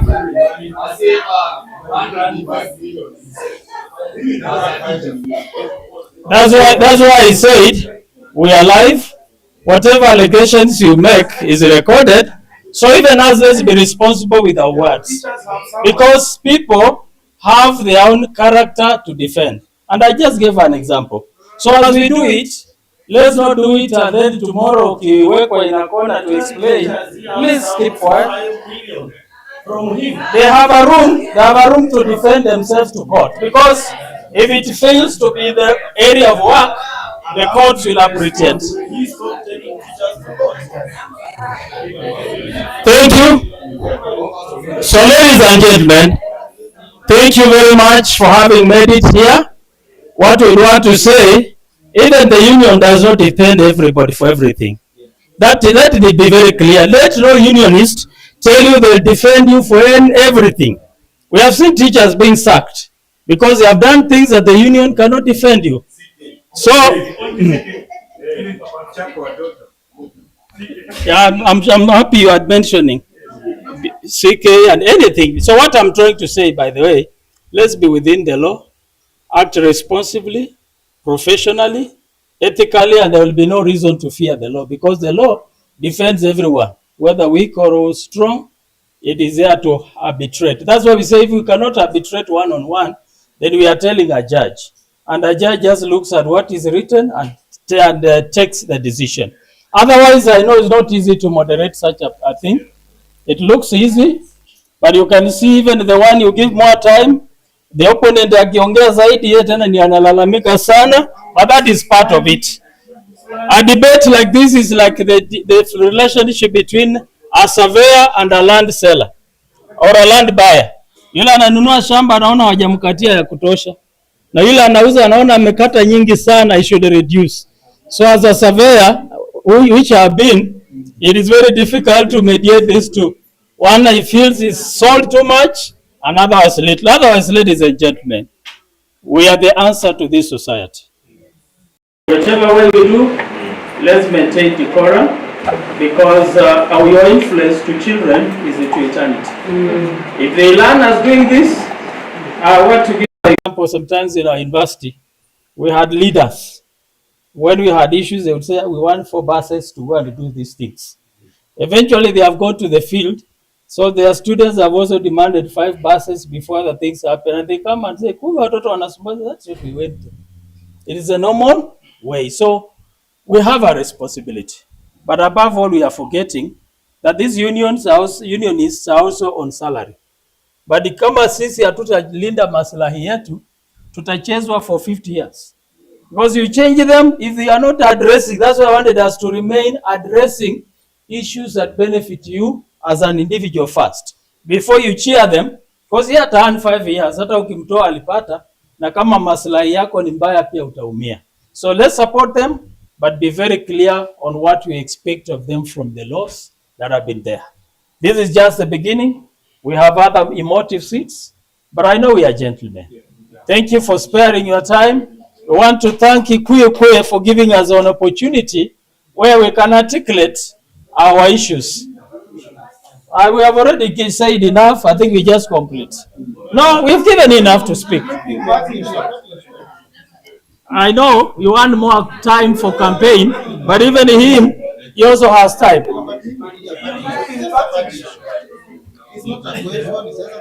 Okay. I'm holding for you as you give a parting shot. So no more running around, and I'm firm. No more minute, 30 seconds. Do I? Maybe ndio nashika. That is the rule. So that we go. Just say. Thank you, teachers of Bungoma. You have witnessed the debate. You know who is fit to serve as Assistant Executive Secretary. Your lawyer is here, your defender is here. Pious. Thank you. Thank you very much, teachers, my colleagues, for listening to us and being there for us. I am requesting that you elect me as a mother. You see, I'm very sober and neutral. I don't quarrel. I will serve you well. Oh, thank you.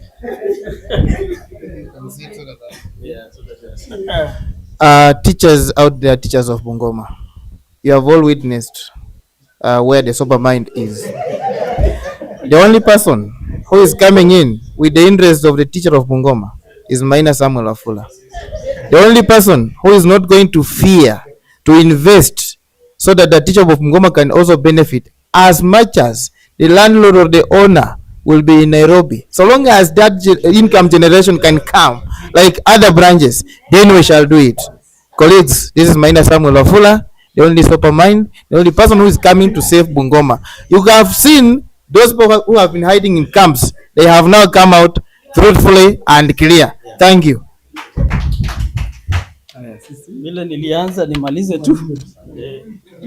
Thank you. I want to thank the hosts, my brother Edu and Daktari, all teachers in the room. I want to say thank you very much for sparing your time to be around.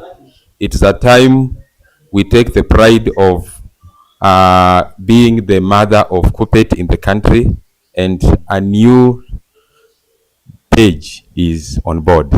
Thank you.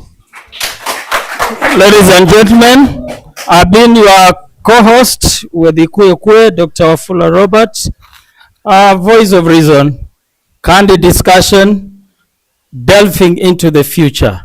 That tomorrow depends on what we are doing today. Let's be responsible wise men who plan for a decade and not for a weekend. See you next time. Oh, thank you very much, everyone. To our panelists. Yesterday, but then nakumbuka poster ya kwanza. I'm sure angekuwa hapa, wewe ungeonyeshwa kidole mara 50. Kwa sababu yeye ni mwalimu na tindi kelele kabisa. So, but then me being a person who is growing, unasikia intergenerational conversation yenye daktari alikuwa anasema. Mimi I am both watu wa kelele na bado kuna soberness kidogo pande nyingine. So nachezeaga hapa katikati.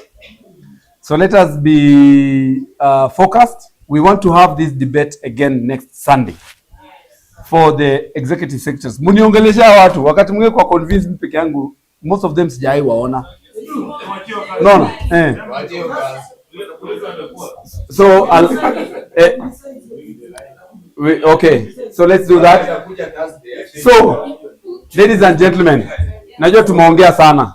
We were supposed to be here for about 2 hours. Tumefikisha karibu 4 hours. And I hope next debate tutakuja on time. We want to start at exactly 3. Panelists wakikuja tunaanza. Wengine mtakuwa mnaingia mkiri. So I hope this place is good for us for the next debate. No.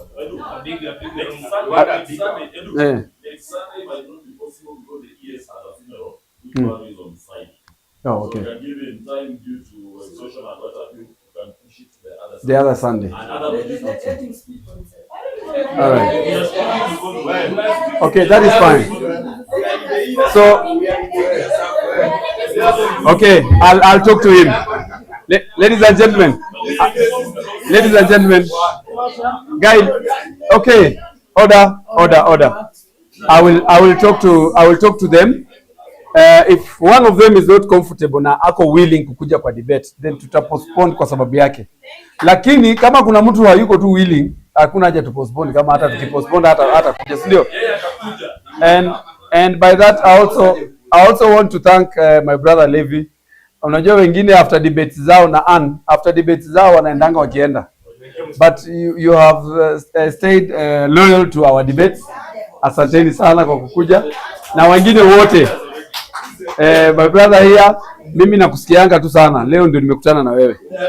Levi is my chairman, that is my treasurer. Yes. So I can. So ladies and gentlemen, tuite Ann atufungie mkutano vile atufungulia. Ama namna gani? Yeah? What? Watu wanataka kuomba kama umesimama wanataka wakae chini. So you come with the camera here. Before they pray, yeah? No, pardon? I'm saying thank you. Okay. No, wait. Let us shake hands when you finish the prayer. Kindly pray for us. Okay, silence. Let us believe and pray. Dear Father in heaven, we thank you. We have come to the end of the day. Lord, the discussion has been the way it is, but I know we disagree to agree at the end of the day that is for the betterment of our union and that we want to see something that is better and something that benefits all of us. I pray that for all those that will win, let us go and see reason to streamline all areas that are having gaps and make sure that we don't actually go in and forget what took us there. Let us go in there and know that there are things that need to be done and must be done. I pray that you give us the gift of life as we go in. Give us health, oh God. Protect our families as we concentrate even on the teachers. Please protect even our own families. Tomorrow, even as we go to school, dear God, we pray that you will continue to protect us, keep our children so that we also concentrate on the role that you have destined to us in our schools. Thank you, and I also pray for the moderators and Edu, the one that has actually taken us through these debates. Through it, we are able actually to meet all the aspirants who may walk around and those who may not even walk around. At least we are able to gauge all the leaders that are ahead of us and choose the best. Thank you, Lord, as we go ahead. protectors of the roads. It's through Jesus Christ I pray, believing. Amen. Thank you.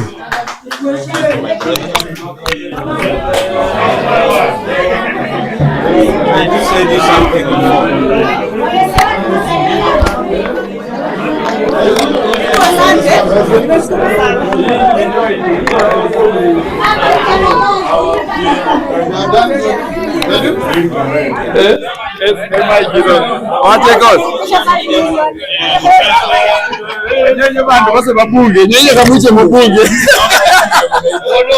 Nyenye bantu bose babunge.